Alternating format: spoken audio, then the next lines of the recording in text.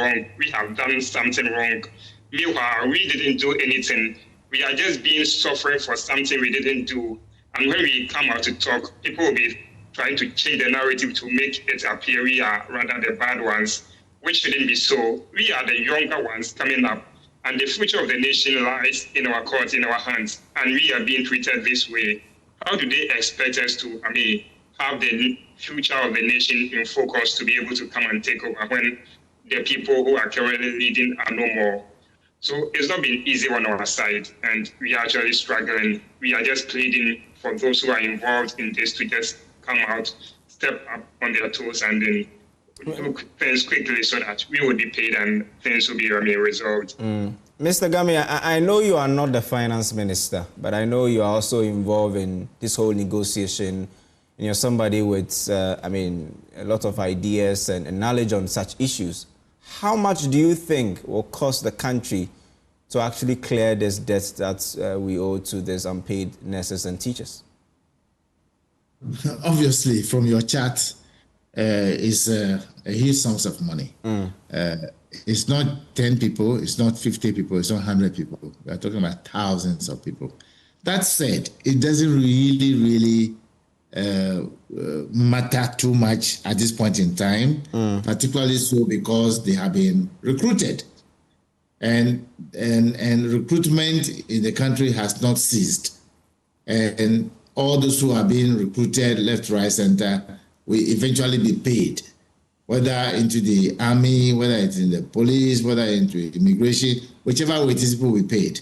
These people will also be paid.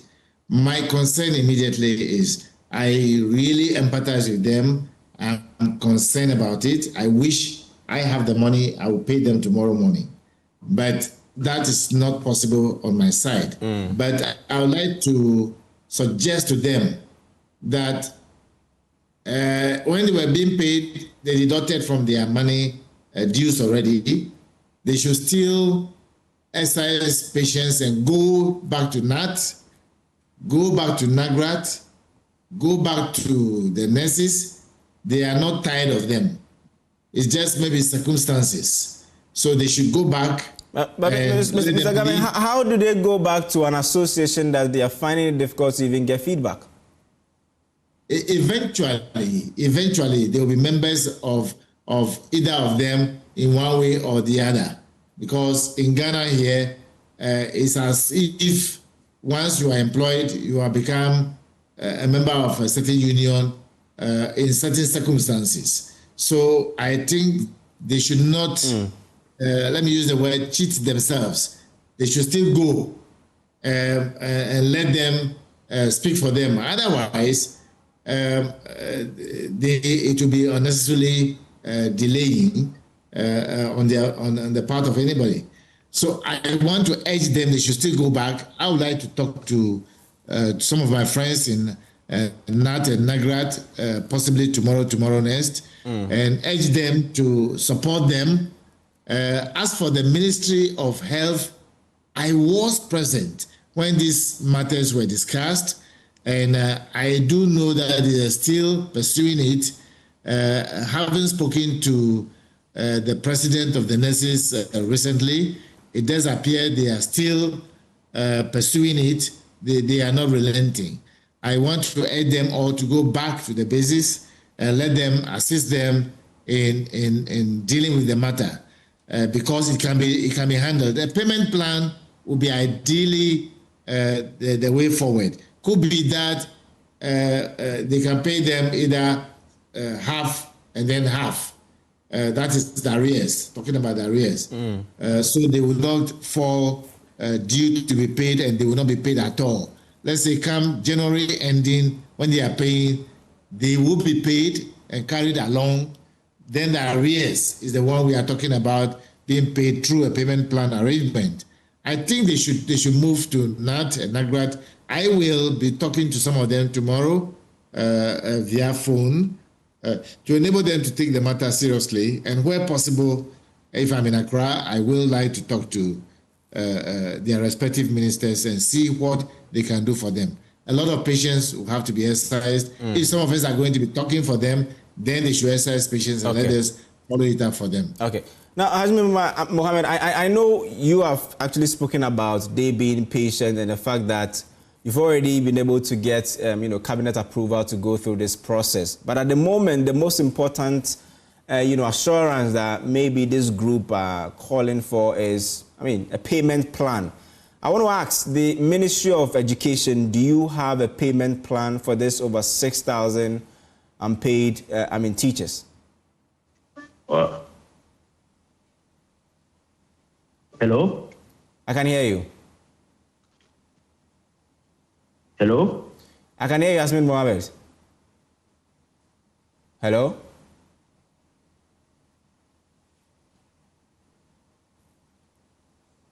Hello? Yasmin, can you hear me? All right, let me come to you, Eric. I know that at the moment you have given government an ultimatum and you have said that if you don't pay, it is either we go on the legal tangent or we go on demonstration. But beyond these two, cards that you have available in your hands, if government isn't able to meet this ultimatum, are you willing and ready to sit at the negotiation table to maybe talk things through again? If they call us to sit on the negotiation table, we are ready.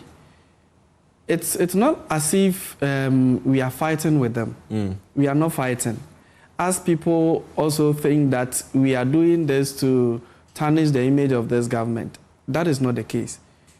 We are saying that, and it is evident that we are working. We need to be paid. So if I am working for you and by one or two reasons, you cannot give me all the amount that has been accumulated, just call us. Even last month, we had a meeting with the minister. I was part of the meeting. That was largely based on a few of us who are still not having the staff IDs. So he listened to us.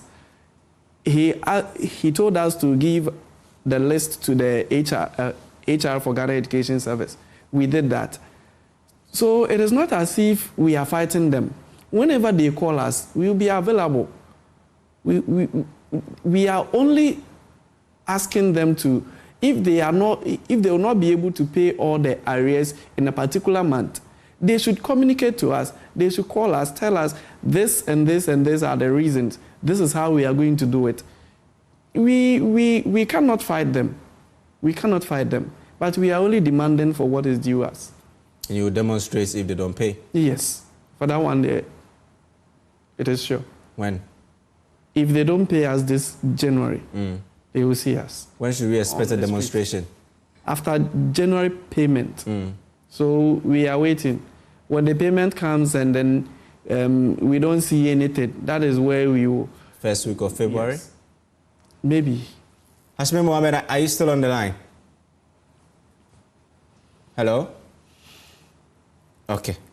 It's still an interesting, conversation how you have worked for 10 months and have not been paid. I know that the education minister is one that many have said that is a very listening, person. And throughout this whole process, how helpful has he been? I will commend him for his interventions, because most of the times when we go there, it's a kind of difficult task for us to see him, but immediately he gets to know that we are there, he will just let us in. If he can't meet us that particular day, he will tell us, he will give us a time the following day to come. So I think in June or May, when we had our first picketing at Ghana Education Service, I think the following day he called us to meet, sit with us, listen to our plight, and then from there he went to Parliament and addressed the issue. So he has been helpful, but the work isn't done yet. He will have to do more for... Definitely, even if government decides to pay you in January, there is a certain subset of your group that will not have a payment in terms of those who still do not have the staff ID. How many people are we looking at so far? Concerning that data, I would say from the colleges of education, we have a little over 30 people. 30 people who still do not have staff IDs. Yes, who still do not have staff identification numbers. And then the university group would have a little, maybe above 100. Yeah, who do not have staff IDs. And per our follow-ups to the Ghana Education Service, we were informed by the HR that they would get it first week, I think between 5th and 9th of January, either first or second week of January. So we are still waiting to hear if that batch will come. Yeah, and you confirmed that about 90% of you have been onboarded so far. Yes. The remaining, should I say 10%, apart from the staff.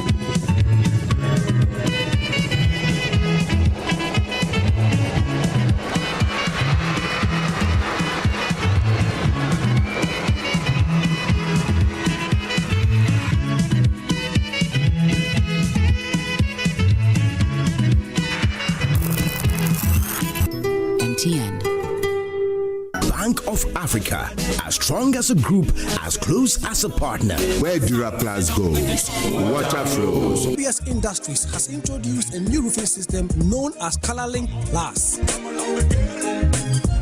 Flamingo paint, simply superior. Syntex tank, are you strong? Are you tough? Cherry Tree Properties. We develop spaces as though we were going to occupy them.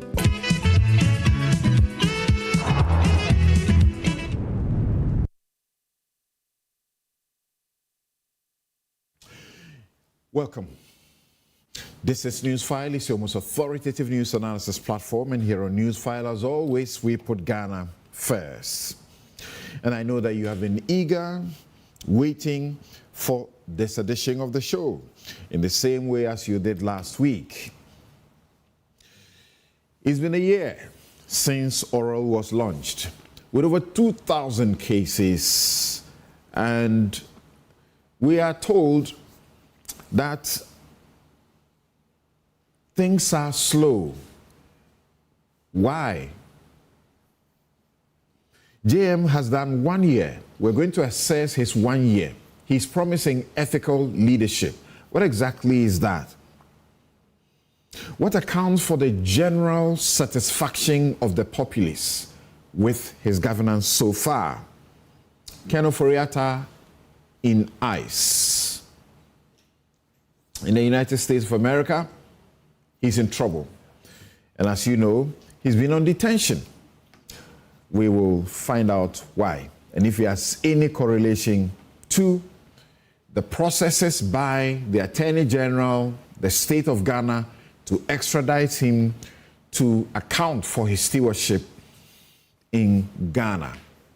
We have heard that it is not just about his visa and his travel issues. Well, the Attorney General and Minister for Justice himself is right here in the studio this morning. Thank you very much for making time to join us, Dominic Akuru-Ayene. Thank you very much, Samson, for having me. Great. And Happy New Year to you. Happy New Year. Yes. Thank you very much. So, as I was preparing for this, privileged encounter with you, I had to check my calendar. And I realized that on Thursday, the January the 9th, 2025, just 2 days after President John Mahama was sworn into office after the December 2024 elections, he announced you alongside two others, the finance minister, the energy with transition, green transition, as the first batch of appointees. How do you appreciate the strategic significance of prioritizing these three appointments or sectors? Well, thank you very much. If you take the three of us, that is the three offices, not the persons appointed to occupy the office. Right. And go back to our manifesto, that is the NDC 2024 manifesto, you realize that the economy was a central plank of our campaign. Correct. Because we had assessed the situation under the previous administration and come to the conclusion that the economy was not doing very well. And I'm sure with the benefit of hindsight, Ghanaians will agree that that assessment was right. It wasn't your assessment. Well, ratings agencies, right. Fitch, Moody's, S&P, in 2022 had already given us a junk status. Yeah, that is so. In that ratings, is so. never before. Well, so basically what I'm saying is that, from the objective evidence on the ground, the economy was going to be a central part of the campaign, and it was a central part of the campaign. And you recall that between 2013 and 2016, when, His Excellency John Dramani Mahama was president of this country, the issue of power, was, Dumso. That's correct. Was one of our Achilles heels. And that was one of the reasons why we were booted out of power. And of course, the man is wise enough to know that he would not repeat the same mistake, twice. And so the energy sector was also critical.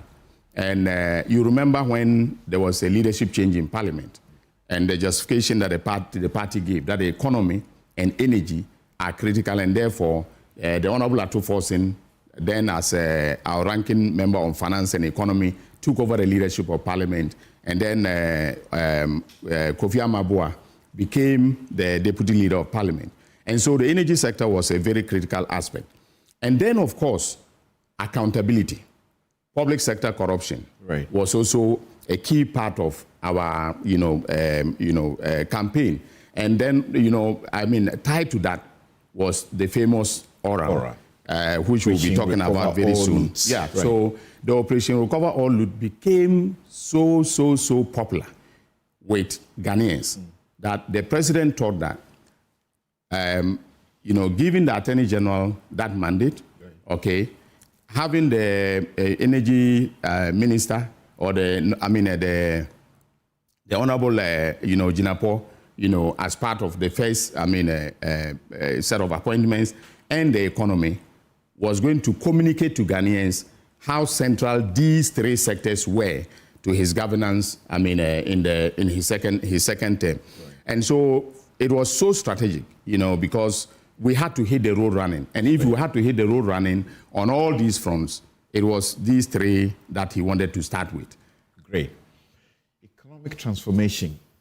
A year on, inflation almost 24% at the time, right, has dropped to single digits, around 5%. That is so. The lowest since CPI rebase in 2021. Yeah. The currency has remained relatively stable. I have said I have my doubt if this is organic. And this has been consistent. There has been consistent supply of foreign currency, power as well. Right. Despite the initial fears that there were going to be problems. Ghanaians appear generally satisfied. What has been the contribution of your office to the economic miracle, so to speak, that the broader public, is so satisfied with the government about? Well,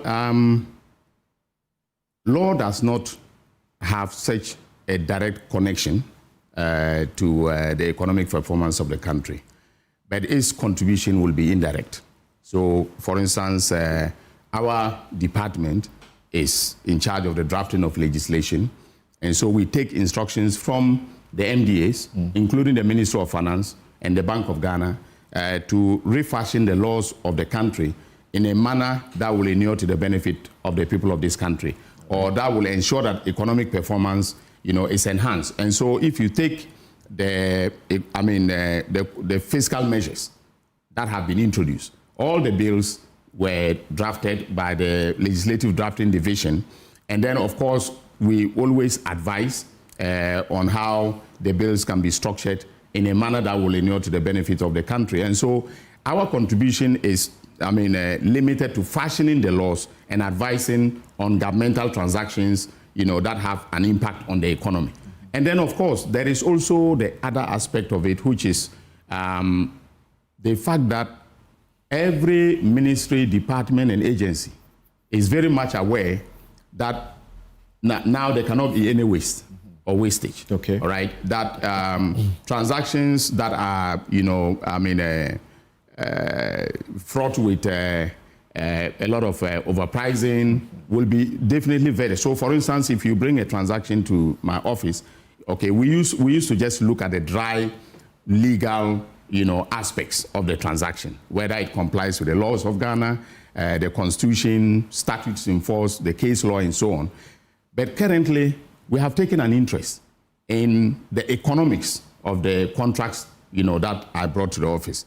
So, for instance, I would not, approve a contractual transaction, for instance, that has any semblance to what happened in the drip case, where you had in excess of about 70%, inflation of prices. So we do check all of those aspects, and we advise the ministries, departments, and agencies that, this could be problematic for you going down the line. And in some cases, if there's a need for me to brief His Excellency about a transaction and my concerns, I go to him directly and I talk to him, and then he will call the minister or chief executive to order. So that is how, and he keeps. So the point is that we are avoiding waste. Good. And the finance minister keeps mentioning that all the time, to people at the finance ministry, and then sometimes in parliament, about the fact that Agyeman is making an effort to ensure that there's no wastage in the system. We don't have the luxury to waste. No, we don't at all. Because our economy is in a place where you just can't afford to waste. Not at all. Not at all. And if, I start to give you some of the details of, what I'm finding in the investigations, you realize that we'll get there shortly. Okay. So much of the stability that we have seen is attributed to the Bank of Ghana and the gold boards, $1 billion in foreign exchange support since January 2025. When should Ghanaians expect the projected $21 billion from the oral? Because that's what we're told. Well, I like the way you have characterized it, projected. That was projected, from the over 2,000, cases. 417 cases. Yeah, cases that, were contained in the oral report. And it was a rough, back of the envelope estimate of what, is capable of being, collected. Very soon in this year, I'm sure things, will start, dripping into the government chest. With respect, money will start flowing into the government chest with respect to oral. The question whether we will be able to get exactly the 21 billion projected is one that I cannot answer with mathematical certainty at this point in time.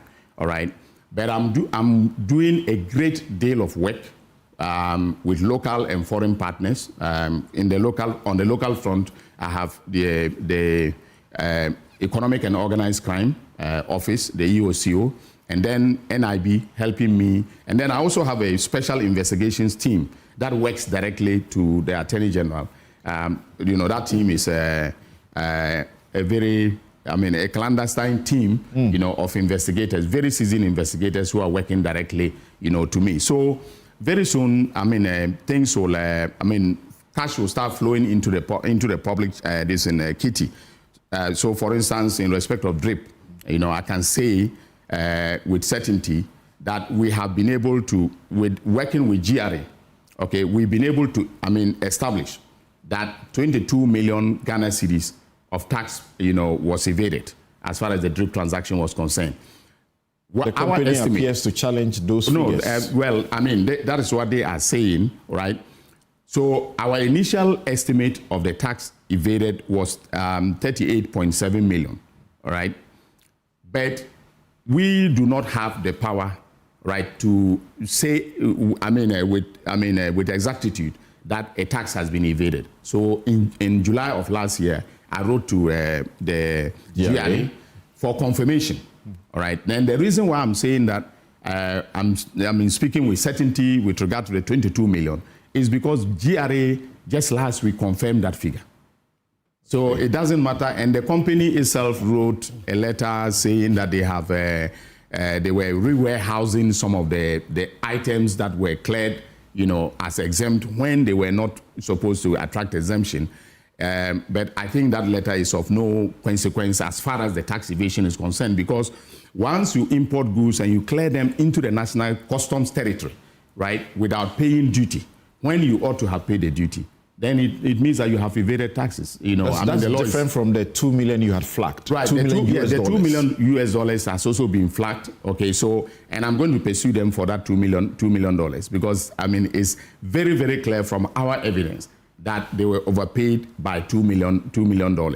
So I'm going to, in addition to the 22 that has been confirmed by GRA, I'm going to, pursue them for that.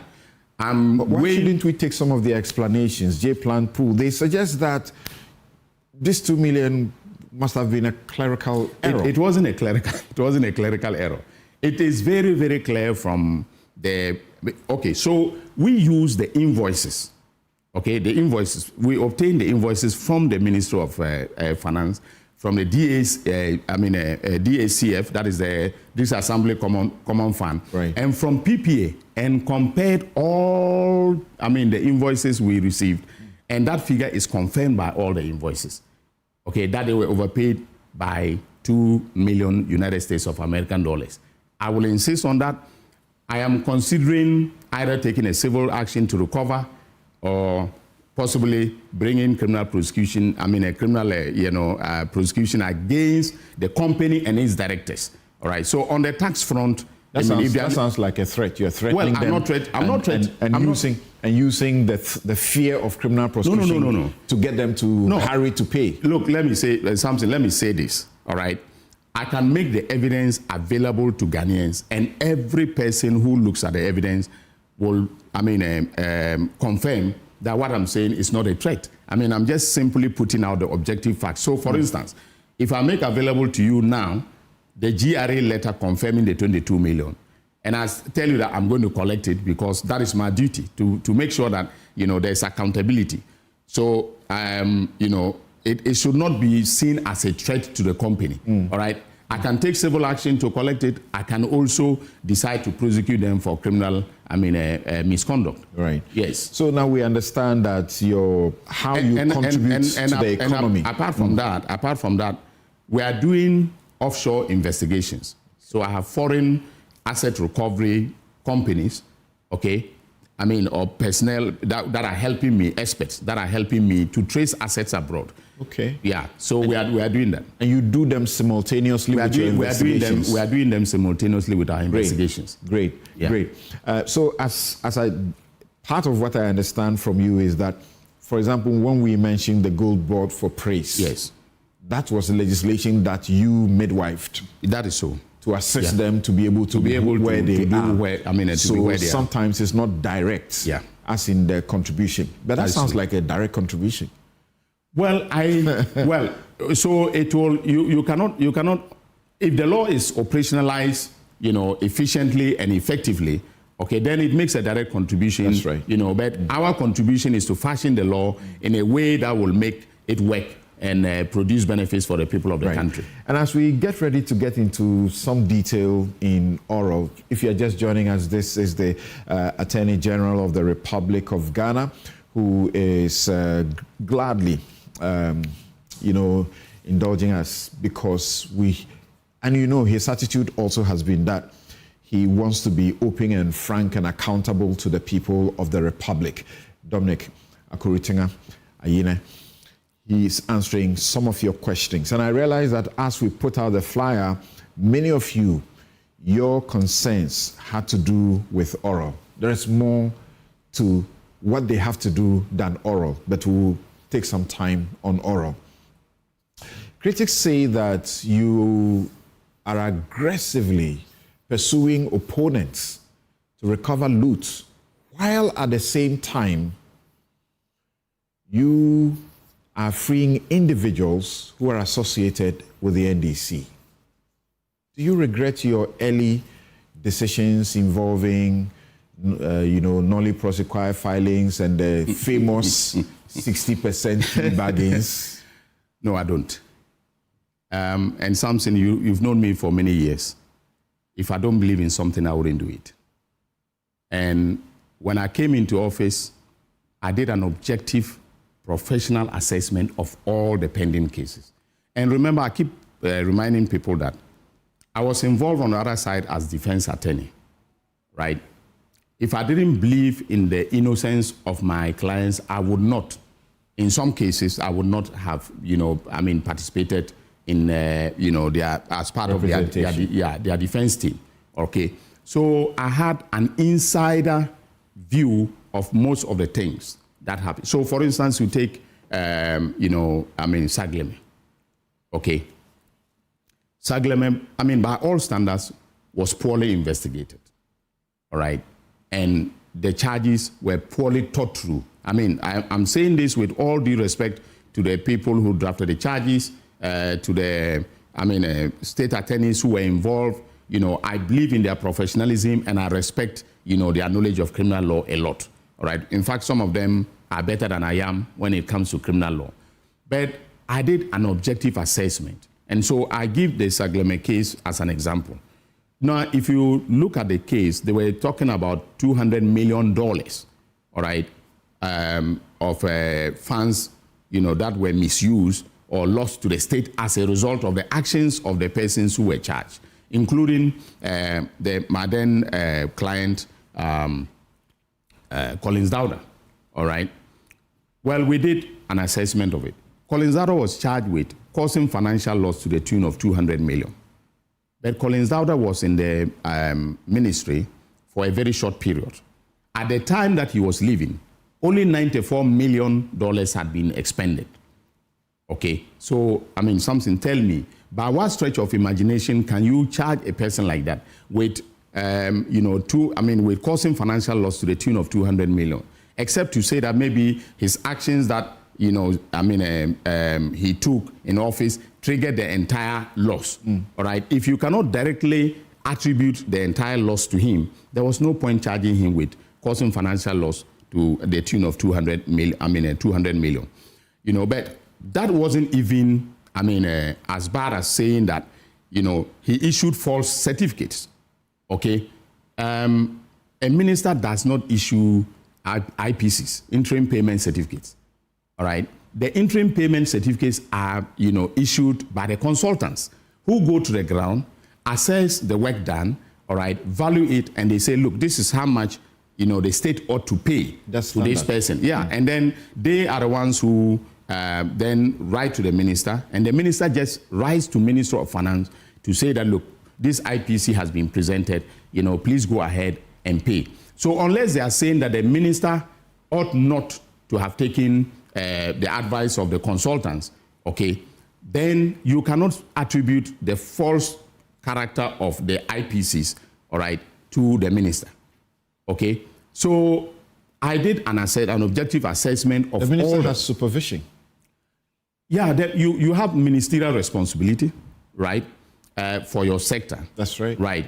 But when it comes to, technical matters, such as, a construction project, you have technical people working on and advising the minister. So I don't know by what means a minister is going to be able to say that this IPC ought not to be paid because it is false. I mean, that it does not reflect what is on the ground. When you have AESL, a government, a designated or a entity that does the professional work of, consulting on government construction Ultimate projects. responsibility, the buck stops with you. If you have to do due diligence to ensure that some wrong does not occasion us loss, and you fail, you should take the responsibility for it. Well, I do concede that you should take responsibility for it, all right? But, criminal liability is specific. I mean, can you actually say that the intent is attributable to the minister when you say that the certificate is false, right? What about the person who issued the certificate? Why were they not being prosecuted, as a result of, the determination by the then Attorney General that these certificates were false, all right? So the point I'm making is that I did an objective assessment of all these cases. And of course, if you take, Cocoa Board, the Opuni trial, I mean, as a lawyer, I'm sure you were following it. There was, reasonable doubt, a lot of doubt as to whether or not, right, the persons who were standing the trial were actually, criminally liable. The question people have asked is, why don't you leave that decision to the courts? Well, if I have assessed a matter, okay, and I have come to the professional opinion that this ought not to have gone to trial in the first place, there's no point wasting the state's resources in conducting a trial when I know that down the line, all right, the state is going to lose. That will be reckless. That will be professionally, and in fact, it will be unethical on my part to assess a matter, come to the determination that there is reasonable doubt, the evidence doesn't stand up, and then I say, okay, you know what, just so that I satisfy, the public, let this, continue. No Attorney General should be conducting himself or herself in that way. The rules of ethics bind you in that regard. Yes. That even when you see that there is exculpating evidence, I have to turn some it over, form of evidence that will lead to the person you are accusing being freed, you should let them have it. Yeah, I will have to turn it over to them. Right. Nonetheless, there was loss, and the case is now gone forever. Well, okay. So which one are you talking about? Sagleme. In the case of Sagleme. Sagleme. Yes. Okay. So the loss was actually estimated by the then Attorney General at 200 million, right? What they did not do, which is also very important, was to take a value of the built environment. That was never done. Okay, so it isn't as if the entire 200 million was not spent, profitably towards the project, right? Buildings were erected, the glazing was done. In fact, most of them were completed, road network, electricity and everything, all right? A diligent investigator, a diligent prosecutor ought first of all to have valued the built environment and then come to a determination as to how much was actually spent. Then you can say that if it falls short of the 200 million, then you say, okay, so out of the 200 million, only 50 million was spent on the built environment. 150 million was lost to the state. And so we want to recover that, want to prosecute people for that. And you have to deal with it with specificity. So the consultants, and persons who were responsible for, the construction and so on and so forth, like, the contractor will all have to, take responsibility for it. Okay, so yes, the case has been, terminated. Currently, the Works and Housing Minister is doing some work with respect to Sagleme, all right? I had asked that they should do value for money, and if they do the value for money and any loss has been caused, we will take it up from there. Okay. Yeah. That's interesting to know. You are still here on NEWSFILE. This edition we started at 8 a.m. and we are here with the Attorney General and Minister for Justice. So you speak about professionally, if you see that the charges can't stick, you will pull the brakes. The brakes, yeah. How about those matters where, like Akufo-Addo, you know, the banking crisis issues, where you agree to take a 60%, you know, and let them go? People have questioned that. Yes. And that is bias. It is simply because you cannot be seen to prosecute your own. Like Collins Dada, like Akufo-Addo, you just can't prosecute them. That is not so. You see, the banking sector cases were being treated differently, right, by me. Because I took the view that despite the weak nature of the charges, okay, so for instance, I'll give you an example. If you say that financial loss has been caused by a bank because the bank took liquidity support from the Bank of Ghana, and that liquidity support, you know, was misapplied, okay? How was it misapplied? Now, if you take banks generally, right, banks are in the business of taking risk. They lend, you know, and sometimes those who take the loans default, probably not due to anything, I mean, any fault of theirs. They may default because the business has gone bust and so on and so forth, all right? So if you want to criminalize the banks on account of liquidity support, then I am sure all these, I mean, banks that we have in the system, every one of them will go to jail, all right? It doesn't make sense for you to say that because liquidity support was given, all right, and they did not apply it in the manner that you thought they ought to have applied it. Okay, so in the case of the Dufos, right, it wasn't the case that they stole the money. It wasn't the case that they pocketed the money. There was no evidence on file that, you know, I mean, they did anything that personally benefited them. In fact, they were not charged with, stealing and so on and so forth. Okay, so what we're looking at was the negligence on their part, maybe the, fictitious entries into their books so that the books were good, so that Bank of Ghana will give them more money to, you know, continue to be a bank and so on and so forth. Okay, so at the end of the day, what I then said was that for all the banking cases, okay, I mean, I'd assessed them, the evidence was, also weak, just like, you know, the rest of the cases. But I said to myself that, look, people's, savings were lost, all right? Yes, they have to take responsibility somewhat for all of that. I mean, the civil matter was also, in court at the time. That's right. Okay, so I took the view that, look, if, I have to withdraw the charges, okay, then you have to, commit to bring in assets worth 60% of what was, filed in the criminal matter. That was, and I made that offer to all the banking sector persons who were standing trial. It wasn't only the Dufos. I made it to Beige Capital, all right. I made it to the rest of them I've forgotten the tall list. People have been curious about the fact that these cases somehow concern significant persons in your party, the NDC. Well, the Ofori-Atta cases, talk about the Snit OBS matter, millions, of dollars to recover from there as well.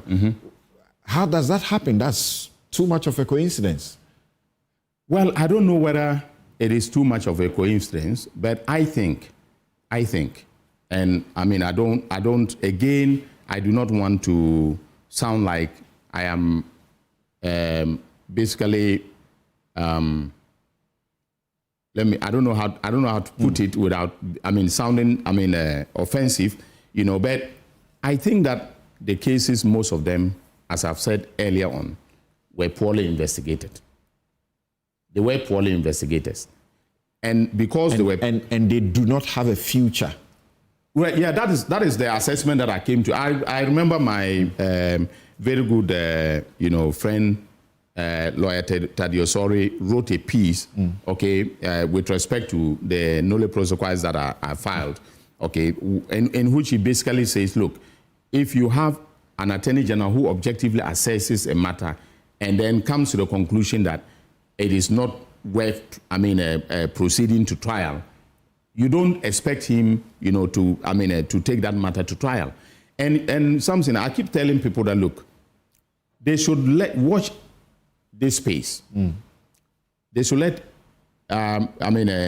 watch out when there is malfeasance by a minister, all right, chief executive, or other appointee of this government. That is when they will see that the allegations that I am treating NDC people with case gloves is not well-founded, okay? I think, look, just do a comparison of the cases that I have filed, okay? In most of them, I have been able to show that there was theft, all right? Okay, so you take, Kwabena Edubonhe, very clearly, the $7 million moving from a public account into a private account and disbursed for private purposes is theft. Is there evidence of disbursement of that $7 million into for private purposes? There is plentiful evidence.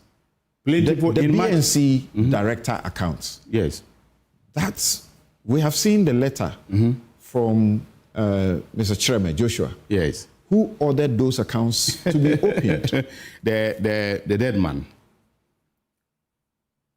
So we'll come to, when the trial starts, we'll come to his letter. Do I get you to suggest that you suspect that... I suspect that letter was a forgery. Is fictitious. I think it is. I think so. But even if that were the case, and if Mr. Chireme were alive today, I would have arrested and prosecuted him for that act. Okay? The reason is simple, Samson. We have director of, operations account, all right, which is a public account duly opened for the National Signals Bureau that can be used for operations. So you don't need to set up a private entity, take the money from that private entity, from the public account, put it into the private entity in order to do disbursement.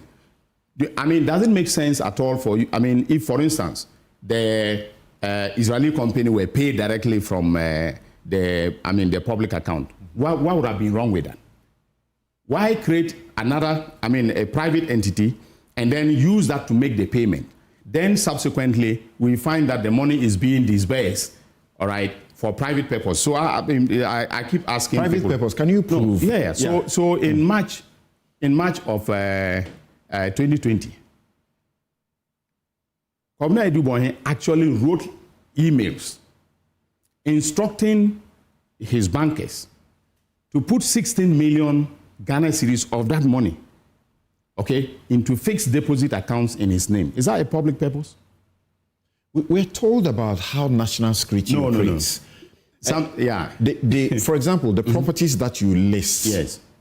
Can you trace these monies to those properties? Yes, I can. We're being shown, and as it is panning out in the courtroom, that your case is crumbling by the day. No. That is far from the because the formerly accused, now your witness, is now giving evidence to corroborate that these movements of money and the operations were normal and standard. No. You see, they were asking questions about movement of money with Ghana must go banks, that whether that is normal at the national security. And then she said yes. All right. That had nothing to do with the 49 million. She wasn't answering the question to the effect that the 49 million was brought to national security in, Ghana must go banks. Okay. She was answering a question that is general about national security operations and how they move money and so on and so forth. Okay. But my point is that if you look at our evidence, look at the witness statement of the investigator, all right, you will see how the monies were spent. And I've just given you in the one witness example. statement of the investigator. Yes. He corroborates what you say in your filings in the courts. Yes. To say that the security cyber defense system device was not delivered. Yes. But we have seen letters from the Israeli company confirming that these were delivered. No. There were two. If what the Israelis wrote is true, right, then we have to have two pieces of equipment delivered for him to, not be guilty. I see. Yes. Because you look at the evidence of the Director of Finance. There was one that was legitimately paid for directly from the public account. And that is the one that, Akufo-Addo and his lawyers want Ghanaians to believe was delivered pursuant to the purchase, the purported purchase purchase transaction that he engaged in. All right. So if he has to, be exonerated, he has to present two pieces of equipment. The cyber, equipment has to be two. But you see, the disbursement, the trail of disbursement of the funds, okay, the paper trail is there. The paper trail is there. And I don't see how you can say that because you are national security, of course, your expenditure should not be as transparent as, a normal organization, okay? Because you have to have money to pay informants, you have to have money to do subterranean operations and so on and so forth. Yeah. But that is not what the money was used for. So if you say that you are going to buy equipment. You have just confirmed that the money was used to pay for, at least part of it was used to pay for one device, which is delivered. No, but not part of it. Not part of this money. No, not part of that money. This is separate. This is separate. This is separate. So we have invoices, genuine invoices from the director BNC account that went straight to the Israelis to pay for the cyber security equipment. All right. And then he mimicked that transaction in order to steal the $7 million that I am, prosecuting. So what do we make of the Israeli company ICS? Yes. ISC? Yes. What do we make of their letter, which has been public now? That confirms, which is current, that confirms that the machine was, as it were, paid for. Mm-hmm. That letter, as I keep saying, relates to the genuine purchase and not to the fictitious, purchase that was engaged in by Akufo-Addo. Interesting. Yes. Okay. So we can show that, there was, a purchase of a piece of equipment that was paid for from another account, and then he tried to mimic that in order to steal the money. Interesting. Well, you brought that up. We will get to oral proper. Okay. The next question I was getting to you at was, if you say that all these cases that you have freed your, quote unquote, your colleagues, yes, or people who are associated with the NDC, were all done on a professional assessment. Right. The question that has come up is, you were willing to take 60%, for example, for the DUFOS. Yes. And let them go free. Yes. And yet in the NSS case, you are unwilling to take, in a situation where you suggested was almost 70% the person was seeking to pay. Why? Okay. So the circumstances surrounding that, because the case is also pending and the lawyers, are talking to me, I would not want to give further and better particulars as we say, all right? But it is the circumstances surrounding it. Remember that when I did the plea deal with, I withdrew the case of the DUFOS, all right, the Unibank, charges, right? And I announced that I had agreed that they should bring about 60% of, the value of the criminal charges in order for me to withdraw the charges. You remember the reaction of Ghanaians was that, you know, I mean, somebody jokingly put it on Facebook that now the Attorney General says if you steal 10 goats, right, you bring 6 back and then keep 4. And then he added that then the Attorney General will go behind and then take a part of the 4 that he has asked you to keep. Okay.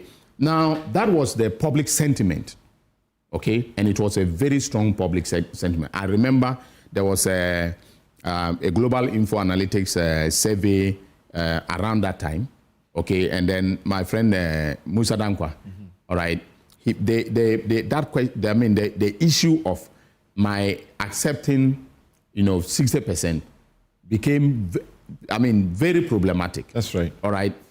So the reason why I rejected this is that I am being, stricter when it comes to plea deals. Now I tell people that you go to court, right? You make your application, you know, for a plea bargain to the judge. The judge will oversee it, okay? And under the auspices, you know, of the judicial process, we will be able to come to an agreement. So prior to filing, the offer was made prior to filing, and then I rejected it. So you mean not because I want the person to definitely go to jail, right? If they make that proposal, and the judge is amenable to ordering us to settle, all right? The possibility is there that I could accept it under the auspices of... But you are supposed to lead that by the plea bargain, legislation. Yes. You are supposed to lead that. You are supposed to present before the judge that this is what the accused has. Yes. And that you agree or you don't agree before the judge will make a decision. Yeah. So, at that point in time, I will make a decision as to whether or not to agree, you know, to the proposal. So you are not saying that for the people you are putting on trial now, or you have put on trial now, if they come seeking a plea deal, you will not grant them. No, that's except that saying. You will grant them on the basis of they being convicted. Well, I will be happy if they plead guilty under Section 35, for instance, of the Cost Act. Okay. They plead guilty, they make restitution, and then they get a non-custodial sentence. That is the law. That is and a restitution of 60% will be acceptable? Not necessarily 60%. I would be happy to have 100% restitution. All right, that's what I'll be aiming for. But if they make significant restitution, and you know, within the context of the judicial process, we think that this is something we should accept. The accusation is that if you accepted it for a member of your party, you should accept it for members of the opposition as well. Well, for the members of my party, as you are saying, I didn't see them as such. I saw them as Ghanaians who were, being prosecuted, and I had assessed the situation, and I thought that this, ought not to have gone to court in the first place. But I took a strong position, and I imposed the 60% on them. And they didn't offer me 60%. In their case, yes, they don't get convicted. They walk free without a criminal record over them. That is so. But in these cases, if they are going through the plea bargain according to the Plea Bargain Act, so to speak, the amendment, they must first appear before a court, plead guilty, they'll be convicted. They are ex-convict for life. Well, before you accept their money. And they are giving you in excess of 70%, and you are declining. I don't think that, they necessarily have to plead guilty. My view of the plea bargain regime doesn't convince me that they have to necessarily plead guilty. Within the framework of that law, it should be possible for me to take the money and withdraw the charges, or even enter into a deferred prosecution agreement with them. I can do that. Okay. Yes. So I just want a process mediated by the judge, so that I do not walk off, being seen as being arbitrary. But you know that by the law, you must lead that process. No, they have to make a proposal to me, right? And then I will assess the because proposal. in fact, they will not make that proposal to the judge. They will make it to you. Yeah, they will make it to me, but it will be part of the court record. Okay. So the judge will definitely be, part of the process of determining whether or not, the plea bargain proposal is accepted. We're right here with Dominic Ayina. There are a couple more questions that we need to get him to respond to, including some reforms that have been promised, including the tribunals. They said they were going to, from the president, that we're going to jail the kingpins of galamsey and all. What is happening in that regard? Of course, ofori-atta's extradition, after he had sent the extradition packets, what else is he doing? Is he responsible for ofori-atta's current predicaments? We'll be right back.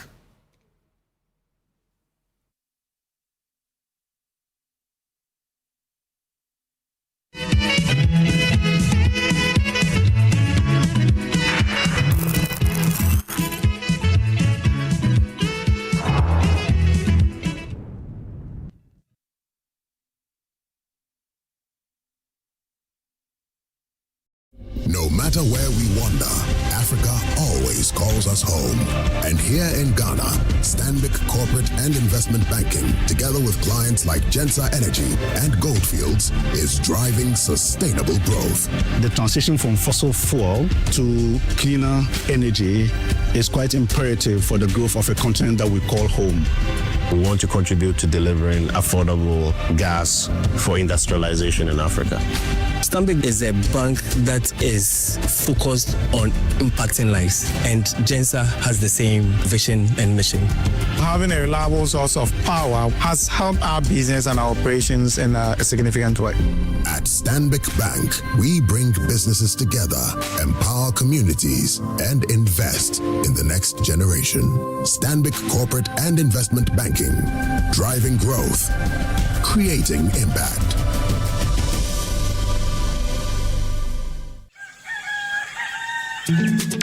Still, Misaka, and Namu was a summer brabo, and it can afford Swabrabo.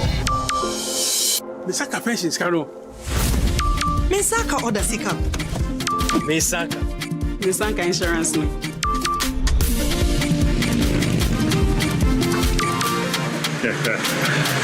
Misaka loan.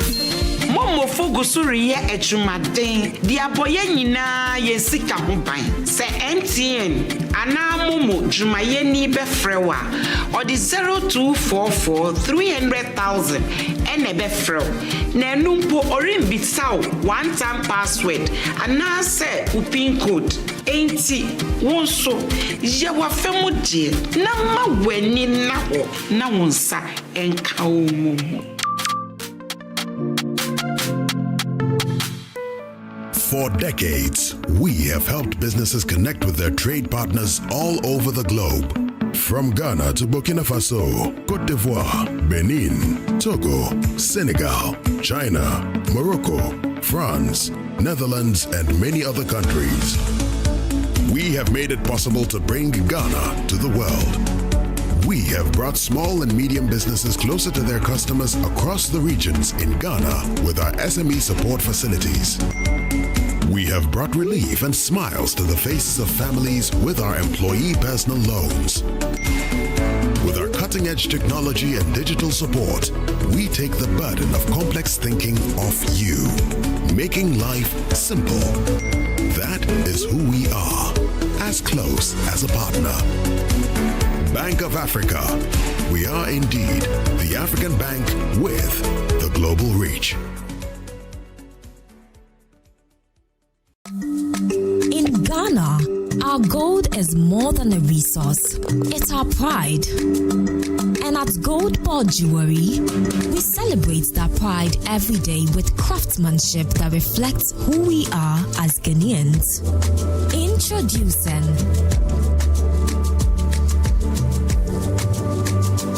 the Gold Board Jewelry Gold Tablet. Pure, certified, proudly Ghanaian gold. The best part, when you buy a Gold Board Jewelry tablet, you own it. You keep your gold with you, not not with us. It's more than a jewelry. It's a smart investment for every Ghanaian who wants to secure their future. Gold Board Jewelry Gold Tablet. Own your gold. Own your future.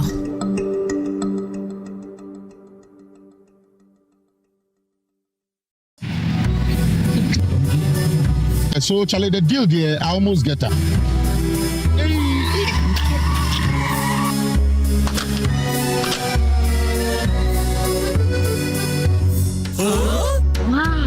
Syntax pipe, as tough as it can get. You so sorry with your back, sorry. Oh, what you was that thing? What the cat never won. You get catch it. Hey! Now, I'm back. Between the pie and carbon. Hey, madam, pipe menu. A Syntax pipe. Me tono, Omukacham send a word in pa. Say a fee, say a foam. The pipe we be a yen gum. Syntax pipe. Why a leaky? Come, madam. From today, Syntax pipe in my pipe. No 2 ways. When you know, pipe ben abe use. SINTEX pipe. Syntax pipe. No hala. Excellent furnishing in a real estate business is a great deal for survival. My struggles as a young estate developer were cut short when I discovered Fernart Ghana. With quality furniture made from the finest woods and amazing after-sale service, Fernart Ghana changed my story with every single home I built. It's a one-stop shop that serves the interests of clients with a variety of living room and dining sets, solid wood kitchen installations, wardrobes, doors, cabinets, beds, pergolas, floor parquets, and many other wooden products that will last a lifetime. With Fernart Ghana, all clients are offered the opportunity to customize furniture to their specifications, and the smile on their faces says it all.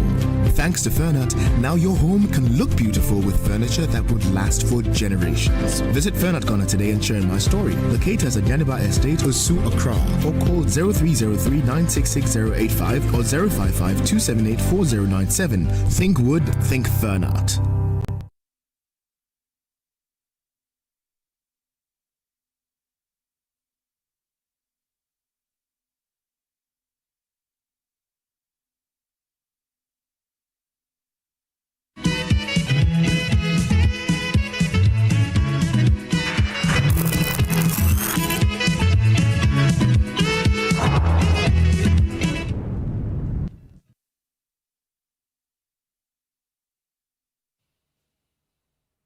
You're welcome back. This is NEWSFILE, it's your most authoritative news analysis platform. And in the last hour, we have been interacting with the Attorney General and Minister for Justice, Dominic Akuro-Ayine, on a number of issues about their contributions to the stability of the currency and the economy, in the performance, in the manner that has received general plaudits from Ghanaians.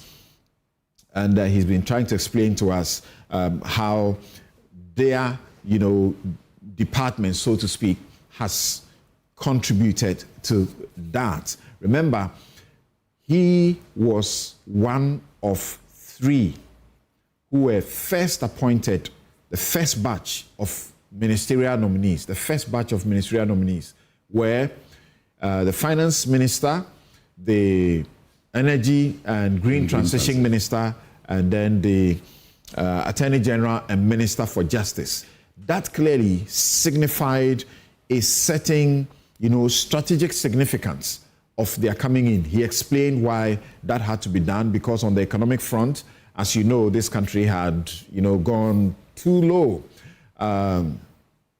as it were. Historic proportions were rated junk status by the credit agencies.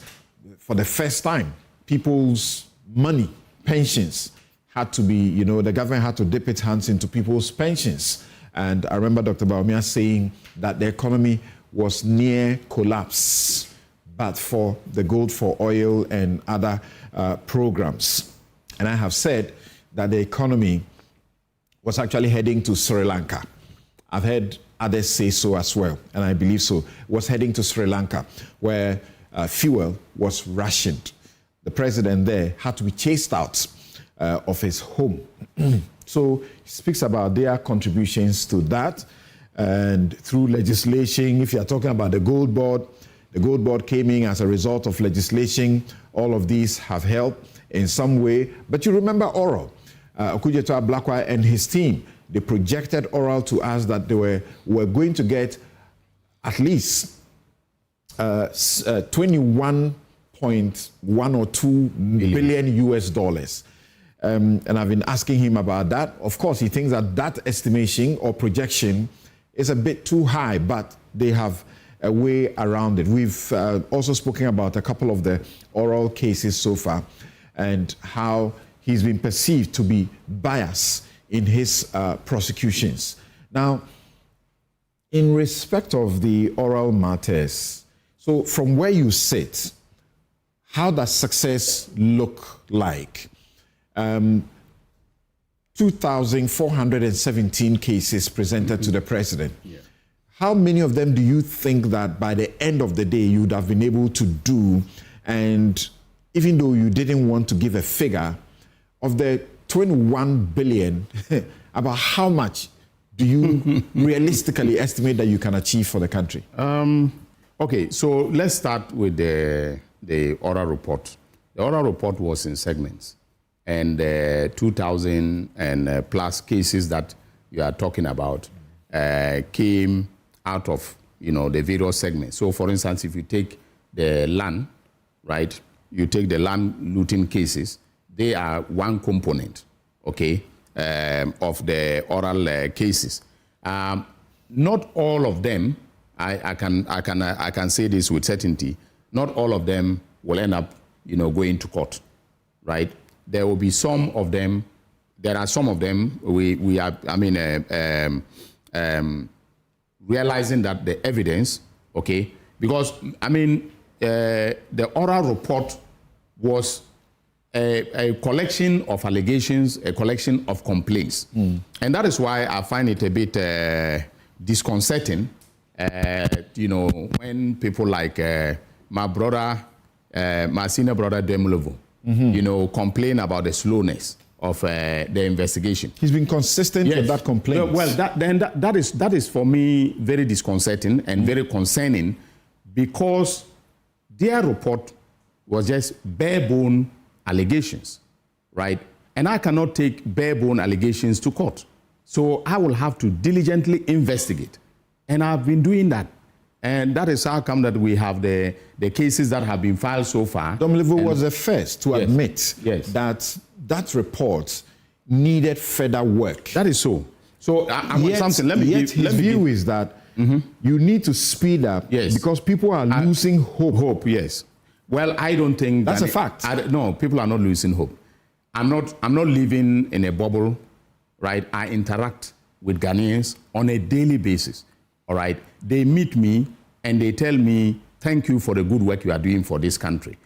Ghanaians still have hope, and their hope will be, vindicated when we have convictions, when we have recoveries and so on. But it's a process that must be, followed through with diligence. All right. So, for instance, I have given you one example, DRIP.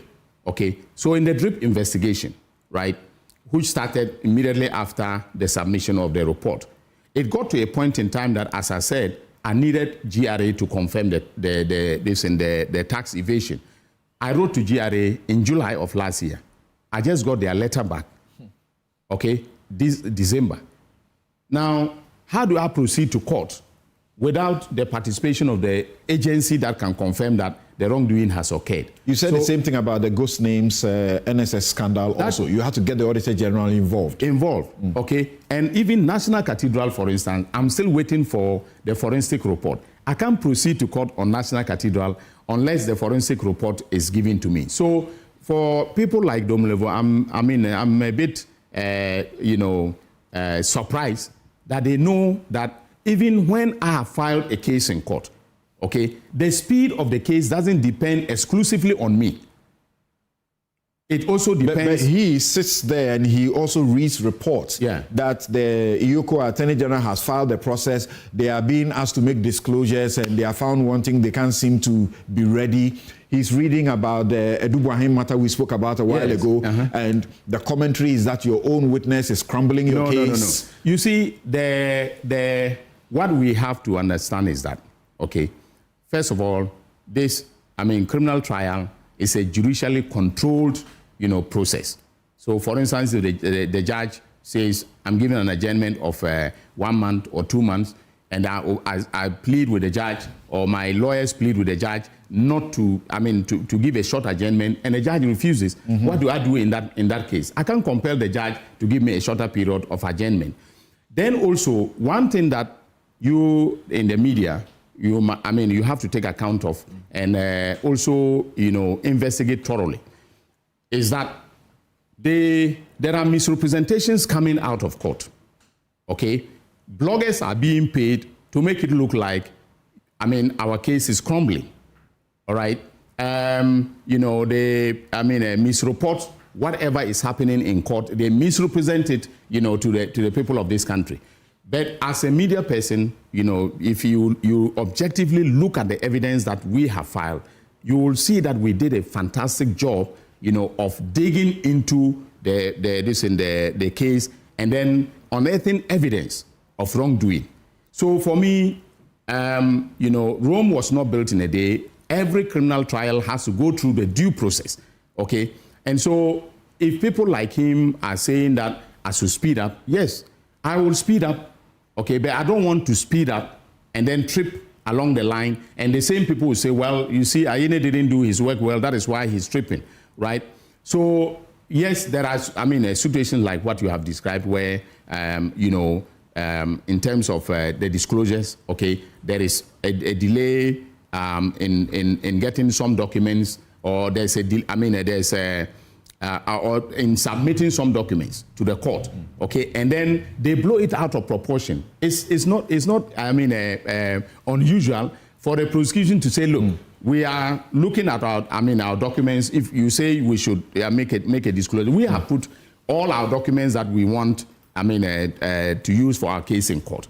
Now, if they are making demands on us, all right, for documents, and then we are preparing to give them the documents, we are putting those documents together, and time runs out on us, then they say, oh, our documents are not ready. Yeah, but the point is that you should have been ready before that. Once you are putting them on trial, you should have had your we have all our documents. So, for instance, they are making it look like we need to supply them documents to defend themselves.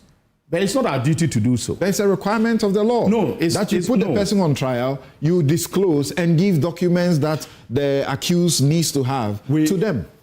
Documents and that must happen before the trial. That's why it's happening. No, it's something. You see, there's a world of difference between, so what we have said in the docket, and the documents supporting our case, right, has been disclosed. So, for instance, one of the demands that they made in the Edubuahin case was that we should disclose the interrogation, videos. All right. Now, that is not something that we were putting forward in our case. We have our docket built. We have all the statements of the accused persons, of witnesses, and so on and so forth. That was our case that we took to court. Then you say, okay, make available to us the, the interrogation videos. Okay, so we have to go back into our system and then upload. So, for instance, with some of them, they may be erased because we don't have, enough space to be able to preserve them, and so on and so forth. So we have to go back into our system and then make those, videos available to them. Okay, so those are the circumstances that they are talking about. They're not saying someone like that, he's watching the space. Yes. And that's 49.1 million Ghana cedis. Yes. Right? Yes. That's a lot of money. That is a lot of money. At least the cases you have put out so far, that's the highest amount you are chasing? The NSS? No, the buffer stock is 78 point something. So just quickly about that one, then we'll move on. Yeah. When you say the media, and this is not the first time you are saying that, at your last press conference, you spoke about bloggers being paid to misreport and mislead. Yes. They are reporting from the courtroom. For example, this morning, I had to ask you that we have seen that there's a letter that was written by the National Security, the former National Security Coordinator. Yeah, allegedly written by the former confirming that he had authorized the opening of the accounts that you are indicting Eddu Boaheng on. Yes. Then I referred to the Israeli company. Yes. You, in your charges, you say that he didn't deliver the cyber defense device equipment. But they write to say he has delivered it. If this is what the bloggers are reporting, and then your witness in court also confirming some of the things and they are reporting, what is it about somebody being paid or somebody doing misreporting? Well, okay. So if there is a factual development in court, like the ISC letter, right, and you are reporting it, you have to be accurate with respect to its content. Okay, what did the letter say exactly about the equipment that was bought, right? Did they say that the equipment that was bought, the money came from the BNC, the private BNC account? Is that what they said? What they are interested in is that they purchase the equipment and it's been paid for. And you say it wasn't delivered. Until you explain here, I didn't know that there were differences. There were supposed to be two devices. Yes. So maybe you don't blame the bloggers. Well, I blame the bloggers because the able deputy made that case very clear in court that there were two pieces of equipment, all right? One of our witnesses, the director of finance of the National Signals Bureau, made that abundantly clear in court that there were two pieces of equipment that are involved in this trial. One, the authentic, pitches. One, equipment delivered pursuant to the authentic pitches. And then the second equipment that we are talking about is the one that he, mimicked the other transaction in order to steal the money. All right. You have said that already. It's the first time you are telling me, and I'm hearing also, that the letter that was written by the former security coordinator, you suspect is fake, is forged. Yes. So you can't blame the reporter. They see the document and they say the name of the game is evidence. Yeah. Okay, so so a letter was written, right? What are its legal implications? Okay, and I'm saying that, first of all, we suspect that letter was forged, okay, or it's a forgery. It's a fake document. Secondly, we are also saying that even if it was an authentic letter, all right, the dead man was a co-conspirator in a criminal enterprise. And if he were alive today, I would have arrested him, added him to Eddu Boaheng to prosecute him, because they are not supposed to do what they did. Okay. That is against the public, financial management laws of the country. It is against even their own signal bureau, laws. You see, I was talking with one person who told me, he has a former security couple, told me that, you see, national security, you don't investigate them because even if they take the money and throw it into the Kole Lagoon, you can't do anything about it. I looked at him in the face and I said, you know what? If any national security person takes our public money and throws it into the Kole Lagoon, I am going to arrest them and I'm going to prosecute them for causing damage to public property. The question has been asked question has been asked, who is the complainant in this matter? Has the national security complained to you that they have lost the money? No, I don't need a complainant to be able to bring criminal, prosecutions. Okay. Now, I don't. You are heavily criticized. Yes. What has become your frank, press conferences have also become a hallmark of your tenure. Yes. But your critics argue that you sometimes pronounce the suspects guilty. This clearly undermines the constitutional presumption of innocence and the human rights of the accused persons. Okay. So what is wrong with a prosecutor telling the public what he has found? There is absolutely nothing wrong. And in none of those press conferences have I said that the person is guilty of the offense. I just lay out all the facts and some of the evidence to give Ghanaians a taste of what, you know, I have been able to unearth. You don't have to use the word guilty. When you talk about the buffer stock and others and you say, I cannot see how they can escape this. This is a betrayal of the public trust and all of that. Yes. That's tantamount to pronouncing them guilty. Well, but something that the court should do. But you see, if a prosecutor doesn't believe strongly in his case, he shouldn't take it to court.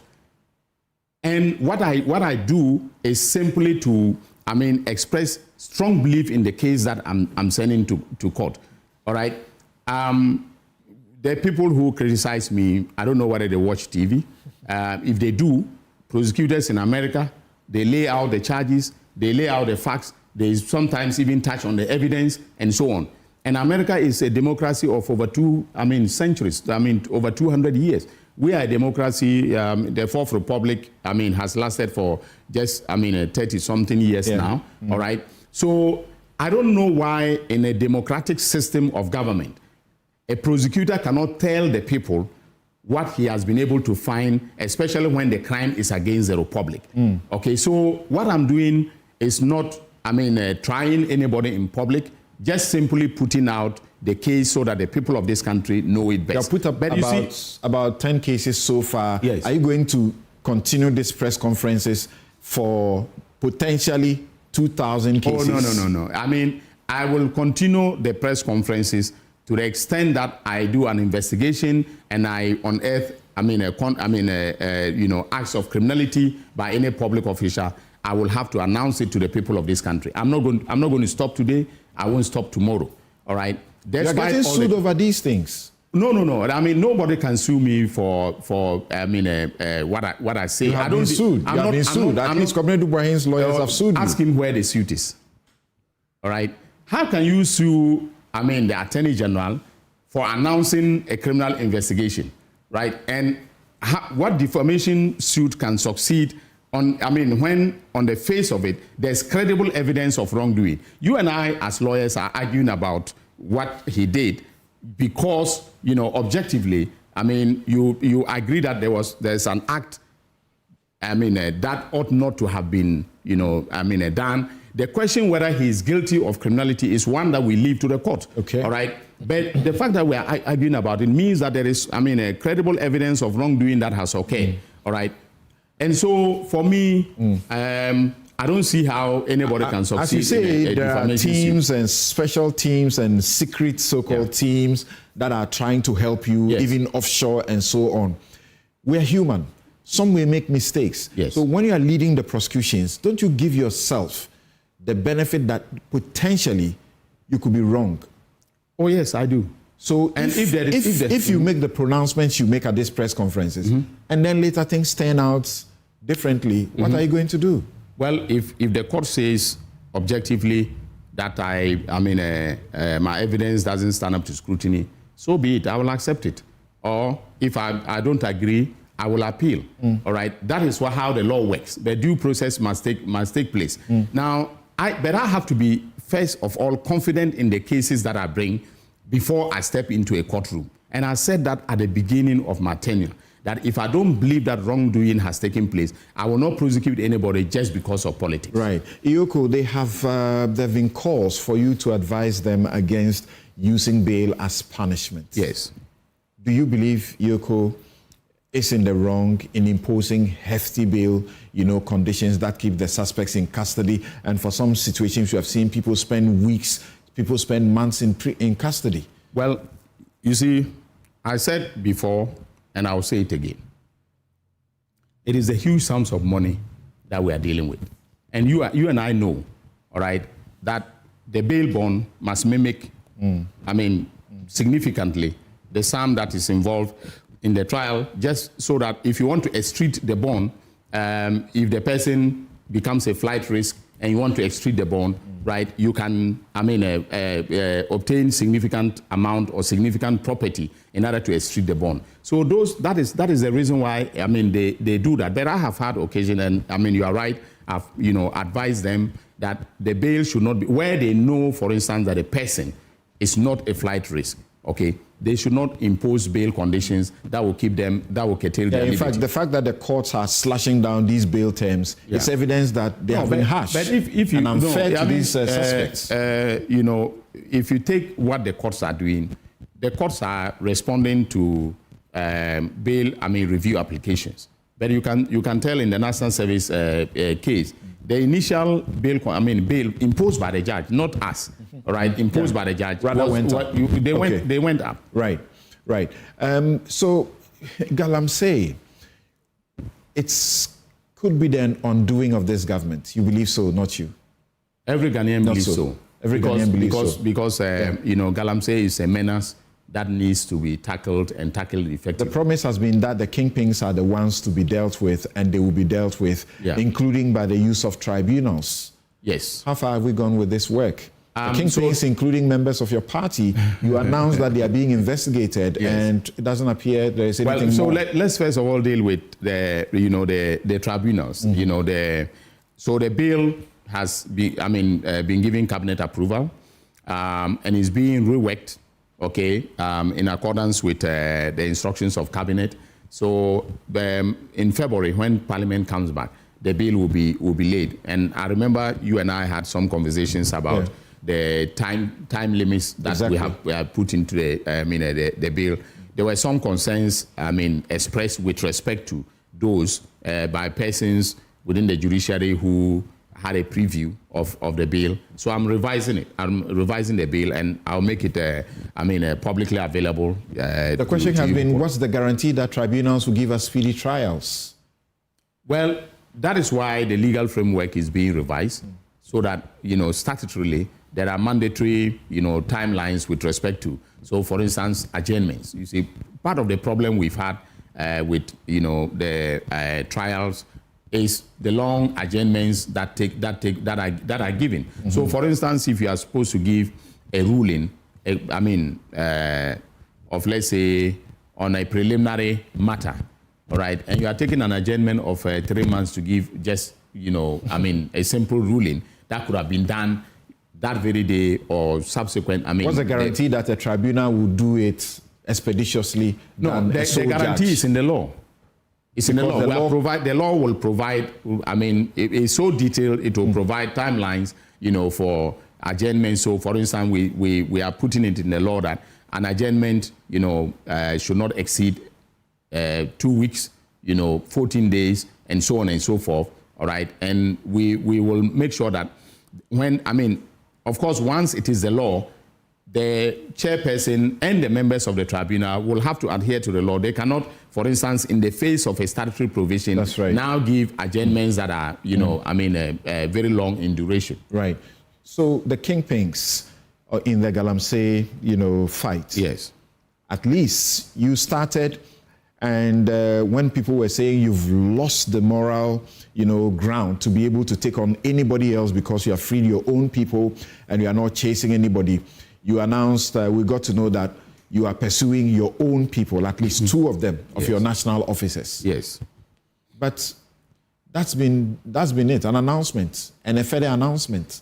Well, I wrote to the Economic and Organized Crime Office to, based upon, credible intelligence that we gathered, that that they should conduct the investigation, and I left it to the EOCO to do so. So, as at now, no report has come to my office with respect to those 2, and I'm waiting for them to be able to do so. Yes. Are you responsible for ofori-atta's predicament in the U.S.? He's been in ICE detention for how many days now? It must be a very terrible situation for him. Well, okay, so you know that even from day one, I didn't make this public, but I started investigating ofori-atta, all right? In fact, in his case, I'm doing it with, some foreign investigators that are tracking, all the offshore dealings and so on, all right? And then, of course, we are also doing our own investigations here. They are inconclusive. as we speak. I mean, we have not, come to any conclusion. So this is different from the SML. It's different, totally different, and potentially mind blowing. But I that I will not, give any details at this point in time. So I started working with the Americans in respect of ofori-atta long before OSP, came up with their announcement. Yeah, I started working with them, and I want Ghanaians to know that he just didn't overstay his visa. The visa was actually revoked. So it's not that ofori-atta, overstayed. So in July, the American government revoked, the State Department revoked his visa, all right? And they gave him up to November 29th of 2024 to leave the United States, okay? He did not. And then that is how come that they, decided they were going to, now pursue him, and arrest him. Actually, the arrest was supposed to occur on January 4th, and they did not do so, but on Tuesday, January 6th, they, apprehended him, in the Virginia area and took him into custody. You're saying this is not exactly about immigration? Yes, it's not exactly about immigration. His visa his visa is not expired. It expires in February. It was revoked. The visa was revoked. I am telling you this on authority. All right. The last meeting that I had with the American authorities was just 3 days ago.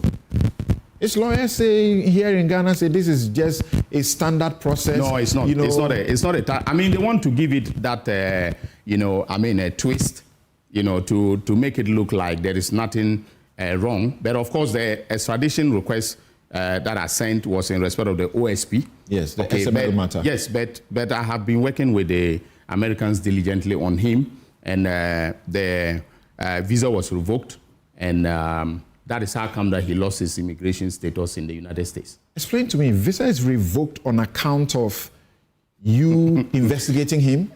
Something I wouldn't want to give any details because we speak with in confidence with the Americans, but this is something that I can publicly confirm that a visa was revoked. So, in respect of his extradition, are your lawyers in America to assist the state as the Department of Justice? As we understand, there's supposed to be 2 lawyers from your place, 2 lawyers from the OSP or so, to go and help the Americans who will prosecute the case in the American courts. Normally, we don't send our lawyers. We are represented because we make the request to the American authorities. So just like here, when they make a request, my office, mostly led by, my deputy, Justice Srimsai, goes to court. My lawyers go to court, and they represent the interests of the United States of America. That's right. And they do all the arguments, and then when, they persuade the judge grants the extradition request, and then, we extradite the person. It is going to be the same. So you see, when I said that Mr. Ken ofori-atta had hired top lawyers in America to argue his case for him, and that is not going to be an easy battle trying to bring him home. People thought that I was going to the United States to face his lawyers there, and I was afraid. I'm not afraid. Paul Adomochiri did a show here where he said a Stanford lawyer, and you are afraid of lawyers in America. I'm not afraid of them. He's not the only one who was unhappy. No, but nobody ought to be unhappy because John Ashcroft, the former attorney, general of the United States of America, all right, called me and said he was the one representing, Ken ofori-atta in the matter. But his concerns, that the reason he called me was for me to assure him that when Ken is returned to Ghana, all right, he will get a fair trial. And I assured him of the fact that under this government, and in accordance with Article 19 of the Constitution, his right to a fair trial is guaranteed. No one is going to, Ken ofori-atta is not he's not the person that will come here and we're going to treat him very shabbily and so on and so forth. He will be accorded due process of law. His fair trial rights will be guaranteed and so on. So I talked with John Ashcroft, but at the time, you know, I could not, including the lawyer, isn't that the one, the lawyer who granted the interview. That's right. You know, so there were three of them, three lawyers who spoke to me via, a Zoom on that day when they were expressing concerns. Okay. So at that point in time, it was confidential. I could not mention John Ashcroft as his lawyer. All right. But I was simply saying that when you take the fact that he has these top lawyers coming to court in America to defend him, it is not going to be a day's work to bring him home. That's because, you know, he will appear before, in this current matter, he will appear before an immigration judge. All right. On January 20th, he's appearing before an immigration judge. Right. He has a right to appeal that decision to a district court. Right. From the district court, he can go to a circuit court of appeals. Yeah. Then from there to the United States, Supreme Court. That is potentially the legal pathway to, the determination as to whether or not he should be taken from America. Right. If he doesn't self-deport, this is what is going to happen. In the extradition case, again, a district court will hear the proceedings and make a determination as to whether to extradite him. If he is not happy about that, he can go to a circuit court of appeal and to the United States of American, right. So I was just laying out, the legal pathway that, lies ahead of us. And which could drag. And that is part of the process of probity and accountability. But why do you get a sick man's visa revoked? And as I understand, it was revoked in June. No, in July. June or July? July, I think. Rather? Yeah. Okay. July. Well, he's sick. He's not well. That's what we are told. He needs to recuperate from treatment. You and so recuperate only in America. You can recuperate here. There are people here with prostate cancer who are treating themselves. We have overdone our time. Yeah. Okay. Thank you. We have overdone our time. Yes. But quick one. The CRC report. Yes. Kwesi H. Prempeh's report. Yeah. You are not issuing a white paper? We are working. No, we will not issue a white paper on that, but we will make known the government's position on the various recommendations. You will be against MPs not being ministers? Because it's a busy place. You wish you were not MP so you can take care of the office. Look, left to me, my personal opinion, I think a strict separation is a good thing. That is not to say that the hybrid system doesn't have its own benefits. All right. So we'll also, talk to the MPs, okay? And of course, people have forgotten that it is the MPs who must pass the law to disable themselves from becoming ministers. That's right. So definitely it's going to be something that we'll have to deal with. Maybe we should simply reduce the percentage. Instead of 50%, we'll say maybe 1/3 of cabinet. And cabinet is now going to be, and that is something we are accepting, cabinet is now going to be 57. That's right. So if you are 57, you have 1/3 of 57. Okay. That should be fine. Thank you very much. My pleasure. 30 seconds, what should we expect from your office this year? Well, you should expect a lot of work, a lot of output, and recoveries of funds into the public kitty. Thank you very much, the Honorable Attorney General and Minister for Justice, Dominic Akuritinga-Ayine. This is NEWSFILE. We began at 8 a.m. and we've been with him up to this point. So if you missed anything, just go and then scroll back so that you can enjoy the rest of the discussion that had been done earlier. My guests are going to join me for the next segment of the discussion. We will quickly look at the ofori-atta issue, particularly that the Attorney General has given us a different perspective, completely different from what his lawyers want us to believe. We will look at that briefly and then begin an assessment of John Mahama in 2025, 1 year. How good has he done? He's promising ethical leadership. My guest joining me, Victoria Bright, international corporate lawyer and entrepreneur, Professor Ransford Jampo, Professor of Political Science and CEO of the Ghana Shippers Authority. Suleiman Ibrahima is Executive Director of the Media Foundation for West Africa.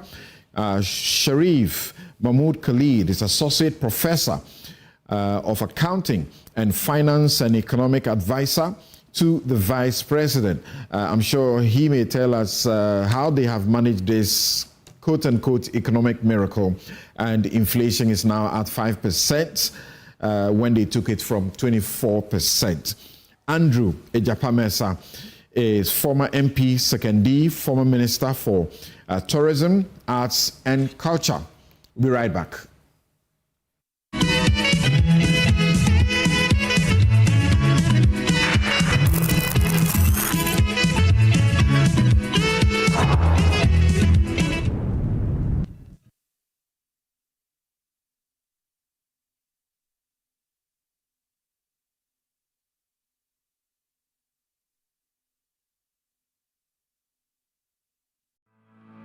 For decades, we have helped businesses connect with their trade partners all over the globe. From Ghana to Burkina Faso, Côte d'Ivoire, Benin, Togo, Senegal, China, Morocco, France, Netherlands, and many other countries.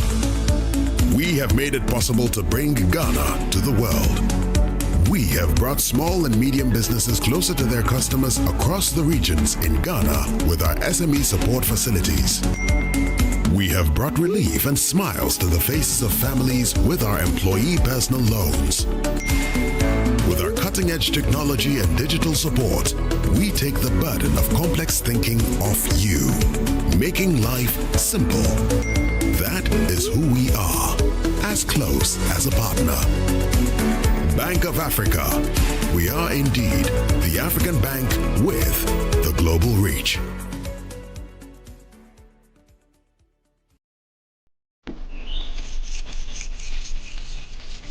Going to the library.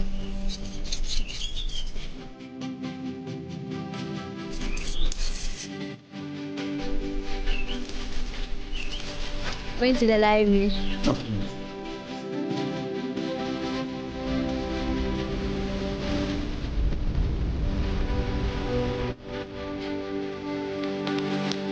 I'm going for my graduation. Oh, well.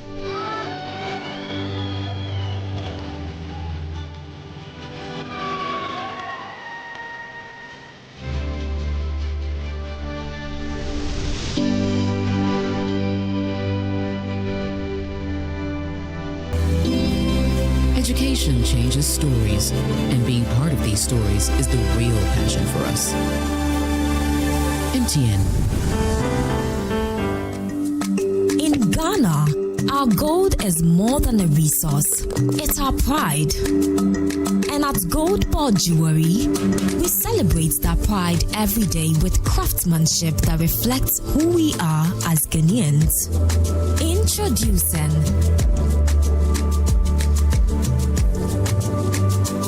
the Gold Board Jewelry Gold Tablet. Pure, certified, proudly Ghanaian gold. The best part, when you buy a Gold Board Jewelry tablet, you own it. You keep your gold with you, not with us. It's more than a jewelry. It's a smart investment for every Ghanaian who wants to secure their future. Gold Board Jewelry Gold Tablet. Own your gold. Own your future.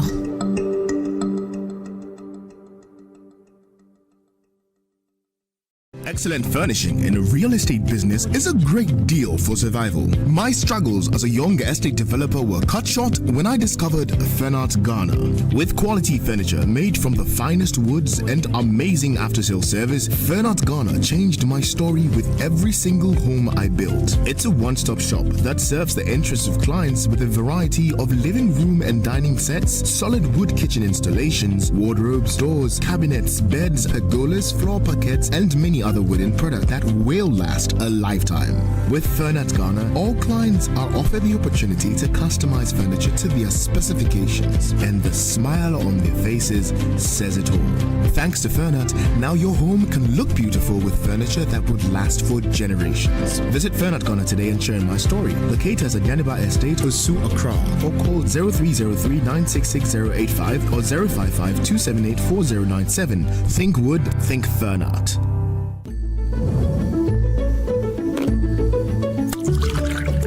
What juice are you taking? This is Koa Natural 100% cocoa fruit juice. Can I have a glass? Of course. Koa Natural 100% cocoa fruit juice is not just your regular cocoa drink. This is an innovative juice made from the pulp of the cocoa fruit. Once the cocoa pod is harvested, the pulp, which would have been previously discarded, this time is set aside, and that is what is used to make your Koa Natural 100% cocoa fruit juice. Not only is Koa refreshing, the taste is incredible. Wow. There's no added sugar, no additives, and no preservatives. 100% cocoa fruit juice. Don't worry, you won't be left out. Wow, this is unbelievable. I would take this anytime, any day.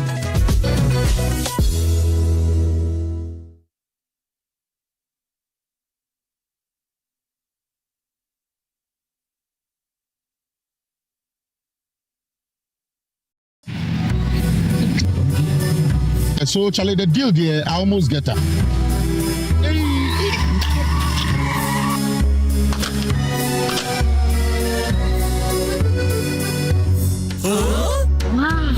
Syntax pipe, as tough as it can get. You get so sorry with your back, sorry. Oh, what you was that thing? What the cat never won. Hey! Now, I'm back. Between the pie and carbon. Hey, madam, pipe, man. Hey, sentence pipe. Metono, Omukacham send a one day pa. Say a fee, say a foam. The other pipe we be a yen gum. Syntax pipe. Why a leaky? Come, madam. From today, syntax pipe in my pipe. No two ways. When you know, pipe ben abe use. SINTEX pipe. Syntax pipe. In a carry water. No, hala. Smile, Look lively, okay? Smile, smile.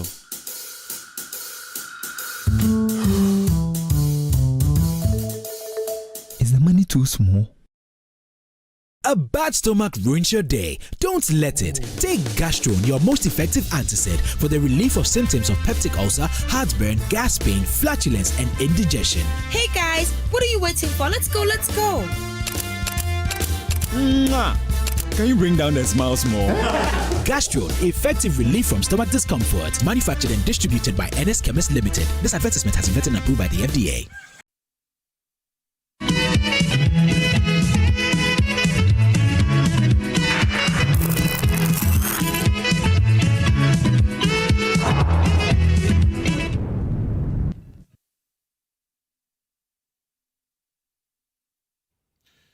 You're welcome back. This is NEWSFILE. It's your most authoritative news analysis platform. And here on NEWSFILE, we put Ghana first, as always. And my guest joining me for the assessment segment. But before we begin with that, we clearly cannot proceed without saying something about Ken Ofori-Atta in ICE custody detention in the U.S. His lawyers had written very early when the news came out that this was purely immigration and it was standard procedure. It had nothing in connection with he being sought to return to the country for accountability. But you've heard from the Attorney General, your lawyer, the state's lawyer, that is absolutely incorrect. Actually, he had also been investigating him on a number of issues, which is, he says, are even bigger than what the OSP is doing. For a long while, and had been in interactions with authorities in the United States about Ken Ofori-Atta, and his visa got revoked in July of 2024, and he was given up to November of that year to leave the country, and he couldn't. And then this is where we are now. Let me begin by going to Manasseh Azuri-Awini, who is joining us from the United States of America and has something exclusive to share with us. Thank you, Manasseh, for making time to join us. Thank you for having me, Samson. In America, we thought you were teaching and studying. We didn't know that you were still doing I Catch You, I Catch You. Where did you catch Ken Ofori-Atta? What is he doing? Where you found him? Well, ICE caught him I only have details of what he does, and that's what I've been sharing. And exact location where he was arrested, according to sources who witnessed the arrest, is in Washington, D.C., 124th Street in Washington, D.C. And there is an apartment, a luxury apartment complex building called the Westlight Building. This building is in a very expensive neighborhood of Washington, D.C., and it is a 20-minute walk from the White House. This is where sources say Ken Ofori-Atta and some members of his family, I have heard specifically his wife and son, have been living in this building. This is the building where Kamala Harris was living prior to her election and swearing in as the Vice President of the United States. And Kamala Harris had a 2-bedroom condo in this Westlight building. And when she moved in April 2025, this building was listed on the market and sold for almost $2 million. This is just a 2-bedroom apartment in this building where Ken Ofori-Atta lives. And it was sold for almost $2 million, to be specific, $1.85 million. So this shows that it's a apartment in this luxurious neighborhood. And the information is that on Tuesday morning at about 11 a.m., Ken Ofori-Atta was moving out of this building. And as soon as he stepped outside of this building, the agents of ICE surrounded him, got him into a car, and drove him away to this detention center, the Caroline Detention Center in Virginia, which is about 89 miles from the exact location where he was arrested. And they say that this was like a targeted operation. Sometimes ICE officials or agents raid places and arrest or conduct mass arrest. But everything I'm hearing from sources that were present when Ken was picked up shows that it was a targeted operation. They appear to have come to lay ambush, and as soon as he emerged, they surrounded him, got him into the vehicle, and then drove him away about an hour and a half drive to where he's currently being detained. You heard what the Attorney General had to say about this arrest and detention? Is it the reason given? Yes. About the revocation of the visa? Yes. And the fact that the Attorney General had been investigating him on a completely different issue, not the story that you did, that you and your colleagues did, that the OSP has been investigating and leading to the extradition request. But a lot has been going on the part of the Attorney General in respect of Ken Ofori-Atta, and this arrest and detention, he says, should not be associated with immigration.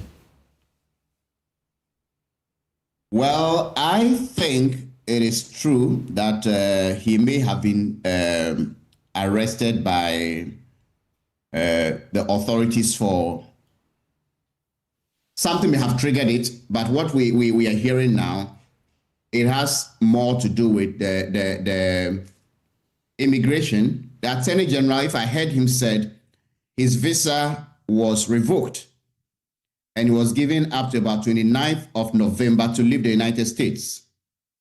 And if he's still there, it is an immigration matter that ICE has moved in to arrest him. Maybe what he may want to imply is that there are more reasons for his arrest than the extradition request, which was based on this current case that is in court.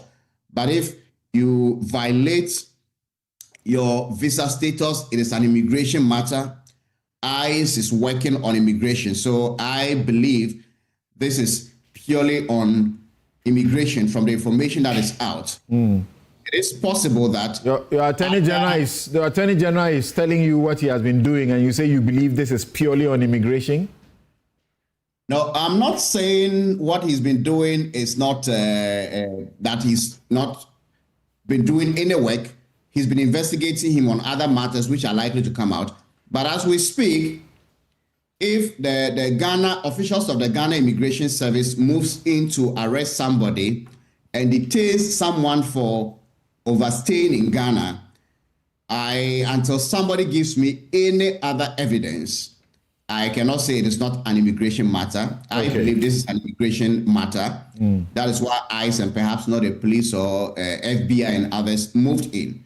So as it is, everything points to the fact that this is an immigration matter. The trigger may have been for the revocation of his license may have been based on something else. Maybe the Attorney General may say, well, this person has done ABC, and American authorities may have moved into get some prima facie evidence of Ken having committed some crimes, for which reason they may think they should revoke his visa. But once the visa is revoked, triggered by something else, then this arrest and detention, all the facts currently point to the fact that it has to do with immigration. Okay, Manasseh, thank you very much for making time this very early where you are to join us. But you are curious that Akufo-Addo is living in a very plush, luxurious area, right? He's a former finance minister. He's a former finance minister. He's a man who had made a lot of money, who had companies, who was running a bank, an investment bank, and so on. So it shouldn't be beyond his means to rent an apartment, however expensive, in that neighborhood in the U.S. I very much agree with you, and that is why some of us are livid. For what shall it profit a man to make all of this, and then you are now living in detention? If you've made all that money, you have all that comfort, he should have been minded to think about those who are in this country, people who are dying from hospitals because of the lack of basic equipment.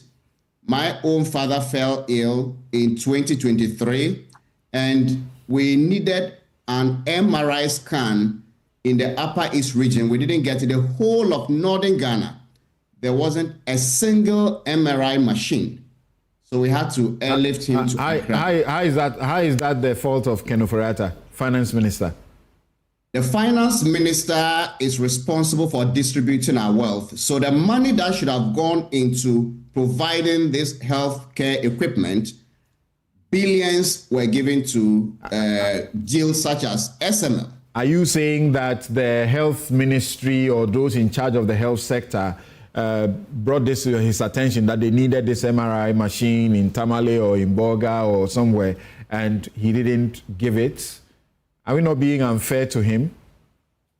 Samson, I can understand your devil's advocate, but the reason a lot of children are studying under trees, children are lying on their stomachs to learn, the reason hospitals don't have equipment, the reason we cannot dualize our roads, for which reason they have become death traps, is that we don't have enough money to provide these services. But if we have someone who is presiding over our resources, allocating these billions to some dubious deals, then we cannot say that he and those who manage the economy are not liable for, or they cannot be questioned.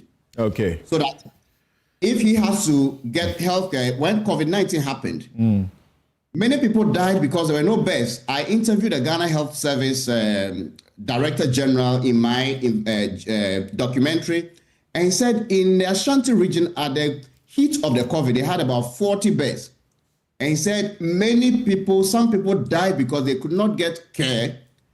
In that period, Akufo-Addo was able to fly to the US, get health care, proper treatment, was able to recover and come back. He didn't die like those who died in Ghana for lack of bears. Okay. Thank you. Thank you, Manasseh. Thank you. Thank you so very much. Thank you so very much. And let's remember once again, let me get Suleimana briefly. What's your comment about Colonel Ofori-Atta's predicament? And again, dubious contracts, all of that. We clearly will have to wait for a court to pronounce that he did anything wrong. Yes, Suleimana. Well, absolutely. Yes, Samson. Right. I think that the situation that Ken finds himself is certainly a very sad situation. As you rightly said a while ago, this is somebody that we know even before. A sad situation. Some Ghanaians are celebrating it. You say it's a sad situation?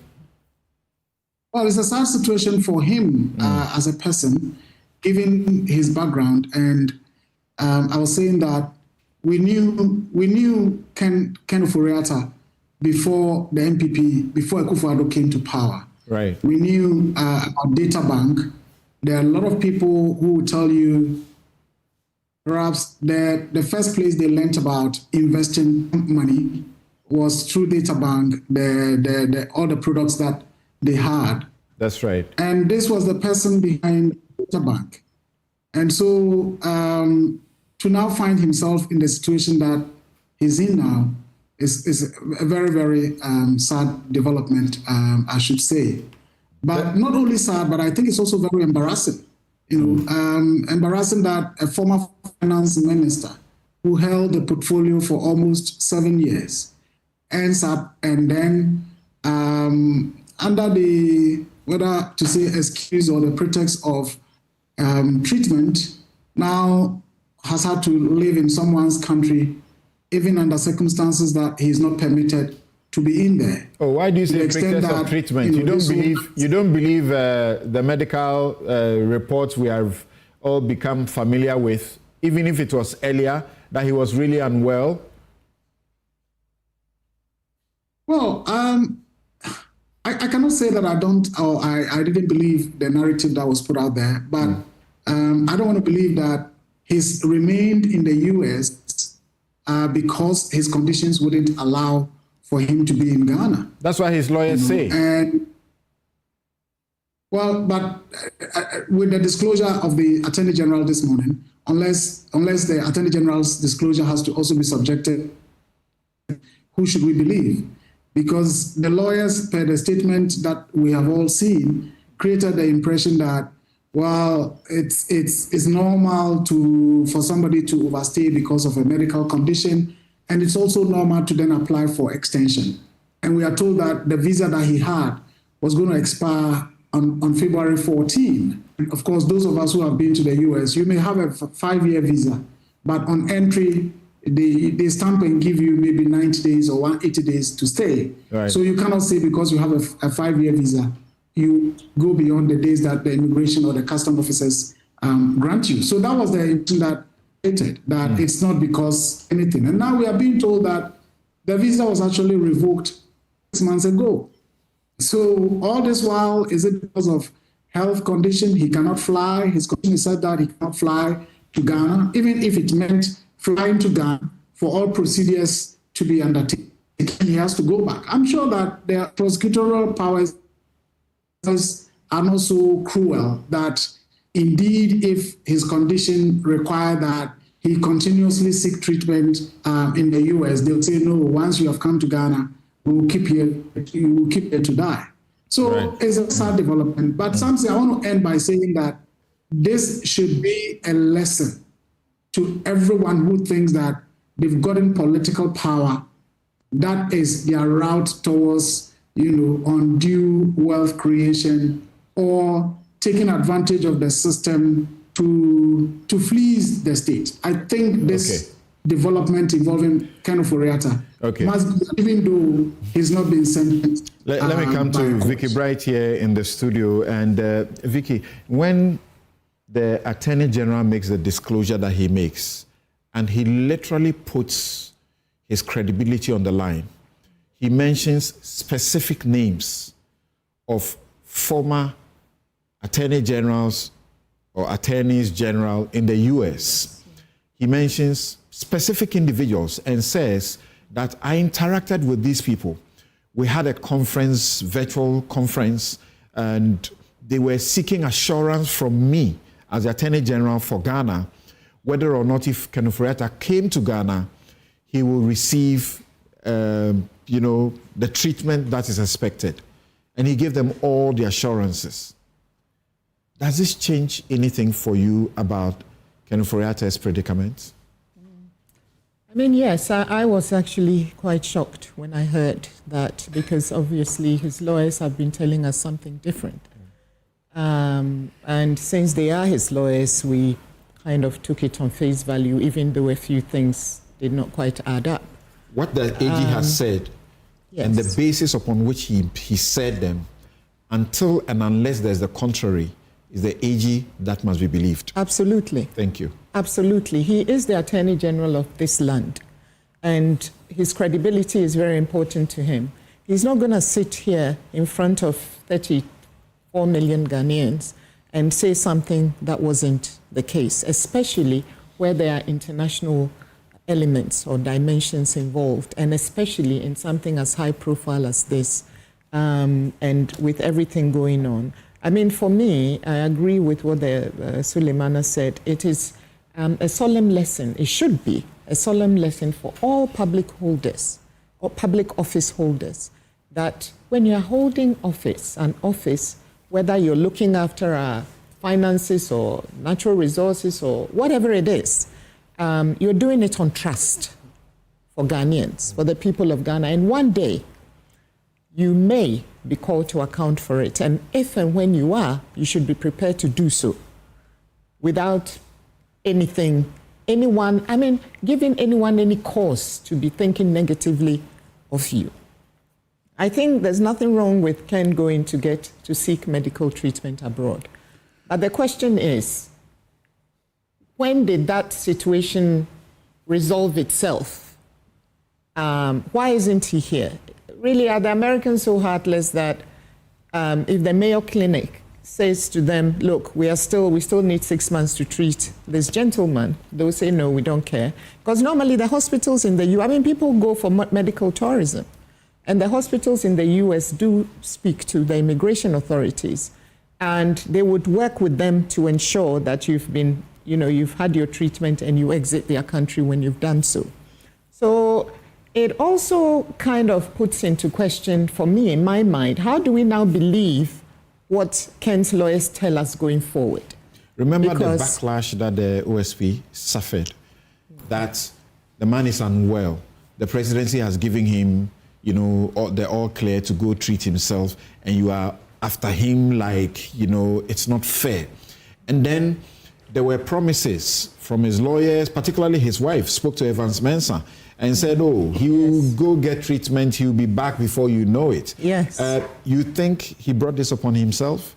Now that he's... look, those of you who have seen the facility, certainly a finance minister should not be here. He has brought it upon himself. Who did it to him?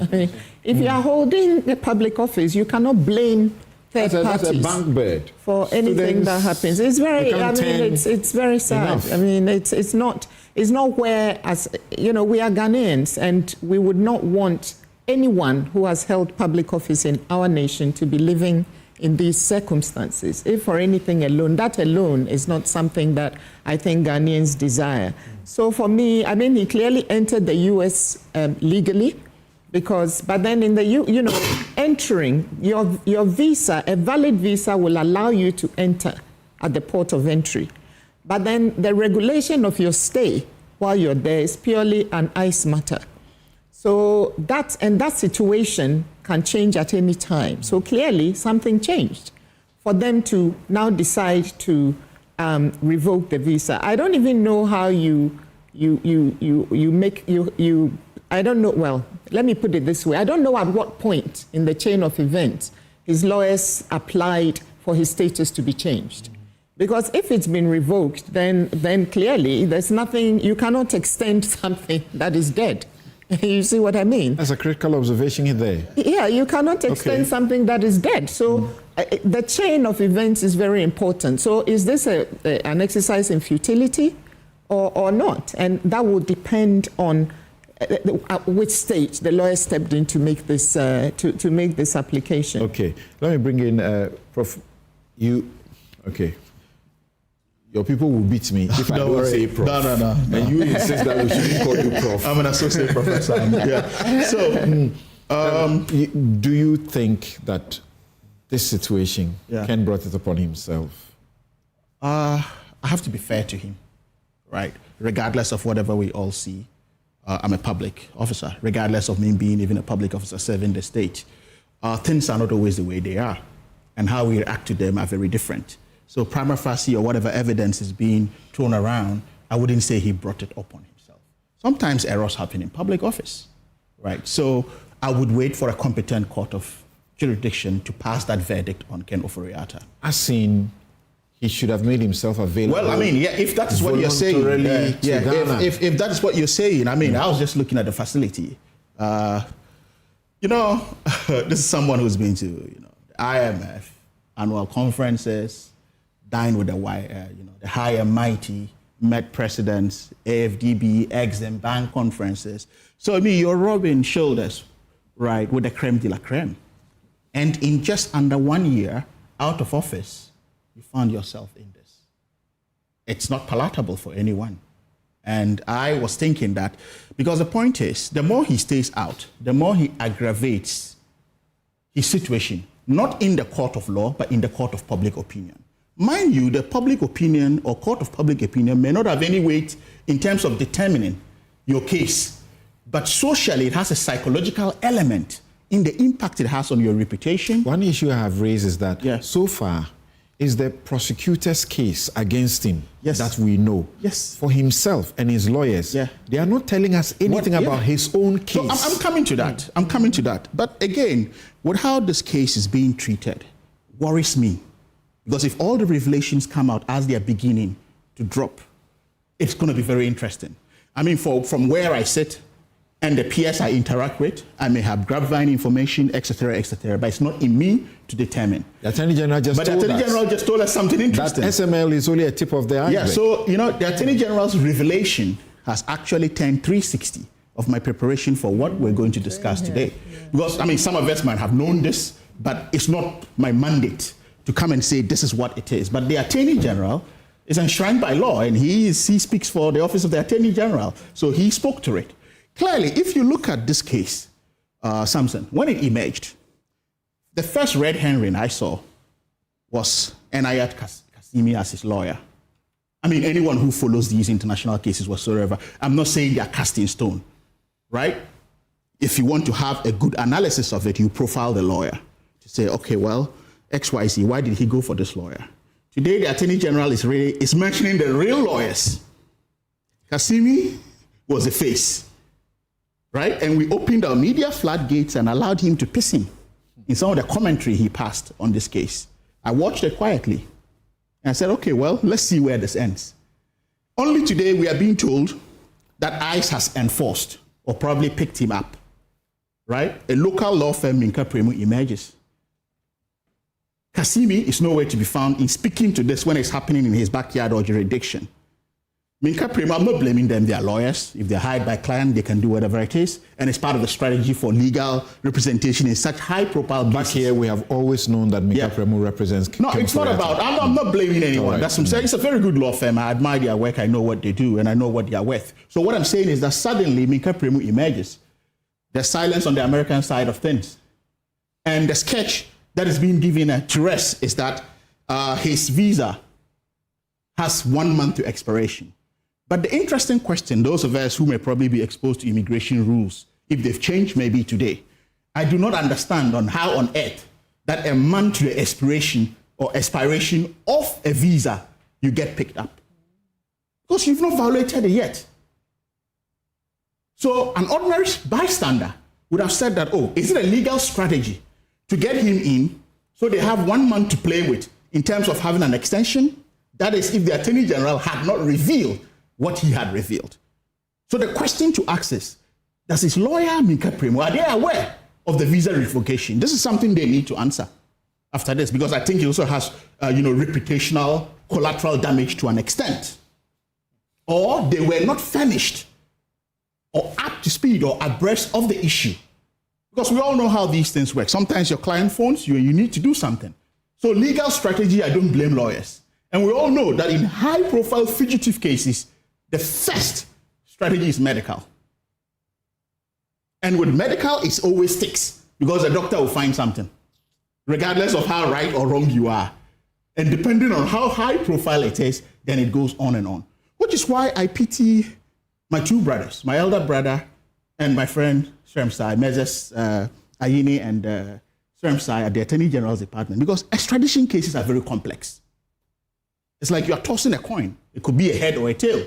You can build a rock-solid case. One human rights issue, one medical issue, or the foreign service or foreign ministry makes a tiny procedural error and your case is gone. Right. So when they said ICE has gone in, if you look at the operational issues by law of ICE, they enforce immigration status, not visas. That's their mandate. They enforce immigration issues, not visas.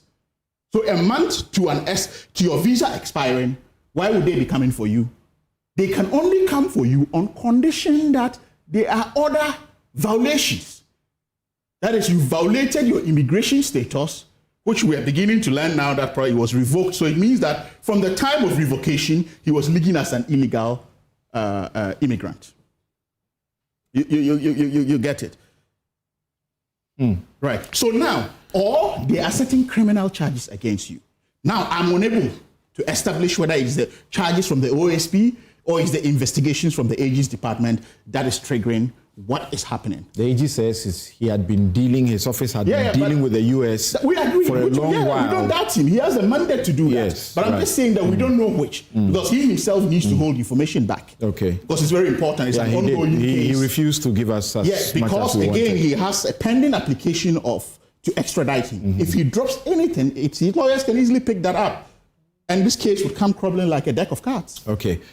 So it's quite interesting with how we are treating this issue. So it's a high-profile public interest case. I mean, Wontumi has subjected himself. He's able to drive a fast, furious sports vehicle to Yoko to answer and get bailed. He's home. He attends courts freely and goes home, right?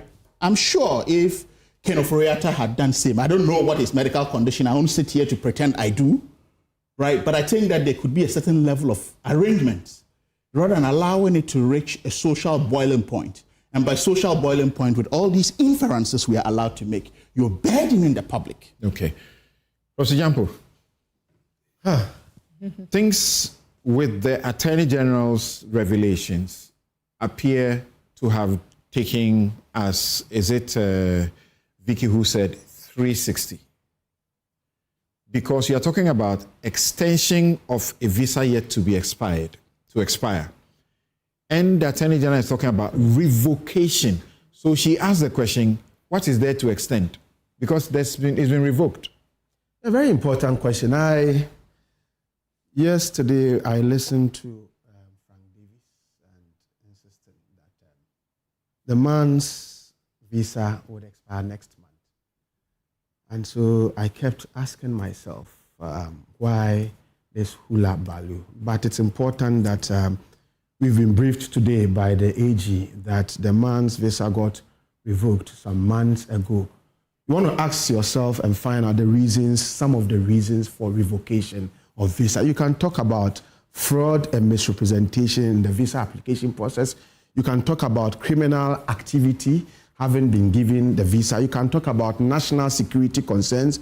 You can talk about failing to maintain visa conditions, including overstaying or engaging in unauthorized work. And you can also talk about a poisoned person, a poisoned pen letter.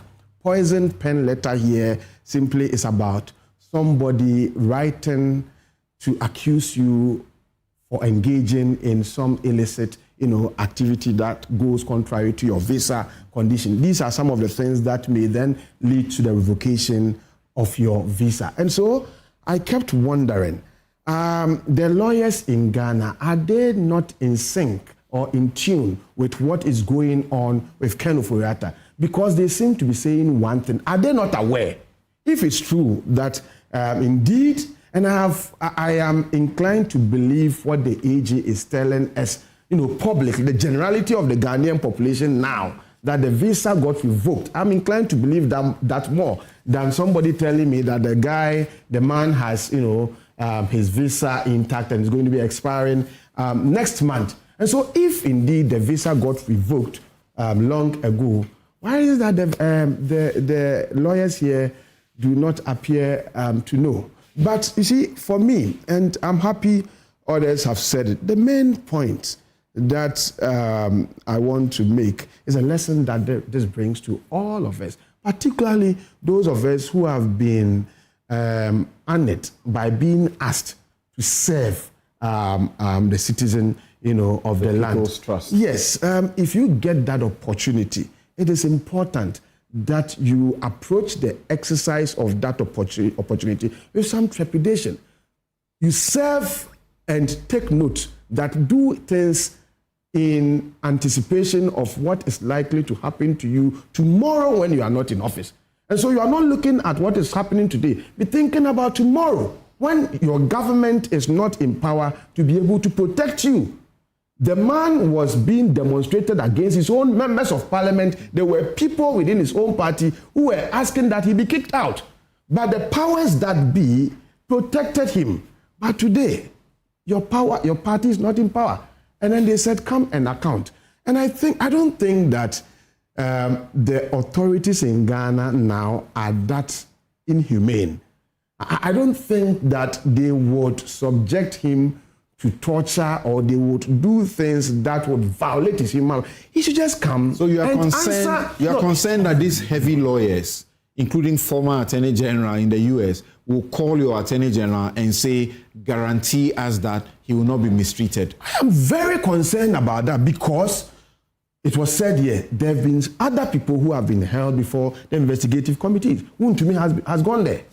And is he being killed? Some have suffered onerous bail terms, even in custody for over a week, over a month. Well, you are here, and then there are lawyers here. I know people who were presented with bail terms that the generality of the people felt that this was unreasonable, and we all spoke against that, and then they were varied. That's right. And so my point is that we are Ghanaians, we love ourselves. I don't think that anybody means harm. The most important thing is that if there's been something that is untoward that has been done, it ought to be investigated, and if people have to face the full course of the law, they must be made to face. Because one of the reasons why this government was overwhelmingly given the mandate to govern was for it to be able to confront some of these things. And already there are people who are showing signs of frustration that the government seemed to be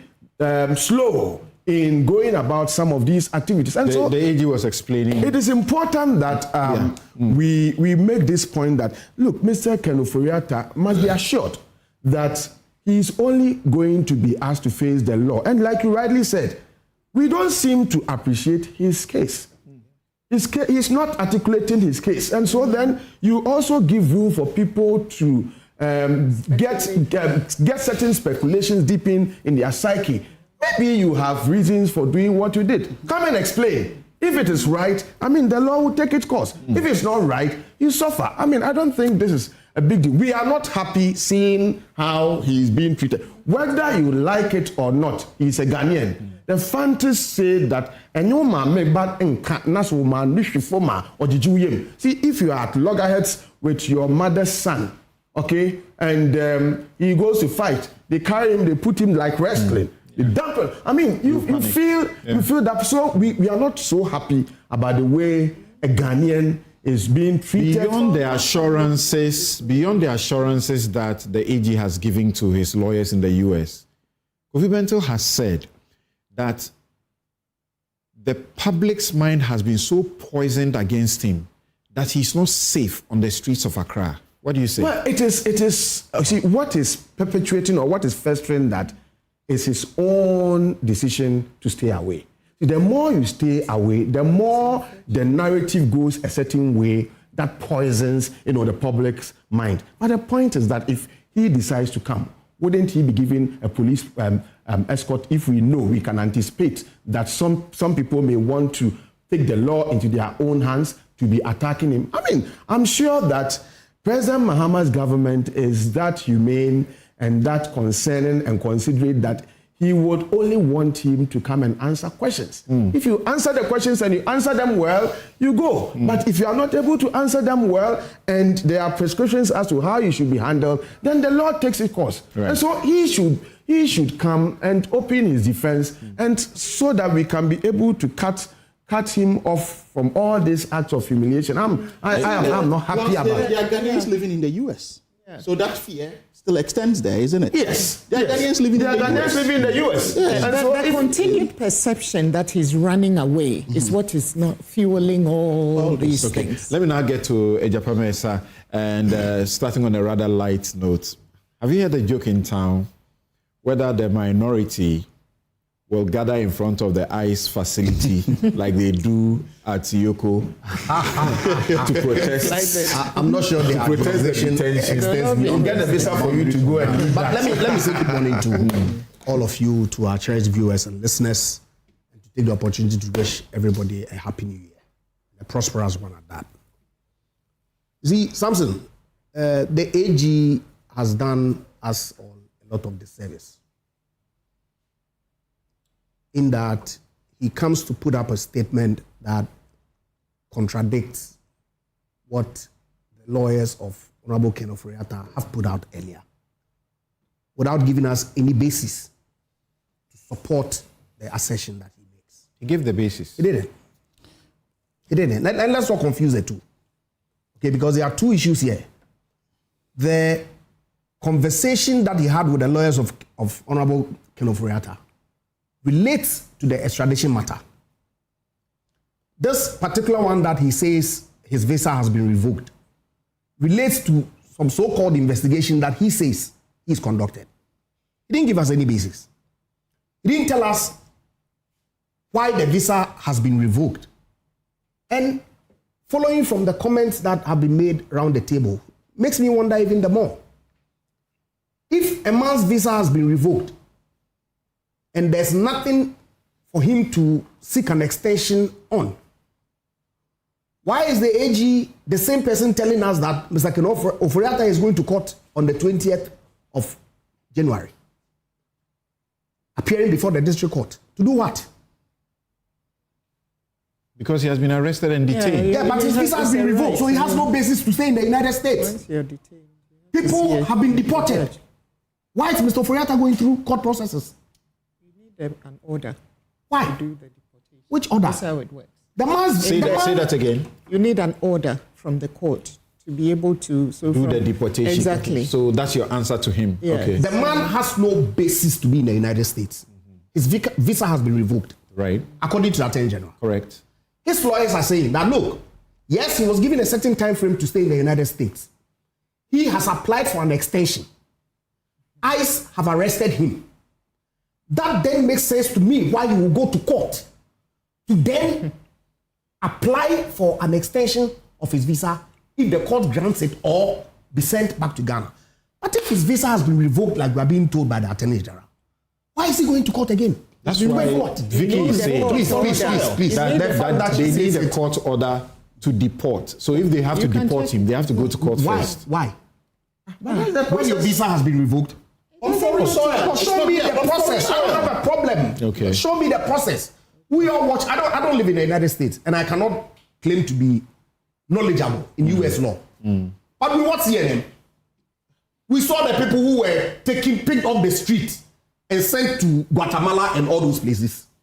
By ICE. Please. When you were speaking, I was sitting right here. Allow Agyeman-Rawlings to finish. Yeah. Sorry. With respect. Sorry. Carry on. Sorry. Please. Boo-boo. You see? He's right, though. This whole public perception, public prosecution, is what is informing potentially, and I don't speak for Mr. Ofori-Atta, his decision to remain outside the jurisdiction. Because listen, a lot of talk has been made. And I hear my good friend, Prof, make the point that if you've held public office, you ought to be able to avail yourself an account. You ought to be able to avail yourself and answer questions. Samson, you and I are lawyers.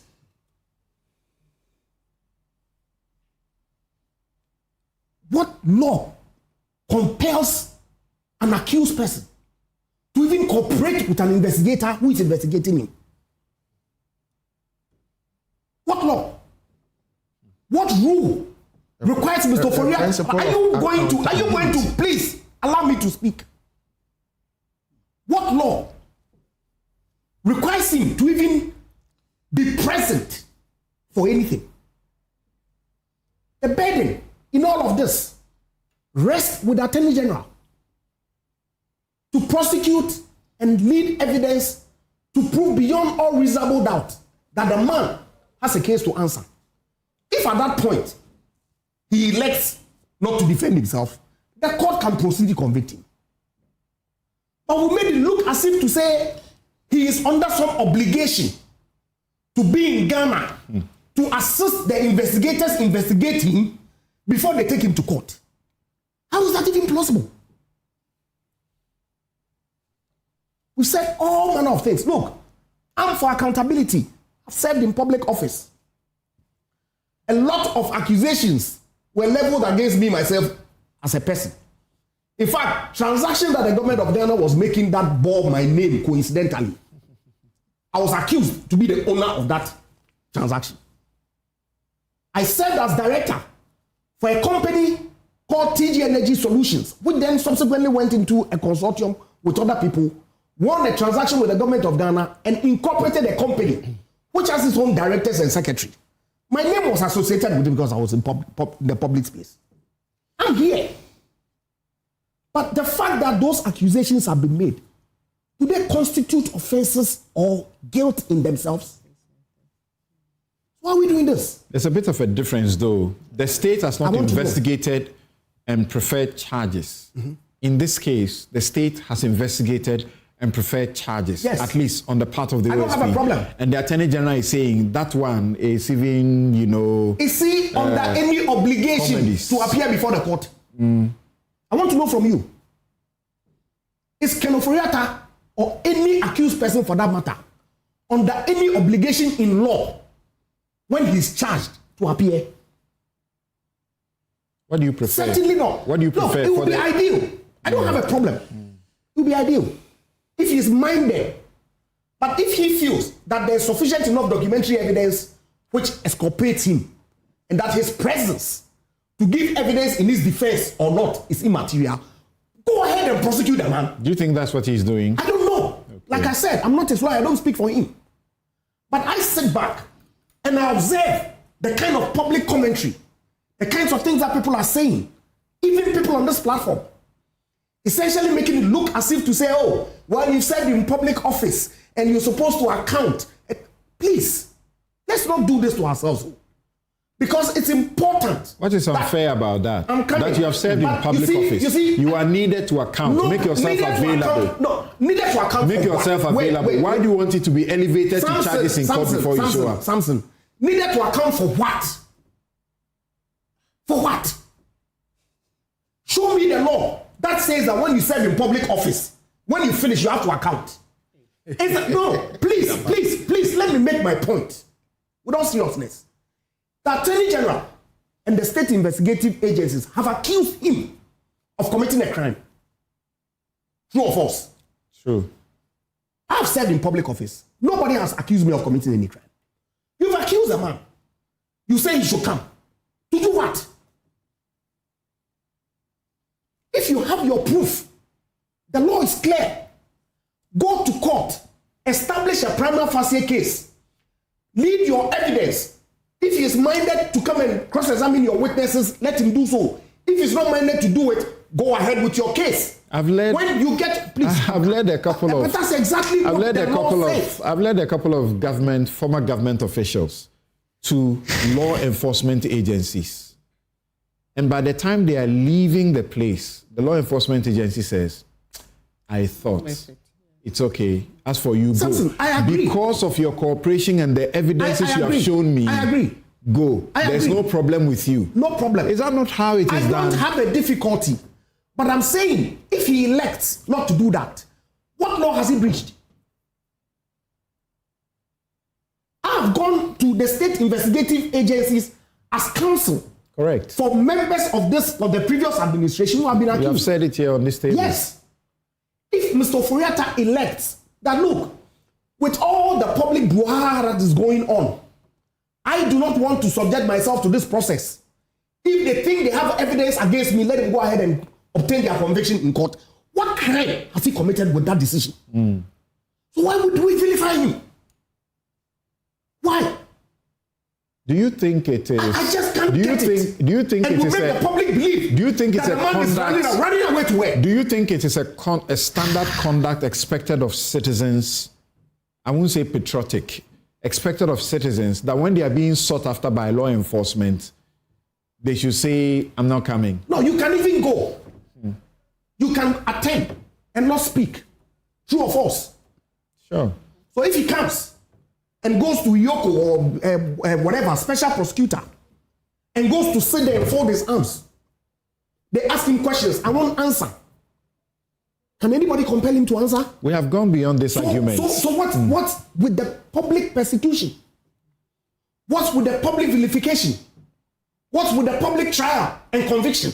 Because he was former finance minister, no, you see, supervised over our public pairs. I don't have a problem. Under his regime, I don't have a under his tenure, this country got into difficult situations, got ranked by credit ratings, junk status. That's serious. People's pensions have been taken away from them. That was serious. Right. That was it. People's pension taken away from them was serious. But Ghana being ranked as a junk status was not. Because there were reasons why we got there. It's part of the issues that we will discuss. There were reasons. We had issues with our energy sector that we had to borrow to pay. It was money we didn't have. We had to borrow to deal with that. We had a banking sector crisis that we needed to borrow to pay. It was not money we had sitting there. We borrowed to deal with that. COVID comes. Yes, we got grants, but we borrowed money too to protect the people of Ghana. Your finances went into a certain situation. You needed to restructure it. There were decisions. What was wrong? Yeah, there were decisions taken by those who are the helm. I agree, and I'm proud of those decisions. Because if Mr. Akufo-Addo, president, had taken a decision that the life of Ghanaians was unimportant to him, and so if you can survive COVID, survive. If you cannot, die. What would have been our response? Okay, before we go into a different discussion. Please. I don't have any difficulty with all the people who are saying, because as a matter of fact, that Mr. Ofori-Atta served as finance minister for 7 years. No doubt. It was a high-level office. But I'm saying that his decision not to lend himself to any investigation is not a crime. If the Attorney General has evidence of the allegations that have been leveled against him, the law is clear. Go to court. Prove it. Vicky is a citizen. I'm coming, please. Let me conclude. Vicky is unhappy, just like some other Ghanaians. I don't have a difficulty. That somebody who has served at that highest level in this country is now being treated like a common criminal. Of course. In the US, they are not happy about it. Of course. I'm not sure Mr. Ofori-Atta himself would have wished this to befall him. I'm only saying, which he could have avoided. No, I don't have a difficulty. I don't have a difficulty at all. But I don't want it to be said that his decision not to appear before any investigative body, you have moved on from there, rather focus on his health and allow the due processes of law to proceed without him. But they froze it's it. not wrongful. Did they freeze it? Okay. It's her own personal view about how this decision that he took. And of course, every decision that people take will have their own consequences. Okay? If he fails to appear and the state professes evidence against him and is convicted, there will be consequences. If he chooses to stay in the US and not appear, also, That's the consequences that it faces. All right, thank you. But I want us to disagree. Very well. Thank you. Thank you. Quick, do that. Very briefly, yeah. Thank you. Ejapa, I think that, you see, there are certain ideas that must not be espoused publicly in a democracy by people who would also want to serve the people. We're talking about accountability being the cardinal principle that defines every democratic, setup. And so I'm not comfortable for the insinuation you are casting that creates an impression that Akufo-Addo can go scot-free without being accountable. Okay, you are quoting laws, but you see, the law, I'm told, is more 70% common sense. Okay, and so the point is, it is unfair. It is, you don't look good in the sight of the people that tomorrow you go to ask that they give you mandate to govern. When you sound publicly that if the man doesn't want to come, who cares? He shouldn't be accountable and all. I don't think it is fair, and it's important we put this out there that all that we are asking for is for Mr. Akufo-Addo. Please. Once you finish, I will have to deal with this. One second. So all that we are asking is for Mr. Akufo-Addo to be accountable. And nothing, there should be no legalism quoted to sort of shield him from this accountability in a manner that you are seeking to espouse. I think it doesn't make you look good as somebody who wants to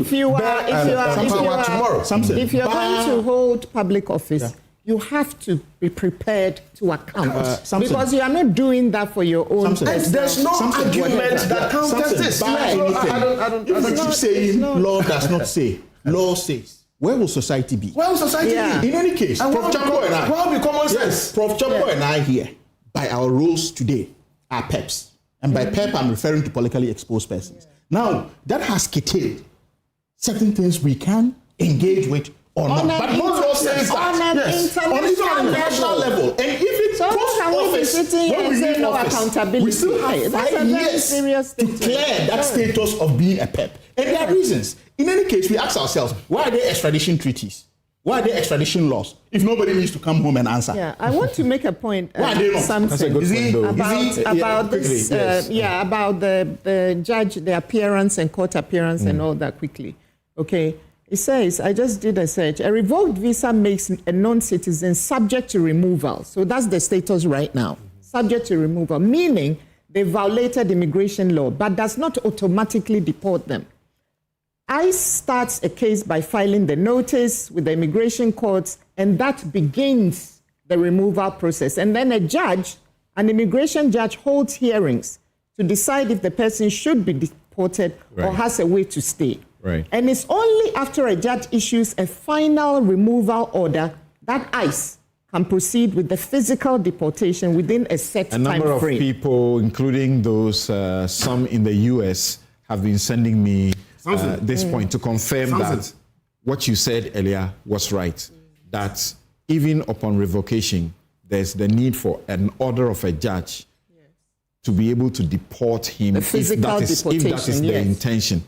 But a process could include an appeal that may lead to you not being deported. So thank you, Mr. Duboaheng.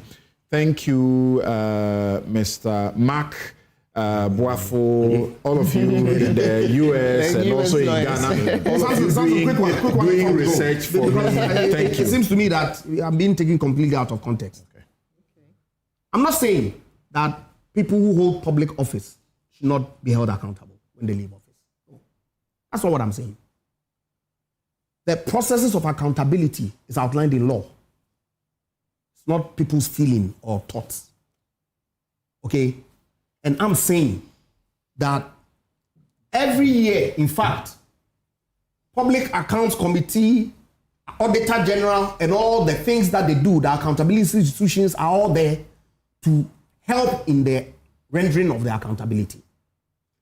If people commit crimes, which is what Mr. Akufo-Addo is being accused of, it is not merely a question of accountability. You have accused the man of a certain offense. And I'm saying that the law protects him to the extent that he is entitled to remain silent and not cooperate with you through any investigation. And that triggers law enforcement decision to arrest. Once you say they invite you, say you won't come. But if they're entitled to come arrest you. And if they are looking for you to arrest and you are not within the jurisdiction, they're entitled to trigger extradition process. No problem at all. Dr. So go ahead. Said that's what is going on. I'm saying that in fact, as we speak, that the OSP hasn't started prosecution. Of course. Yeah. In absentia. No. Is it not consistent with the law? No, it's not prosecution in absentia. What is he doing? So as you see, they have gone for the rest of them, and they've gone for processes that will bring ofori-atta here. So they are not doing prosecution. So what are they doing? They are not doing trial in absentia. So what are they doing now? They are bringing him. No, until he comes. They are bringing him. Until he comes. Have they not filed the charges in court? They have done so. Have they not started prosecution processes? They've done so. So what does it mean? But still remains, as you know, there's an extradition process to bring him. No issues. Yes, let them proceed. Right. Thank you. But they could or could not succeed. No. Okay. But they can still proceed. In fact, even if Mr. Ofori-Atta comes to town, like I said, it's not under any obligation to cooperate with any investigative. Mike Bonsu says that. I think it's a fair hearing. Mike Bonsu says that if Ken Ofori-Atta's visa was revoked in June or July last year, why was he not arrested immediately after the revocation? Is it not a fact that visa revocation is specific to individual directly? He was allowed to continue living in the United States for 7 months. That's why they arrested him. Don't you get it? Okay. This one says that in law, it's actually a quote. In law, a man is guilty when he violates the rights of others. In ethics, he is guilty if he only thinks of doing so. End quote. Immanuel Kant. Okay. It is sad that Agyeman-Rawlings makes a submission that shows how ethically bankrupt political leaders are in Ghana. We expect our leaders at all levels to be ethically responsible individuals. Not everything is assessed through the lens of the law. This is coming from Yao Osafo. When he sees us, then the law is the law, right? All right, thank you all very much. I'll take a quick break. I've seen some of your messages. I'll take a quick break. When I return, we are going to look at the 1 year of John Mahama's regime, and he's promising ethical governance. This one from Ken, not Ken Ofori-Atta, says the second in command at NACOC is abusing the rights of suspects by keeping some of them beyond 48 hours. His own officers are not happy, but cannot complain loudly. Okay, you wanted me to put this to the Attorney General when he was here. Even the police, they are doing it too. I'm telling you, this abuse of people's, fundamental human rights, they are doing it around the place. But those of you who get abused, don't do famanyame. Take the process and make sure that those who are doing so get punished. Sometimes you may say they say from powers above, whatever, but it's somebody who is doing their own thing to paint a government in a bad light. So let's all be aware of that.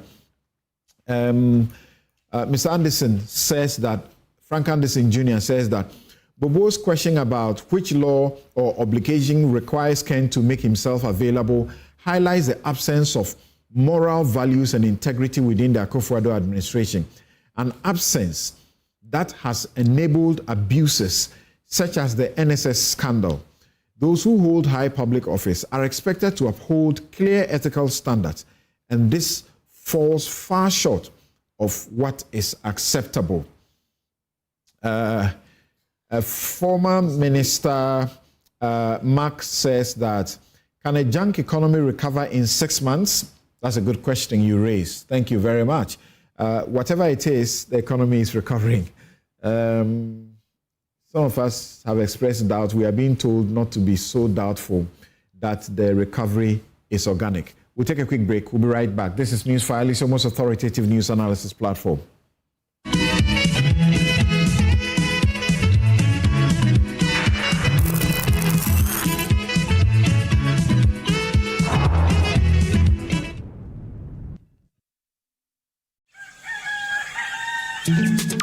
Still, Misaka, and Namu was a summer brabo, and it can afford Swabrabo. Misaka pensions, Caro. Misaka or the Sika. Misaka insurance.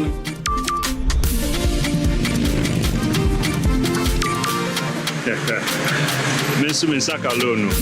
Momo fogosuri ye ejumaden di aboye nyina ye sika ho ban se MTN ana momo jumaye ni be frewa or the 0244 300,000 ene be frew na numpo orimbitsaw one time password ana se upin code enti wonso ye wa femu die na ma wani na ho na wonsa enka omo. Let's talk hemorrhoids. Hemorrhoids are normal structures located in the anus of all mammals. But it is only man who suffers hemorrhoidal disease because of the erect posture we have assumed and the squatting that we do to empty our bowel. Hemorrhoids consist of a special type of blood vessels which fill with blood when we are moving our bowel and help to cushion the anus against the force of transmitting the stool. Afterwards, they empty their blood, collapse, help seal the anus to maintain continence. Over time, these vessels lose the elasticity of their walls, become dilated, permanently filled with blood, leading to congestion of the hemorrhoids. The symptoms of hemorrhoids are bleeding and prolapse of the hemorrhoids when passing stool, itching and feeling of warmth in the anus and anal discharge. Laser, ligature, and longo are the modern, minimally invasive, most effective, and painless methods of treating hemorrhoids today. Winterba Hospital, first Ghana Colorectal Center, in to serve a peculiar health need. Hi, now let me share my wildlife experience with you at Safari Valley Eco Park. Welcome to Safari Valley Eco Park. Our electric shuttle pulled up and in no time our tour began. We were surrounded by wildlife from the moment we entered the eco park. We were greeted by experienced tour guides who took us through orientation and how to better enjoy the experience. Watch these animals roam freely in their natural habitat undisturbed by our presence. We saw zebras, sable antelope, brown cranes, mara, silky chicken, nyalas, Shetland ponies, and so many animals I just couldn't keep up. Our tour guides taught us so much about the wildlife, their behavior, and how to interact with them.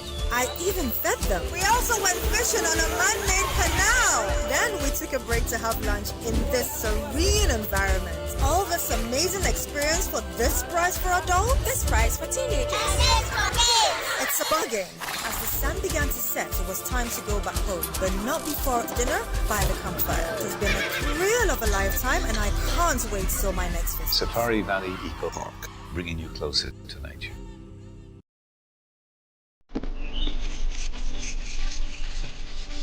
Going to the library.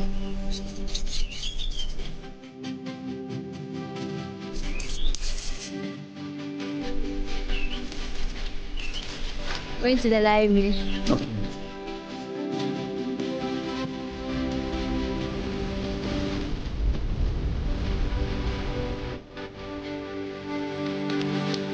I'm going for my graduation.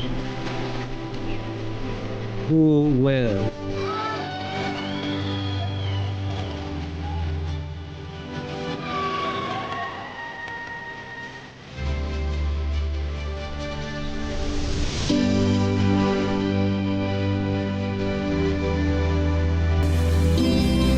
Education changes stories, and being part of these stories is the real passion for us. MTN. For decades, we have helped businesses connect with their trade partners all over the globe. From Ghana to Burkina Faso, Côte d'Ivoire, Benin, Togo, Senegal, China, Morocco, France, Netherlands, and many other countries. We have made it possible to bring Ghana to the world. We have brought small and medium businesses closer to their customers across the regions in Ghana with our SME support facilities. We have brought relief and smiles to the faces of families with our employee personal loans. With our cutting-edge technology and digital support, we take the burden of complex thinking off you, making life simple. That is who we are, as close as a partner. Bank of Africa, We are indeed the African bank with the global reach.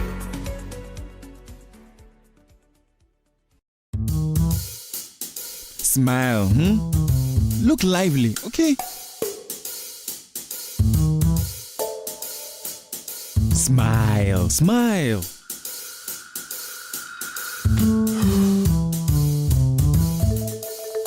Is the money too small? A bad stomach ruins your day. Don't let it. Take Gastron, your most effective antacid for the relief of symptoms of peptic ulcer, heartburn, gas pain, flatulence, and indigestion. Hey guys, what are you waiting for? Let's go, let's go.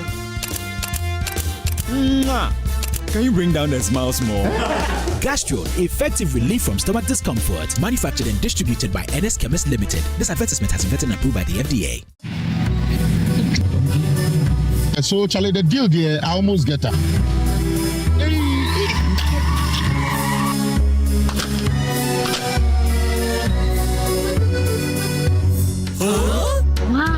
Syntax pipe, as tough as it can get. You get so sorry with your back, sorry. Oh, what you was a thing. What the cat never will be with your catch. Hey! Now, I'm back. Between the high and cabo. Hey, madam, pipe menu. A syntax pipe. Me tono, Omukacham send one dem pa. Say your fee, say your foam. The pipe we be a yen gum. Syntax pipe. Why leaky? Come, madam. From today, syntax pipe in my pipe. No 2 ways. We need a pipe ben abe use. SINTEX pipe. Syntax pipe. In a carry water. No hala. Hi, now let me share my wildlife experience with you at Safari Valley Eco Park. Welcome to Safari Valley Eco Park. Our electric shuttle pulled up, and in no time, our tour began. We were surrounded by wildlife from the moment we entered the Eco Park. We were greeted by experienced tour guides who took us through orientation and how to better enjoy the experience. Watch these animals roam freely in their natural habitat, undisturbed by our presence. We saw zebras, sable antelope, brown cranes, mara, silky chicken, nyalas, Shetland ponies, and so many animals I just couldn't keep up. Our tour guides taught us so much about the wildlife, their behavior, and how to interact with them. I even fed them. We also went fishing on a man-made canal. Then we took a break to have lunch in this serene environment. All this amazing experience for this price for adults, this price for teenagers. It's a bargain. As the sun began to set, it was time to go back home, but not before dinner by the campfire. It's been a thrill of a lifetime, and I can't wait till my next visit. Safari Valley Eco Park, bringing you closer to nature.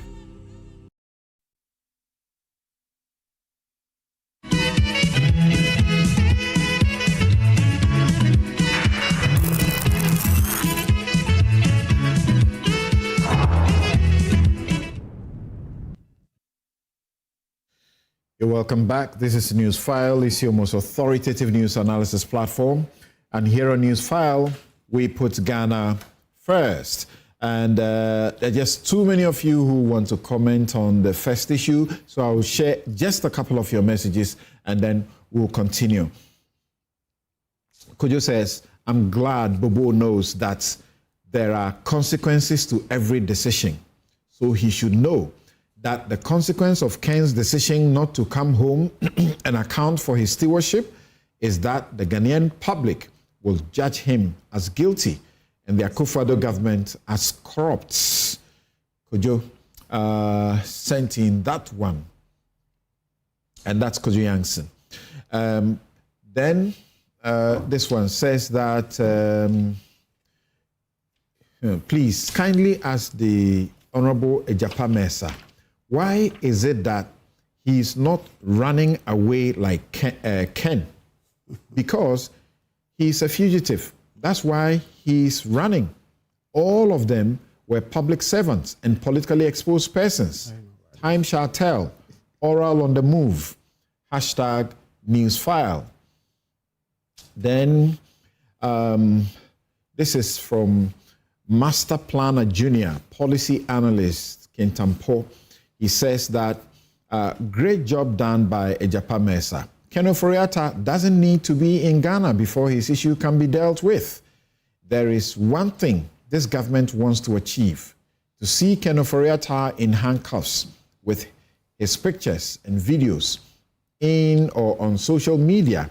If they get this, even if the court decides he is free from any corruption activities, they will be okay. Let's give time some time. Then this one, oh, sorry, it's too long. Agyeman-Rawlings, I'll read just a portion.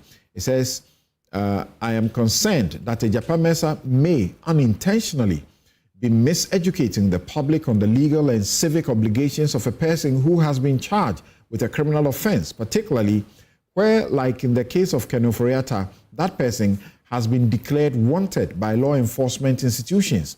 Once a person has been formally charged, there is a clear duty, grounded both in law and in civic responsibility, to present oneself before the court to stand trial. His argument effectively makes nonsense of processes by which individuals are declared wanted and or fugitive from justice. These categories exist precisely to address the refusal or failure of an accused person to submit to the lawful process. To answer his question, therefore, our constitution and criminal architecture is replete with laws expressly and impliedly requiring an accused person to avail himself to stand trial, failing which he must be compelled to do so. Agyeman-Rawlings sent in that one. Okay. Agyeman should calm down in his submissions. His entrenched position is not helping. That's what you want to say. Dennis says that public office holders must know that a day of reckoning will come and they must account for their stewardship.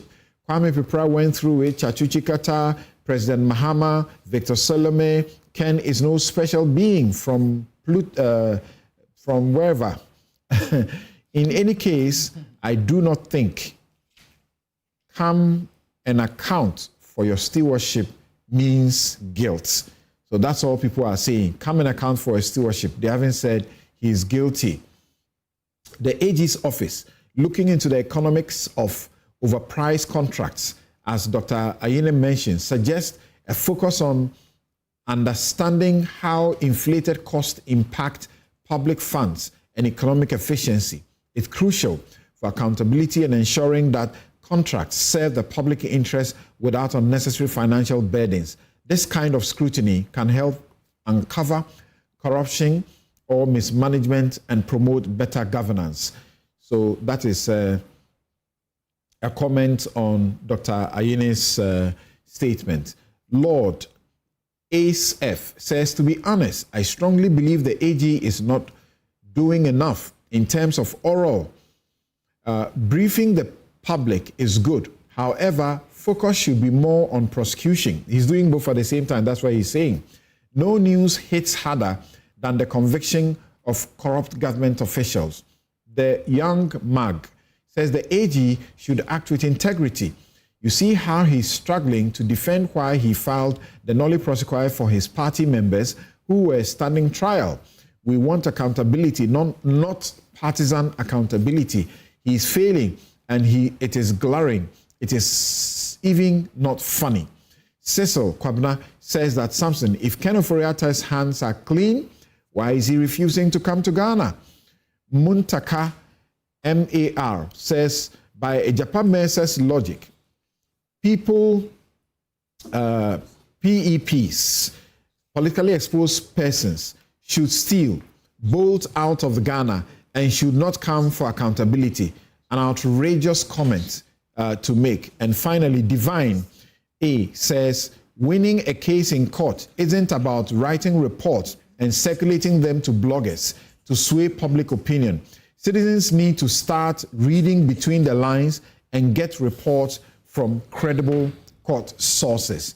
Thank you very much. Messages that were sent in when Dr. Ayine was here at 8 a.m. I wish I had some 2-3 hours with him, but I'll read his final one.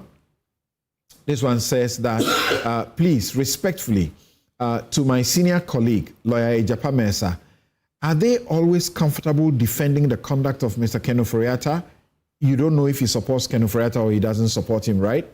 The former finance minister, the same characters years ago were happy when the likes of lawyer Chachichi Kata, Kwame Preparato Forcing and others were made to sit in the country for a court of competent jurisdiction to try them.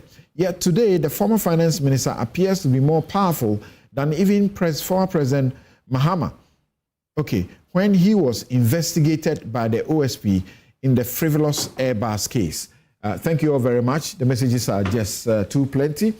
We can preserve this 1 hour for the review of John Mahama's 1-year administration. Suleimana, this is a plain, blank check. So in the next 10 minutes, tell us what your verdict is, what you're happy about, what you are not happy about.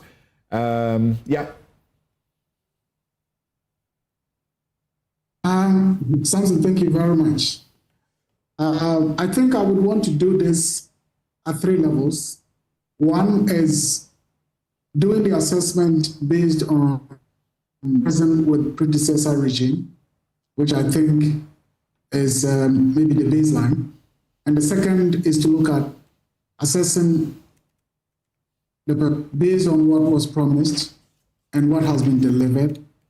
And the third is basically where we are and the Ghana we want versus what we have. Now, in terms of the first point, I think the previous regime, a lot has been said. Of course, the whole starting point of what became for me a mess of a governance was even the numbers that were appointed right from the beginning, close to 120 ministers.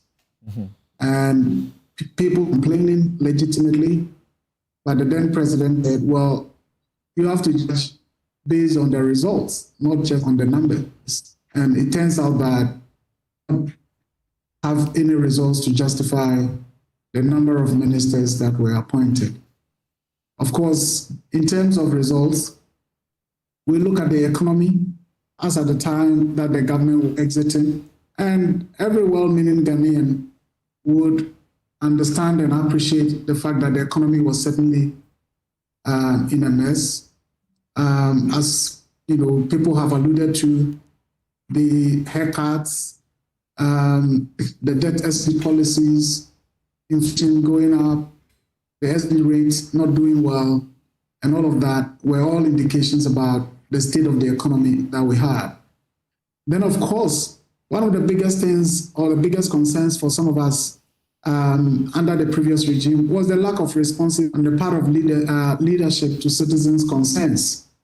And I believe my good brother, Honorable Agyeman-Rawlings, was in Parliament then, when even MPs aside thought that it was time for Mr. Ken Ofori-Atta to leave. And not even a position taken by MPs of the government will yield the results and the responsiveness that was required. Not to talk about civil society positions that were taken on various issues that were ignored, policies that were being introduced that citizens really had a very strong opposition to, and yet it was pushed through. A number of levies, and the mobile tax regime that was introduced, there was a lot of, pushback, and some of us even hearing, at some point, because of e-levy, even the vice president was uncomfortable, and yet it got through. There are issues about corruption. I don't think it's a secret. Now a lot is being revealed. Some of them, yes, it's still going to court yet, but NSS scandal, SMS, SML, free Wi-Fi, a number of them that at least some of us have been involved in uncovering. So certainly the issues of high levels of corruption and mismanagement of public resources was a matter. And then, of course, my area,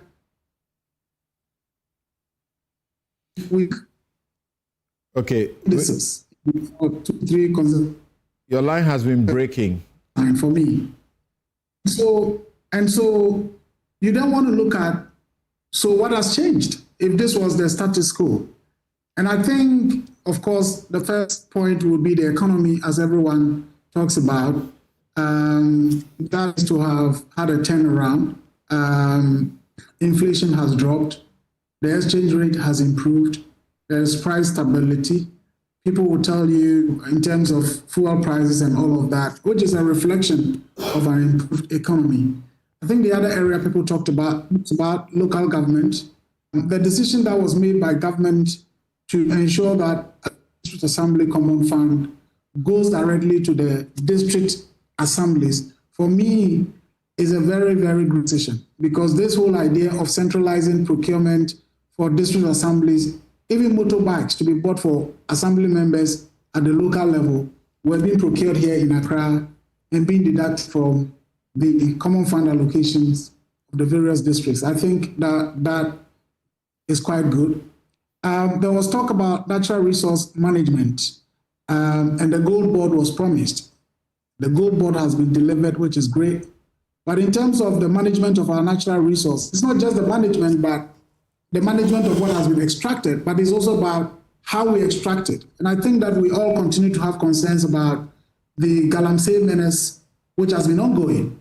And on that front, I think essentially what happened was that the NDC folks, the leaders, the members at the various levels, basically took over from the MPP folks who were in the pits to do the galamsey. And so we saw, an escalation of the phenomenon. But over the last couple of months, I think we are seeing some semblance of improvement. If it continues this way, then of course we hope that in the next coming months, our regular bodies will clean up. You are a journalist, and you are a journalist trainer of journalists. When you say you have seen some improvement on the front of the galamsey fights, what are the indicators? What are the evidence of this improvement? Well, Samson, my colleagues have been doing some work on this for some time now in terms of the extent to which our environment is being disseminated. And of course, even if you look at the news items that are emerging in terms of what is happening, you look at the reports about the activities of NIMOS. We do know that in the past, Operation Vanguard and others also had the same phenomenon where there are reports about burning of excavators, seizing excavators, and so on and so forth. But if we are beginning to see significant patterns of arrest by NIMOS, communities that are, attacking NIMOS officers, and a response, and the legislation that has even been repealed in terms of whether the president can grant access for people in forest reserves. I think all these are significant developments for me on that front. Yeah, but people will say that this is not new. In the Akufo-Addo regime, we saw even a better approach at the beginning of his government, where there was a complete ban. This has been asked for by civil society over and again, and this president says, "I won't give you, a ban." Well, I think what I've heard has been the demand for the imposition of state of emergency. I don't know whether that's what I mean by a ban. As a ban, but certainly the state of emergency, the demand for it didn't start even under President Akufo-Addo. There were even calls for a similar state of emergency to be imposed. I don't see how a state of emergency can really end the phenomenon. It takes goodwill and genuine commitment on the part of leadership, on the part of the president. Because I've said there was that genuine intention to deal with the menace in terms of ensuring that party leaders and folks who were at the forefront or are at the forefront of that path towards finding a solution. But if we continue to have party leaders front end, party leaders be these and young people in the pits, certainly I don't think that we're going to find a solution to it. But as I said, it's not as though we are over with the problem. I just indicated that things are better than how they were at the beginning of the year and into the half mark of the year when things were just completely. Is it that things are better? Is it that the situation has improved, or you in the media have reduced your noise about it? You are fatigued. Is that it? And it was election year in 2020, in 2018. So every day was galamsey, galamsey. Now you're not doing that anymore. That's the accusation you face. No, as I mentioned, for example, we revealed the involvement of the MP for, I think it's Prestia Honey Valley, who was behind a certain group that had basically seized a licensed mine to do galamsey.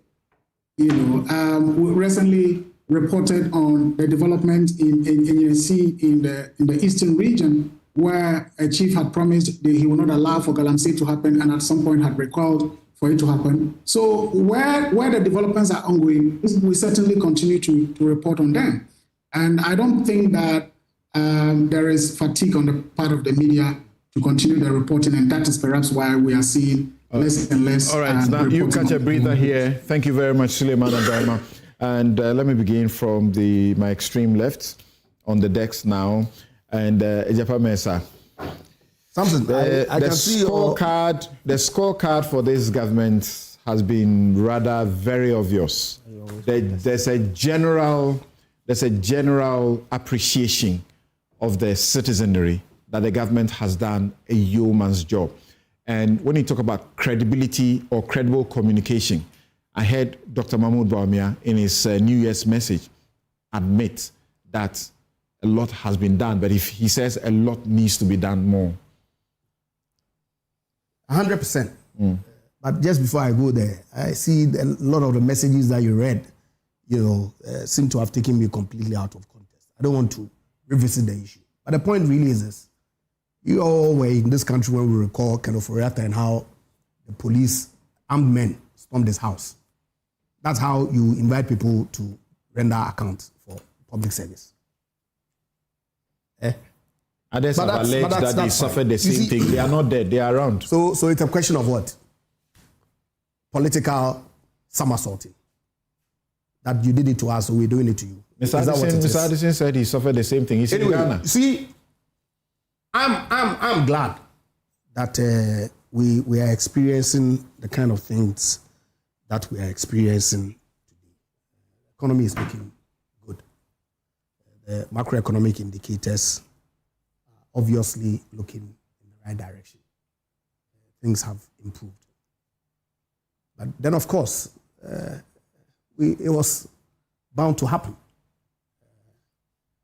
In 2020, when His Excellency the President, Nana Addo Dankwa Akufo-Addo, said to Ghanaians that human lives is what he doesn't know how to bring about when we lose. But the economy, he knows how to bring it back when it goes down. It was quite clear that the decisions that he was taking at the time to protect all of us was going to lead to economic consequences. Unless, of course, you lived in some utopia that you could not construe clearly what he meant with the statement that he made at the time. And true to form, post the COVID going away or reducing significantly, we were confronted with economic challenges. The government sought to roll out some policy to try and deal with the issues that we had been saddled with. And I must add quickly, it's not as if it is only the COVID that put us in the economic situation that we found ourselves in. Earlier on in my submissions, I mentioned the key debt profile that we had assumed, in dealing with the energy sector and the banking sector, which had put our finances in a certain way. Obviously, the COVID had come to compound it. So in 2021, when the finance minister was presenting the 2022 budget, he outlined some measures that the government was looking to roll out to ensure that we rebuild the the economy back to the stage that we were in prior to 2020. He faced some resistance in Parliament to the extent that Parliament actually breached the laws of Ghana. Section 22 of the Public Financial Management Act enjoins Parliament to do three things by 31st December. 1, approve the budget. 2, pass the appropriation. And 3, pass every revenue measure that will go to implement the budget for the year. Parliament approved the budget, approved appropriation, and said it was not going to approve the revenue measures, such that by 31st December, the e-levy, which the finance minister had proposed to be one of the measures that he was introducing to deal with the financial crisis that we had found ourselves in, had been breached. There were consequences. You saw investor movement. Confidence in the economy had begun to tank. 2 months down the line, we saw the invasion of Ukraine by Russia, which led to significant disruptions in global supply chain. Our economy, which is heavily import dependent, okay, when freight costs increased to levels that had not been seen since the Gulf War, okay, that had an impact. Obviously, by the time that we came to then pass the e-levy, I believe in March or April, okay, the horses had already bolted. We're in a fix. Fast forward by mid-year, the performance of the e-levy hadn't gotten to the expected outcomes at the point. So we're left with no option than to go to the IMF. IMF approved our program, I believe, in May of 2023.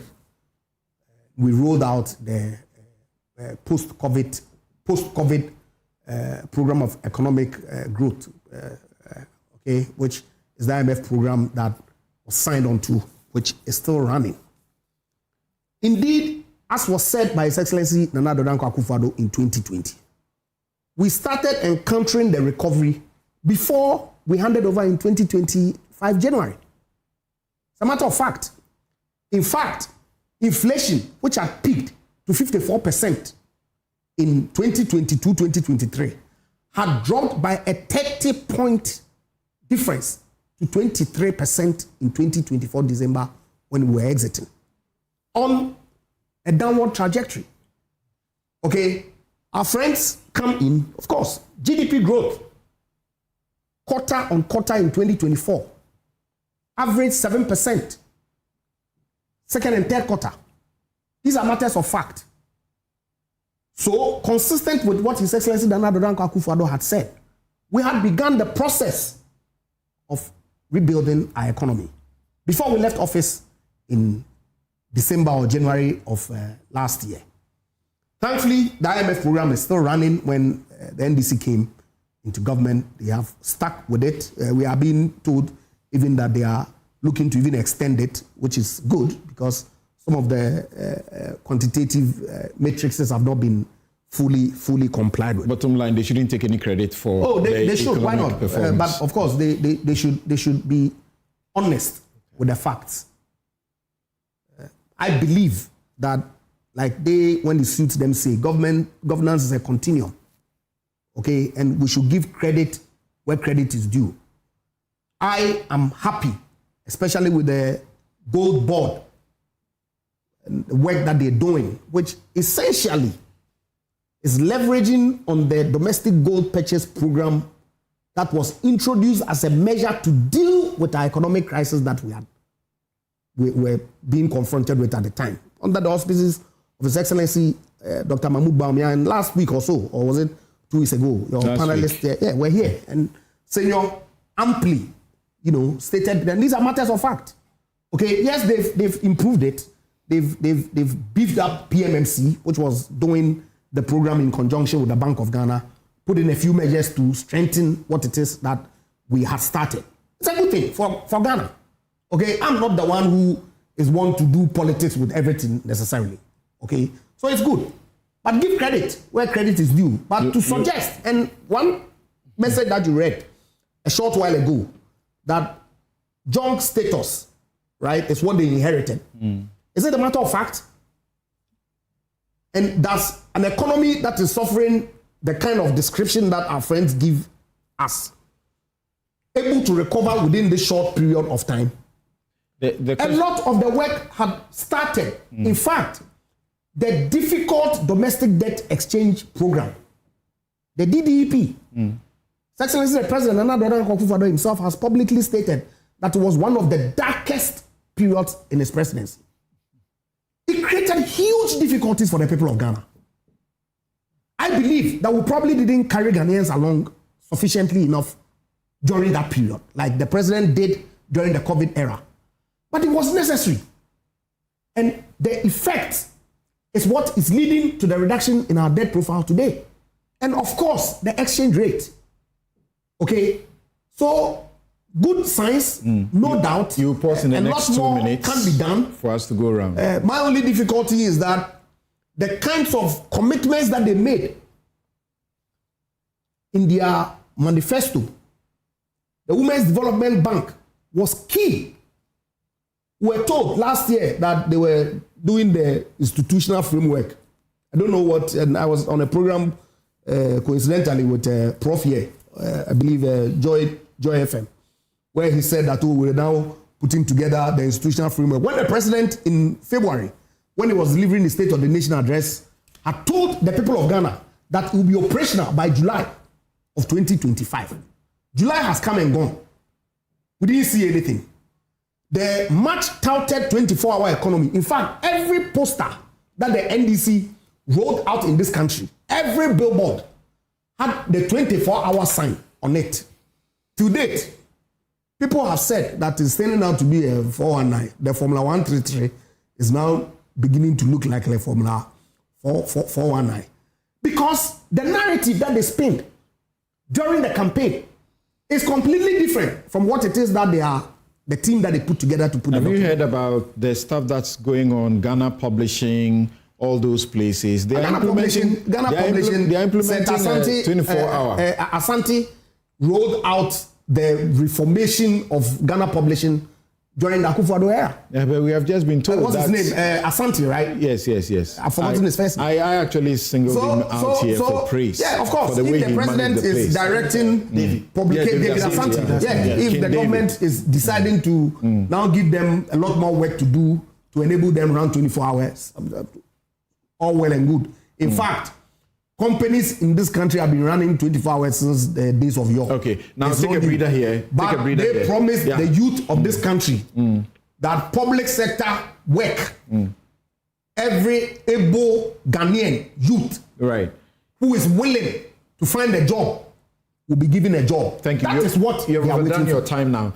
Professor Jampo, so, you know, the politicians is difficult sometimes appreciating how they do things.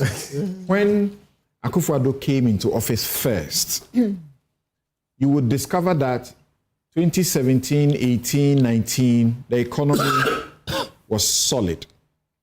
And Akufo-Addo kept repeating the sound economy at the time. The NDC said, we had brought in the IMF, and you were ruling or you are taking over at the time the IMF was in place. And the benefits that you were touting were as a result of the things we had put in place. The MPP said, hell no, won't hear that. It's the same templates that I'm beginning to hear from the MPP now, that the NDC should not take praise. But now Ejapa says they should, but not all of it. Well, success has a lot of fathers. And so it's okay if there is success and everybody wants to say that we played a role. And of course, I am not one person who would say that if some role was played by a predecessor government, we should just ignore it. But the point must be made that it's okay if success has a lot of fathers. And so today, Ejapa agrees that things have been done well, but he's quick to say that they commenced it and we should acknowledge. I mean, it's okay. At the end of the day, we are all looking at what is good for Ghana and not who initiated and who didn't initiate anything. But you told us that President Mahama promised ethical leadership. Correct. Yes, that's what it is. And you would want to, I want to just operationalize two concepts. And if you tell me to talk about the kinds of things that President Mahama has done, okay, we would not end this program. And I'm happy that Ejapa himself concedes. But one will have to operationalize the idea of ethical leadership, operationalize the idea of good governance, and then you allow others to subsume whatever they want to say about the current regime within these concepts. So when we talk about ethical leadership, we are talking about leading with a certain integrity, leading with fairness, honesty, and respect, focusing on the common good by making decisions that aligns with strong moral principles, even when difficult, to build trust and a positive, accountable culture. And you talk about ethical governance, you're talking about ethical leadership, you're talking about integrity, you're talking about fairness, you're talking about transparency, you're talking about accountability, you're talking about trustworthiness. Now, if you look at all these denotations of ethical leadership, you would be able to praise President Mahama on them. You're talking about trustworthiness. Previously, in the lead up to the 2024 elections, politicians were hooted at. If they are going, they are hooting. People were hooting at them. But now, somewhere, somehow, the respectability and credibility of politicians have shored up because of the kind of ethical leadership that John Mahama has provided for the good people of Ghana. You want to talk about good governance? He's governed well. Resources of every state are not enough. Human needs and wants are insatiable. The idea of good governance, you see, before we talk about that, it's as a result of the scarcity of resources and the inability of the system to have resources to satisfy all the needs of the people that David Easton, for instance, defined politics as the authoritative allocation of values in a society.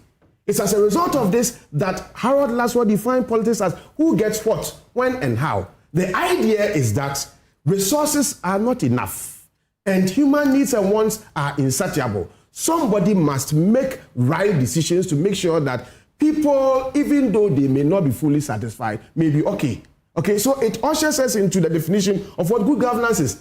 It is explained in terms of the effective and efficient management of scarce resources by a state to translate into developmental outcomes that can be tangibly reflected in the lives of the people. The idea is effective. So knowing how to do things and doing them well.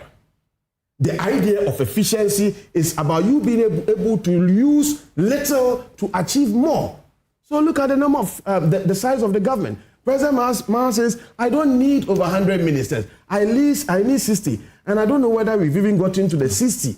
Okay, but look at the achievement. Now, if you want to go on to identify one of them, there's no despondency in the system. At one point in time, there was a certain morbid fear in Ghana that if care is not taken, there may be military intervention. Where all those fears have now dissipated. You are talking now about no sense of despondency. The cost of living has gone, low, and because of economic growth, now banks are calling people to come for loans with reduced. I mean, you are there and please come for loans. I say, please, I don't work with loans. They are begging, please come for loans. The interest rates have reduced. Now look at the exchange rate, the CD dollar. I mean, we all experience these things. I do not want to go on, to tout up. Let me talk about the disciplined control of the economy and the disciplined use of statutory funds. Okay, this one, I've not seen some before. See, I run an organization that is self-funding. Okay, we generate our own resources. We don't depend on the government for subventions.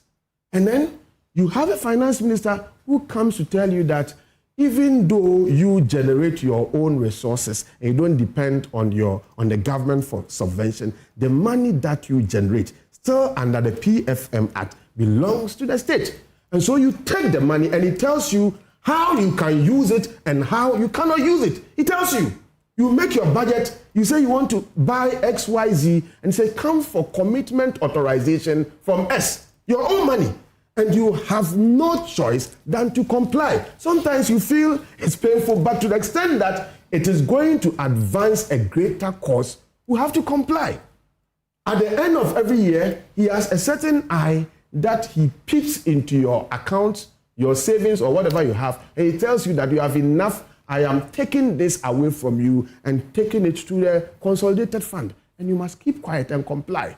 A certain control. Okay, so if he's exerting this control, even on agencies that generate their own funds, you can talk about what is happening, to agencies that depends on government for subventions. So all these things have been done. The constitution of every land is the fundamental law of the land.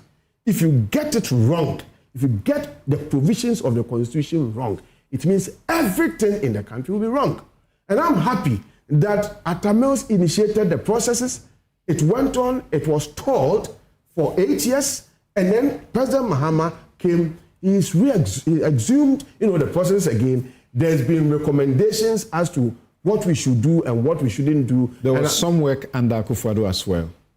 The Claraberry report. And it was presented to Akufo-Addo. Akufo-Addo presented it to President Mahama when President Mahama was taking over. Well, so the point I'm trying to so the Professor H. Kwesi Prempeh Committee actually was giving the Prosecution report and the Claraberry report. Yeah, but the point is we didn't need 8 years lacuna to submit a certain report to the incoming government. For me, it was a year, a period, 8-year period of inaction, as far as I'm concerned, about the constitution review process. But I'm happy that because they initiated, you see, don't forget, you see, in this country, we are plagued perpetually with the challenge and quagmire of policy discontinuities. When regimes start or birth ideas and successor ones come, unless those ideas have that kind of public support, successor government will always want to abandon. And I'm saying that the constitution review process suffered that fate because it was not birthed by the previous regime. But thankfully, the processes have been rolled up again, and we are now being told that there's going to be implementation of some of the recommendations that have been made. And I'm saying that if you don't get your constitution right, because it's the fundamental law of the land, if you don't get it right, everything else will be wrong, in the country. Are there things that have happened within the 1 year that you want the president to look back and change course? In terms, I think that generally the president has done well, but the public admits that. One thing that I would advise, okay, not the president alone, but indeed all politicians and those who are looking forward to being given the fiduciary trust of the people to govern, is for them to be circumspect in the kinds of things that they say as they look for power.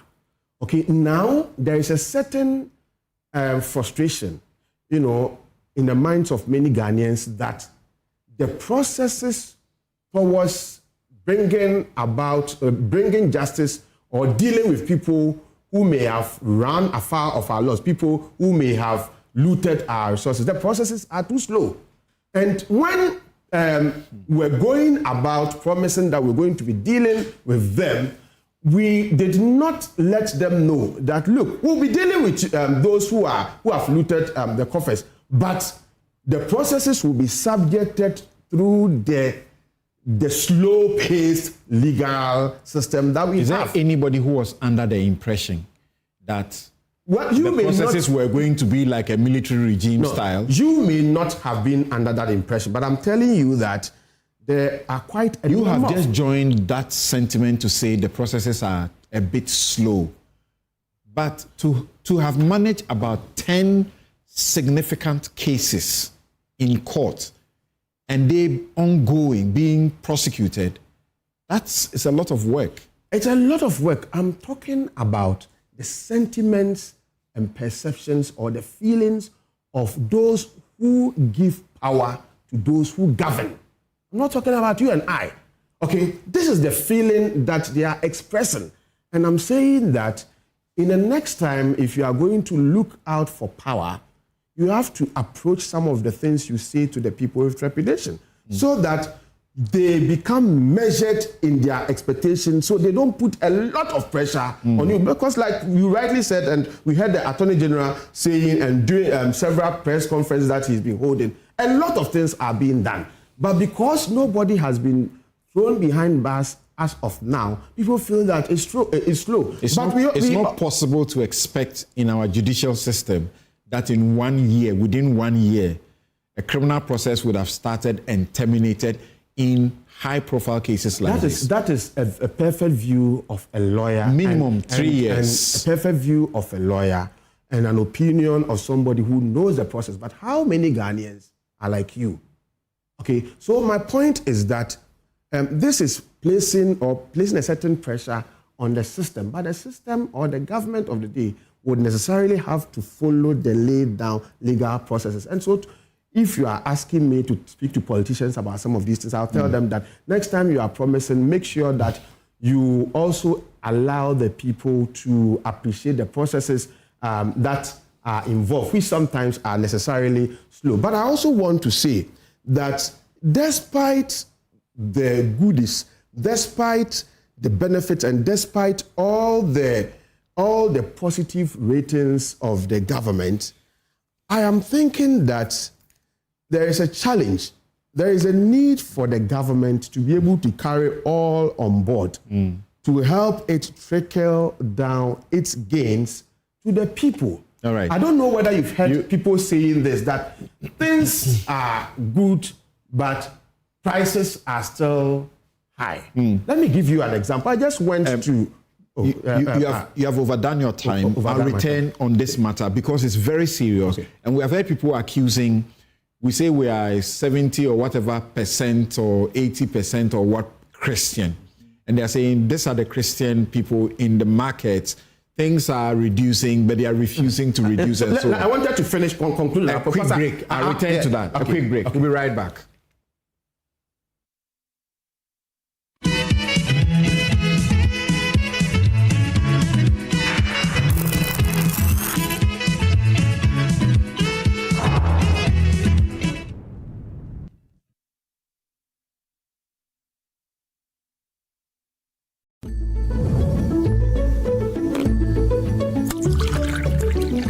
Are you taking? This is Koa Natural 100% cocoa fruit juice. Can I have a glass? Of course.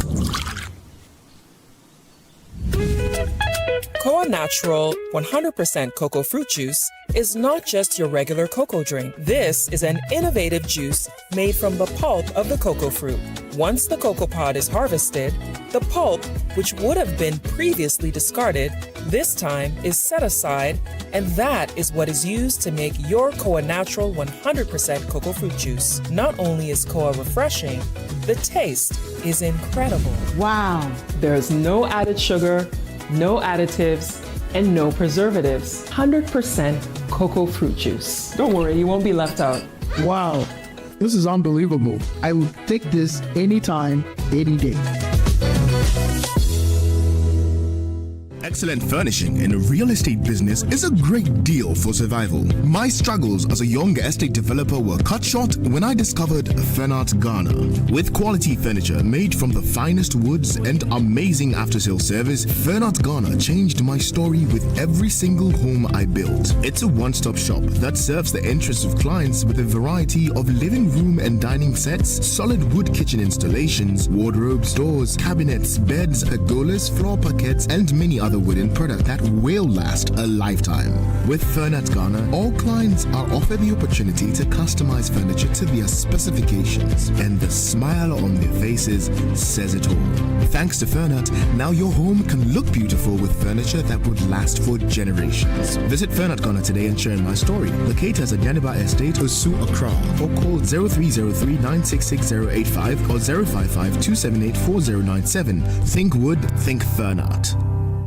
No matter where we wander, Africa always calls us home.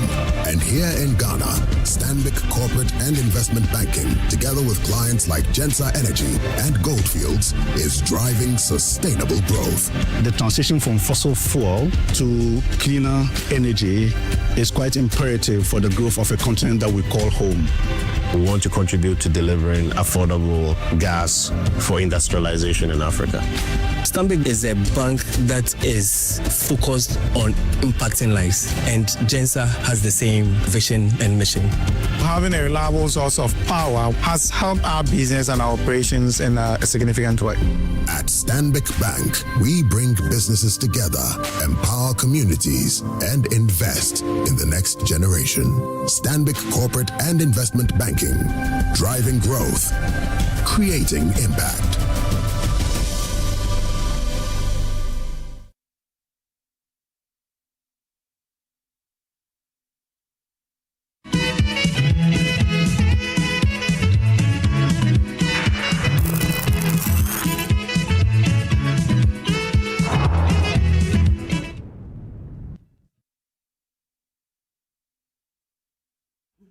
Welcome back. This is NEWSFILE. It's the most authoritative news analysis platform, and here on NEWSFILE, we put Ghana first. Thank you very much for sticking with us up to this point. We started at 8 a.m. with Dominic Ayine, and for those of you who missed and you want to listen to some of the, revealing stuff that he spoke about, go on YouTube and you would be able to join. My guests have been Victoria Bright, who is international corporate lawyer and entrepreneur. Professor Ransford Jampo, who spoke a while ago, is Professor of Political Science and CEO of the Ghana Shippers Authority. Suleiman Ibrahima took leave of us a short while ago. He's Executive Director, Media Foundation for West Africa. And Dr. Sharif Mahmoud Khalid is Associate Professor of Accounting and Finance and Economic Advisor to the Vice President. Andrew Ejapa-Mensah is former MP, Second D, and former Minister for Tourism, Arts and Culture. He's the man who is mobilized in excess of how many MPs? 140 something MPs going to 170. So former MP aspirants or so. Parliamentary candidates to support Dr. Bawumia's Somebody is saying that, Tim Ken is saying that they're not taking people who lost the election seriously. Oh, really? As if to say losing the general elections also deprives us of the right to participate in the decision making within our party. Right. Yes. I get the bite. Yes. But I thought I'll come to land on. Yeah. So Samson. Yes. I don't want to, because I come from the seat of government to this program, I don't want to be seen as scoring the president. So I'm taking your own scores based on the synopsis you sent us and the scores you gave based on the 120-day contract, right? Among other initiatives, you scored the president an 80%. And an 80% in any jurisdiction is an A, if not an A+. So this is your score, not the score of the government or the score of a political appointee. That said, we're looking at this within various contexts. And that score was actually the people's score. Yeah, okay, yeah, but that's what I'm saying. Yeah, right. I want to go for a neutral score. I don't want to go for my own score to be, accused of bias. So this is the verdict of the people of Ghana. All right. They've scored the president 80%, and that's an A+. Right, very dignifying. Now, having moved to the top. That was the 100 days in office. Yeah, the 100 days in office, yes. But that's still part of the promises. Because if you promise that I'll do A, B, C, D, line items, and you go on of them, and even if you look at those that you say are in progress, if you added them, because something is being done about them. Remember the 100 days, the oral energy and all of those things. So it's not the same as 1 year. No, you talked about criminal prosecutions. Oral is hinged on criminal prosecutions. That's right. How long it takes from birth, delivery of judgment. And you see, on a lighter note, the emblem of oral, right or wrong, verdict or not, is Ken Ofori-Atta, who is away. When I say emblem, let me not change I'm not changing the topic. Let me not change your focus. I say emblem, he's the one everyone is looking at because he's the biggest political fish. And if he's not in the jurisdiction, he stalls the process in a way, which is allowing the state to spend. Look at the revelation of the Attorney General, the resources he's pouring out, engaging his counterpart, embassies, international investigative bodies, trying to win an extradition case. Right, that said, you see, we can talk about COVID-19, we can talk about all of these things, but you in studio, in the run-up to this election, when those excuses were being made, we made reference to a joint Bretton Woods institutional report comprising of the IMF and the World Bank that put our economy at high-risk status before COVID-19 hit. So we can give that excuse till the cow comes home. You talk another example. Look, when we took office, as if we haven't faced any crisis in the first 1 year of office, what happened? DFID withdrew funding. In the face of it, did President Obama go to the bond market to borrow to fix that situation? The bond market was shut. But it's still shut. But there's still room to wriggle in very high rates and what you can do. So he could have been reckless enough by still going to borrow at astronomical rates. But what he did was he called his ministers, his sector ministers, the finance minister and health minister, and taxed them to plug that gap. He stood up himself, calling in for investment in vaccine manufacturing, in drug manufacturing, activating key state institutions such as GIF, etc., to go into the innovations, to attract the GIPC, to bring in investors to do all of these things. What have we not seen? He could have gone to borrow. We were in this country when blue chip investments, such as pensions, were touched. What happened? You saw a former CJ picketing at the principles of the finance ministry. Not for a Kenke party, but against what has happened in terms of who touches blue chip investments such as pensions. They're the premium. They lay the eggs, the golden geese. And you are touching them because you've touched everywhere and you have nowhere else to go. In any case, countries that got grants for COVID and other monies had something to show for it. What did you show for your COVID money? You said you had digitalized. COVID spared digitalization and brought investment. We all saw the rise of Zoom. That was struggling. So if you are indeed digitalized in the industrial sense of it, let us see the fruits of it, that COVID-19 and the monies that came in deft. Nothing to show. But you see, I can go on and on and on and on till the cows come home. But per our research agenda and these principles, we don't do comparative politics. We do Women's progressive. Bank nowhere here. Oh, I'll come to that. I'll come to that. Yeah, That's the question. You see, again, you talk about criminal prosecutions. These are key policy documents. Before an idea is birthed from the policy room to implementation, you know what goes through?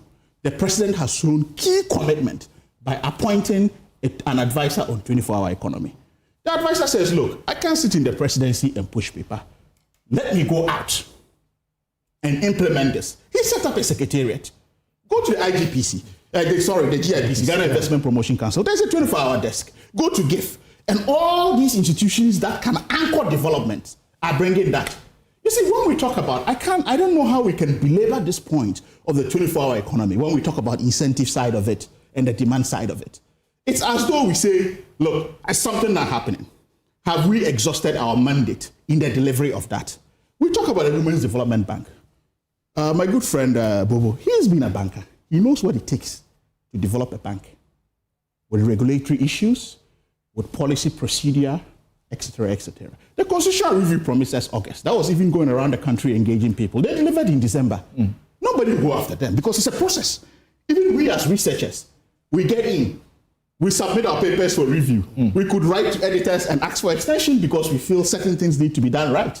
Clinical trials. So it is part of a process of a democracy and a part of a process to birth an institution. There is commitment. Ask the women. The market women, have they not been engaged on the Women's Development Bank? Has a process not been initiated? Ask development partners. We are not leaving any stone unturned. Her Excellency, the Vice President, is fully committed to this project, as you would see, and ensures that you must engage all my women. You must engage all stakeholders. I mean, we don't want to willy-nilly. Today, we can get up and open up branches and say we have the Women's Bank, come for your loans. And what happens? Where's the robustness of it? We are looking at building a sustainable institution. right? And to build a sustainable institution, you don't sleep, wake up, and have the keys to a bank. You go through a legitimate and robust process. And that is what Her Excellency, the Vice President, Professor Nana Jane of Akufo-Addo, is committed to doing. Now, having talked about all of this... When are they going to get it? The bank. It will be delivered. We are in the process.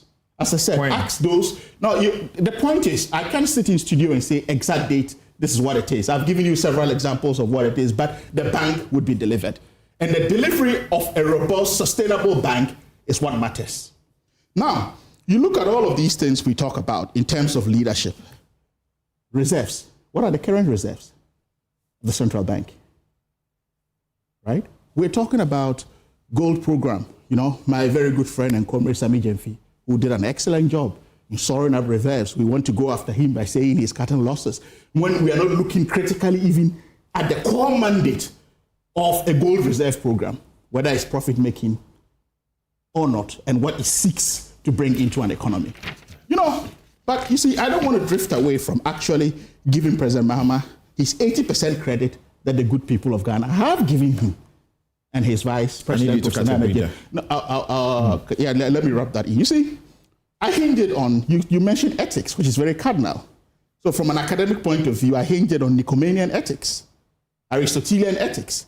And when we talk about Aristotelian ethics, we are talking about leadership in character before policy, which President Mahama has exhibited. You see the modest life he lives as a president. You look at his convoys, you look at his public outlook, etc., reflective of that. We're talking about the ethical aim, which is the common good, reflected in his policies. The Mahama cares. Right? And all of this he's committed to and pushing and driving for them to be done. All right. So and in the address that he had at the anniversary Thanksgiving, he made something fundamental. He says that, look, the anniversary was not to celebrate authority of political triumph, but a moment of gratitude and sober reflection. And he didn't just do this alone. He brought in his vice president to thank the vice president for the support she has given. All right. In actually moving. Catch a breather here. George says the economy has improved, no doubt. The setting international development have aided the process since December 2024, significantly drastic increase in the price of cocoa, unprecedented increase in the price of gold, drastic reduction in the price of oil from upper 70s to about $61 per barrel, reduction in the value of the US dollar. Indeed, the value of the dollar fell by 9% in November 2025 alone. These significant developments have largely impacted the current state of affairs. These are not domestic-driven initiatives. The show is brought to you by the kindest sponsorship of Bank of Africa, as strong as a group and close as a partner. MTN everywhere you go. Ashesi University, educating ethical and entrepreneurial leaders for Africa. Robert & Sons Optical Services, your comprehensive eye care service provider for 33 plus years. My Way Insurance, dial *165# on MTN to join My Way today. Forgive me. Syntax Tanks is strong as staff. Activa International Insurance, our clients, our passion. International Facilities Management Association, they are proud to be associated with NEWSFILE. Safari Valley Eco Park, bringing you closer to nature. Gold Board Jewelry. Pure, precious, proudly Ghanaian. Gold Board Jewelry. Pure, precious, proudly Ghanaian. Koa Natural Juice, 100% cocoa fruit juice. I'm sorry. Let's hear you. Okay, no problem. I think Vicky. Let's hear you, Vicky. Let's hear you, Vicky. As part of the research agenda, we are allowed to be charitable. So yes, we saw President Mahama do a historic comeback into office, and I think much was expected of him.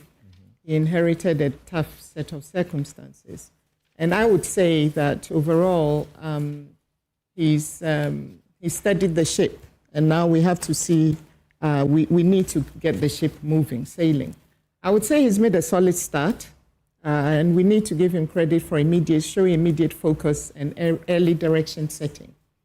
On the economy, we've all seen the macros. We've talked about macro stability gains, The gains are visible, but the broader economic turnaround remains gradual. But I guess that's to be expected. And we need to feel this in our pockets, in households, because people are still feeling some pressure. The government has spent time calming down the markets, restoring confidence in our economy, strengthening our fiscal credibility, and managing expectations generally. I think fuel prices have only just gone down, and hopefully they'll stay down. And so that's a welcome relief to all of us. Our domestic and international debts are both reduced. And we've talked about Gold Board and how it's helped to shore up our reserves. And I think going forward, it's going to be even more because this is just operated for less than a year. And already we are seeing significant changes. I like the first-year tertiary students not having to pay. I think that will help a lot of households and ease pressures in homes. Now, in terms of, so that's the economy, governance and leadership style, I think those are worth commenting on as well. There's been a strong emphasis on reset, accountability, ethics, and this has helped to shore up public sentiments because, to be honest, the trust in politicians by the time of the last election was very low. Nobody wanted to see any politician at all back then. And I think things are moving. Ghana is moving in the right direction, and we pray that it stays that way. I think his tone is also good. I think there's a notable shift in tone. And that has also contributed towards rebuilding public trust. The code of conduct is also to be welcomed. There are some appointees who are clearly excelling, and others need to, I guess, make their presence matter or pull their weight, because the president's whole reset agenda will depend on every appointee performing well. There are things to improve. Having said all that, there are things to improve. The big push, the 24-hour economy. The things that shook the foundation of the democracy, the removal of a chief justice. Yes, I don't want to go back there. I don't have much time, so let me run through my stuff. Youth unemployment, we need a lower cost of living, and galamsey, as always.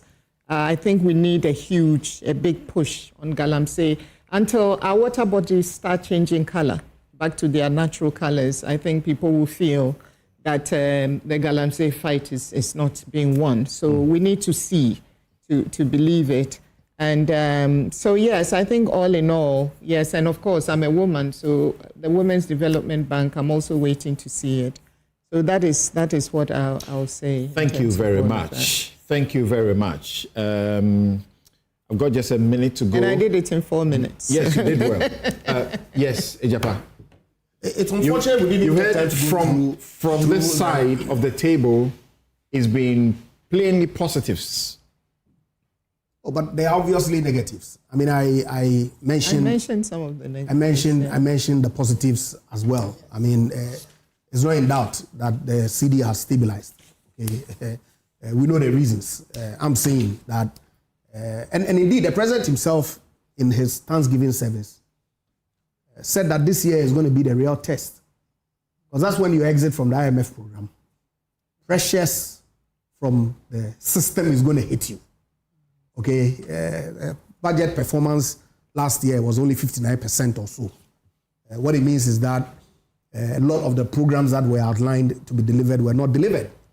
You're going to prepare to go into an election in 3 years. You will see the pressures coming. And so how they are able to contain all those pressures would really determine, especially post the completion of the IMF program, would determine how we go. But Samson, you said you were going to give me a few minutes to my time is up, really. Deal with what the Attorney General has said. No, it was part of your he did his usual PR, with most of the things that he mentioned. Significant, the nolli prosequi that he issued 8 of in them, favor of his party people. Also. He particularly spoke to 2, Collins Dowler one. I'm sorry, our time is up. Victoria Bryant is international corporate lawyer and entrepreneur. Professor Ransford Jampo, Professor of Political Science and CEO, Ghana Shippers Authority. Dr. Sharif Mahmood Khalid, Associate Professor of Accounting and Finance and Economic Advisor to the Vice President. He says that women's banking is coming, just relax. Andrew Ejapamensah is former MP, Second D, and former Minister for Tourism, Arts and Culture. There was somebody who was referring to you as something though, Professor Mahmoud Khalid. I've forgotten how he said it. I didn't know you have a certain other name. All right, I'm Samson Ladia Yenini. Have a good afternoon. And normally my outfit is by Habil Scooter, 0200 84 1988.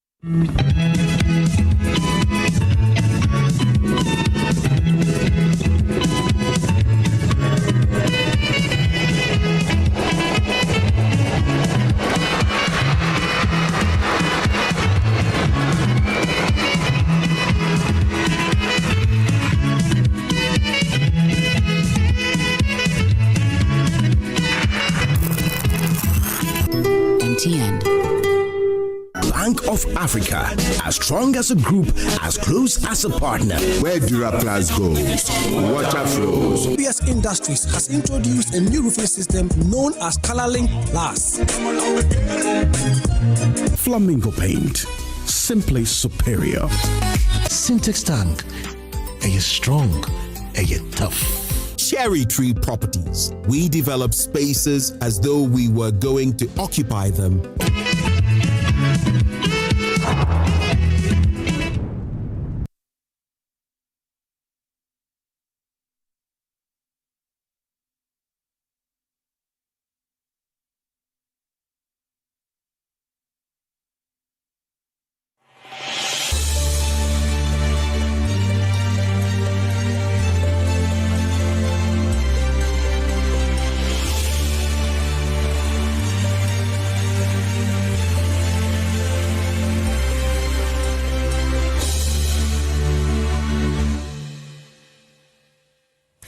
And welcome to today's edition of The Sages.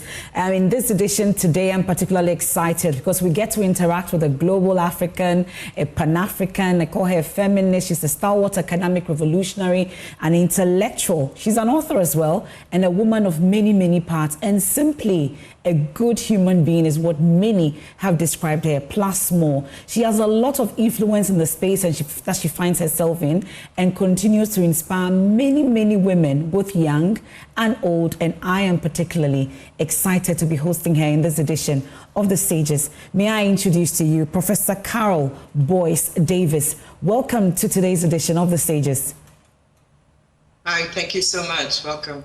Thank you so much. Really, I would want to first go into how you can be described, because I've said that you're a woman of many, many parts. I can't go past sentences when it comes to describing you.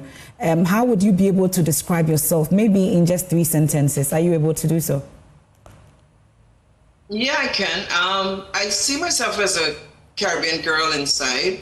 I'm born in Trinidad and Tobago, who was fortunate enough to get an excellent education and is able now to give back to various communities, knowledge-wise, as any kind of support one can provide. So that's who I am, really.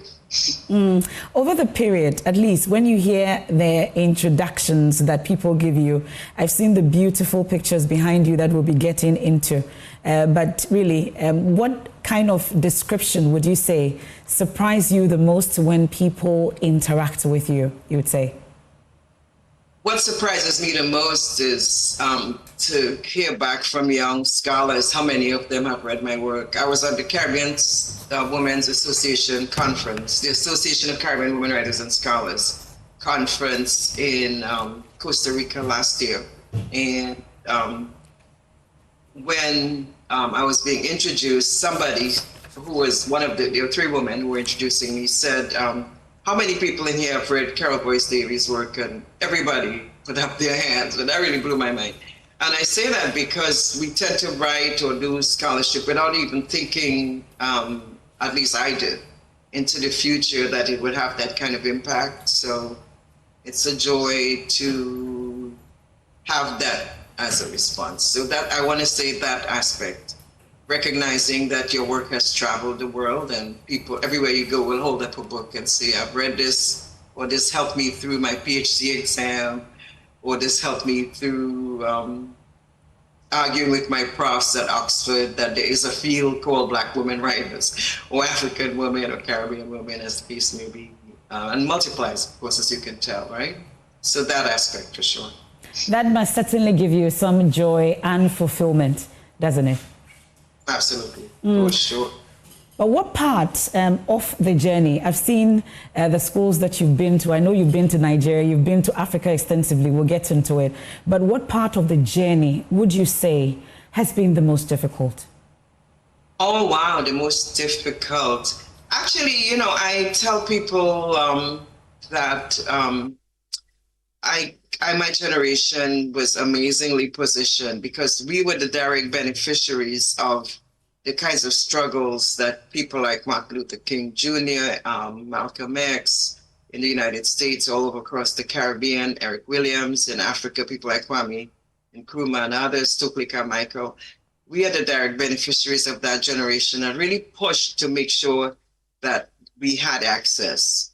So for me, it was like a step-by-step movement, and each one led to the other one, and each one allowed me to fulfill the other part of it with amazing support. So when I met people like Maurice Condé when I was a grad student in Ibadan and told her what I was working on, her response was, do that, do it. You can do all of that. And that was similarly responses from people like Nellie McKay in the United States and others. So I'm not saying that there have not been any difficult aspects of this journey, but that the overwhelming aspect of it has been supportive from a range of prior scholars and intellectuals and activists who wanted us to do well and made sure we did well. So I don't have too many negatives. The negatives have to do with coming back to reality, right? And knowing that as a Black woman, or as a Black person, that you can still be anywhere you go. You know, people don't recognize your worth, or they don't recognize who you are, and you still have to insist, you know, let them know who you are. So that's the worst part. Even colleagues sometimes. So, especially white male colleagues, white women, you know, Black men too. So often, in spite of all, in other words, the way that they would treat a Cornel West or I don't know, Cornel may not be a good example, or Henry Louis Gates, somebody like me who would be an equivalent on the other side then, being a woman and a Black woman scholar, you don't get that sort of automatic sort of recognition and acknowledgement. You know, you have to still push back when they try to diminish who you are, or that young white women call you by your first name without knowing you, and that kind of thing. Well, in Ghana, I'm sure if it was the days of Yasantua, they would say that you are the Yasantua of our times, because even though they describe you as a very strong woman, they say you are a good human being as well. What makes you so strong and keeps you going?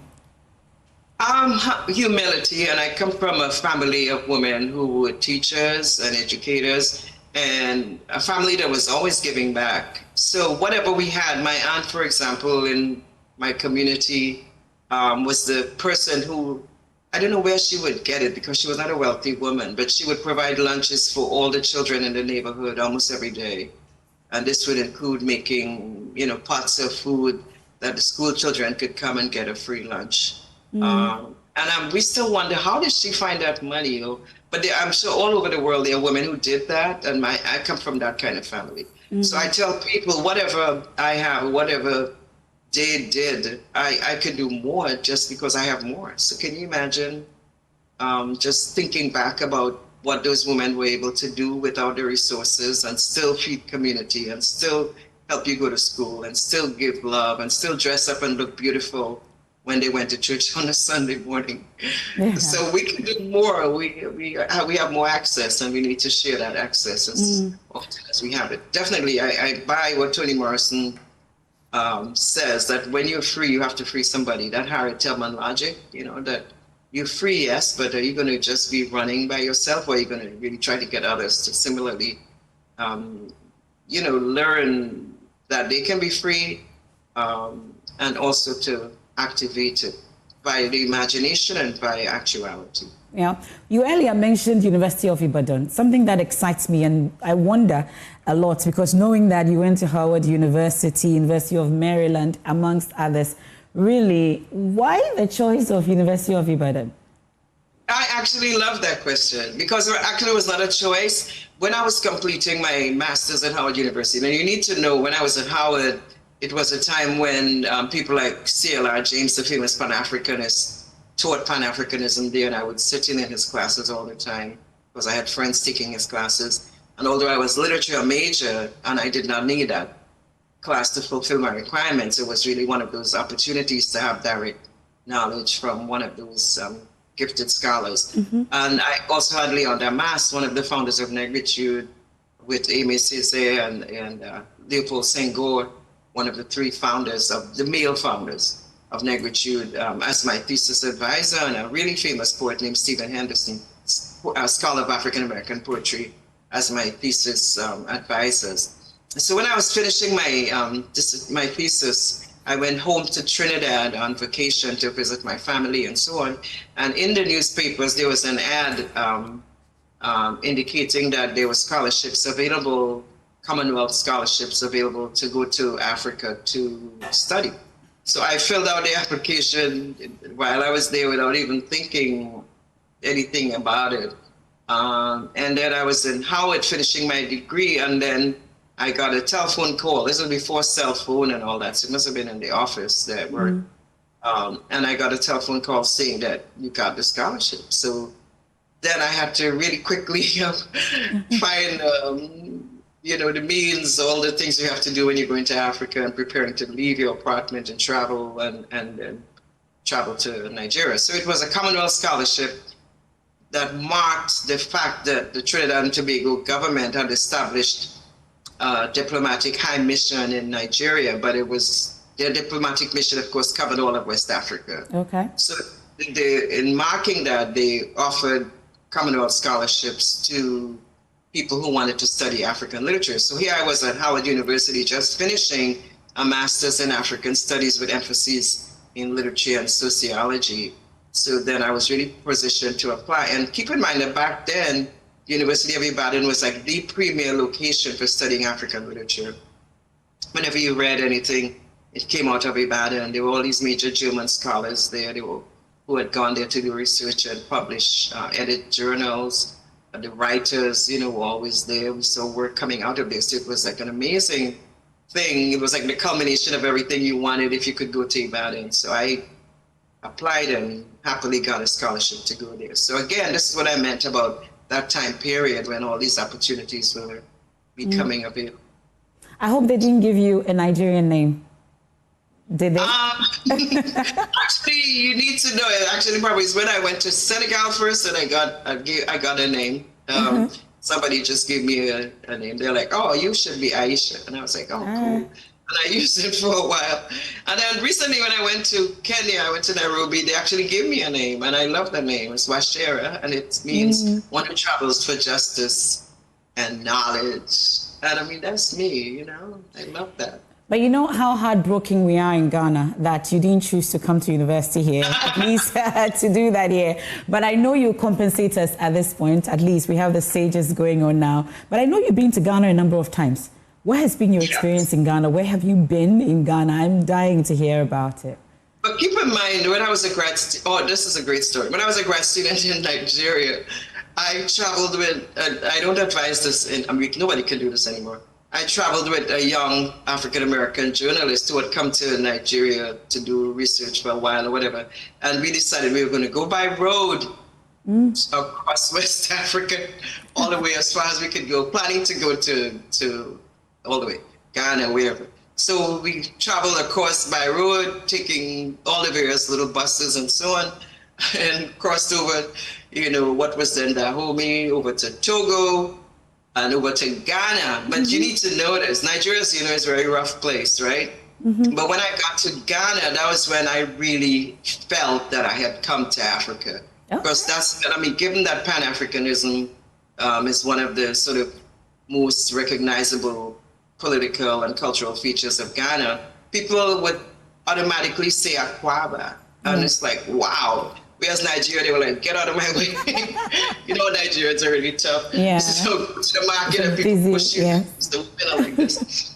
So it was in Ghana, when I got to Ghana, that I really was like, whoa, I'm in Africa for sure. This is home, and this is what people feel. I've heard this repeatedly, and I hope you all never change this. I've heard this repeatedly from African Americans in particular and Caribbeans who finally show up and reach Ghana. They just feel like people are so welcome, like it's the home of Pan-Africanism. Okay. So we want you never to lose that. It would never change. It will keep on keeping on that. But really, that was my first visit. That was the first. Was it the only? Was it the only? Was it the first? No, that was the first visit. But then after that, now you want to hear the end of this journey, and I write about this in my book, Caribbean Spaces. So we go up north, right, to Kumasi and stuff. And the idea we had in mind was to cross over there and cross the border to Ivory Coast. So we did that. And it's something like maybe 8 or 9 o'clock in the night by the time we get to the border. So the young woman who was with me, when she presented her passport, they recognized it. When they saw mine, and this is in the middle of the border in the north, right? When they saw mine, they kept saying they have no idea where this place is, Trinidad and Tobago. I still have Trinidad and Tobago passport. So I spent all the time trying to explain to them where Trinidad was, and they wouldn't get it. And eventually I said, Bob Marley, and they're like, oh. One love. Listen, actually, they understood, and they were like, welcome after that. So I think for these border policemen, they're not sure, and so they're like, you don't know. And actually, the scholar Hilary Beckles told me he had a similar experience like this in Europe, Eastern Europe, where they kept looking at his Barbados passport and saying, there's no country like this. Where is this place? And they even brought out a map and told him to show me on the map. And of course, Barbados was not on the map. They had these little tiny dots of islands. So he said he was really scared. But in my case, that's what I call, and this is what my work talks about, diaspora literacy. So that according to diaspora literacy, you should be able to recognize certain really major names. And those names have all these historical echoes. So when you say Bob Marley, to a person, it's like a linguistic code. So he understands now, oh my goodness, yeah, Bob Marley, right? I know where she's from. And it opens doors for you. Well, at the last count though, the number of books, you talked about one book, but I know about The Left of Karl Marx, there's The Political Life of Claudia Jones, there's also The Black Women Writing and Identity. At the last count though, how many books are there? Wow, that's a good question. Well, actually, the single-authored book's 4, and that's The Black Women Writing and Identity, Migrations of the Subject, Caribbean Spaces, the Claudia Jones Left of Karl Marx, which I call a rock star by itself. That book has its own journey. And then most recently, Black Women's Rights, Leadership and the Circularities of Power. So those are the 4 major single-authored works, or monographs as they call them. And then I have 13 other edited collections. And I was amazed recently to count them because the numbers have added up so amazingly. But keep in mind, I finished my PhD kind of early. So a couple of times, actually when I met Amata the first time, she said, I thought you were older than you are. So, and I met her, maybe I was like in my 30s or something. Okay. And she was amazed that, that I was the person who had been the editor of that first book, Nambica Studies of Women in African Literature. So because if you go through as I did, as I mentioned, the opportunities were there and I was able to take them early enough to finish your degree, then you had the ability then to produce a really large body of intellectual work. And everybody doesn't do it. But for me, there were so many things to be done. And this is why I tell young scholars, just go for it. Because whatever you think you've done, there's more available. There's a lot more that could be done. So. That educational journey, your educational journey, and the fact that you did this at a very early stage, amongst others, and you haven't stopped, you're still going on and pushing strong. Would you say that motivation, was it self-driven, the passion you have, or really it was a push for you to get to where you are, or it was just your personal feelings, or is just some passion that you had hidden in there that pushed you to do this? I think all of the above, all of those things are relevant. Remember I said I came from a family of women who, and I say women because they were men too, but the women were very dominant. And I would imagine, a friend of mine told me, one has to look back to African cultural patterns of matriarchal patterns, sometimes how women operate in communities. So I'm coming from that kind of background of women. My mother was a school teacher and worked really hard to make sure I went to school and got everything. My father was not always in the picture in the same way that is very recognizable to many people. Many of these men left and went to London and established lives over there as well when it was available to them and so on. And he was one of them. So as a result, you grow up with that drive then that you have to do well and you have to really make your family proud. And I'm that person. So I was always feeling like whatever I did, it's not just to my benefit, but it's to community, to family, to larger collaborations of communities of Black people. So that's the passion, really. That is the passion that drives. And then the ability, and I tell people, because I had such an early start, keep in mind that I got a Commonwealth scholarship and I landed up in Nigeria, which is, looking back, an amazing thing to have done. By myself, I was something like 22 or so. Okay. And I ended up in Nigeria. I just went on the plane, got the flight, and did all of those things that they paid for. But when I got to the airport in Nigeria, and if you know Nigeria, the airport, think back to that time, I was in really nice outfit, matching luggage, with a trunk, all like red or pink or something. Okay. And I'm telling you, and I showed up in the airport, and I was told that I would be met by somebody from the Ministry of Education, Nigeria. And when I looked, I saw a young man waving at me. So I assumed it was him. And fortunately, he was just one of those young men who was making money, trying to help people get through. And he helped me come out and get a taxi to go to a hotel and so on. But then when I told the embassy of Trinidad and Tobago that, they were so angry. They were like, are you kidding me? You know, you should have told us your exact arrival time, and one of the staff was supposed to have met you and all of that. So I went by myself, and I showed up by myself.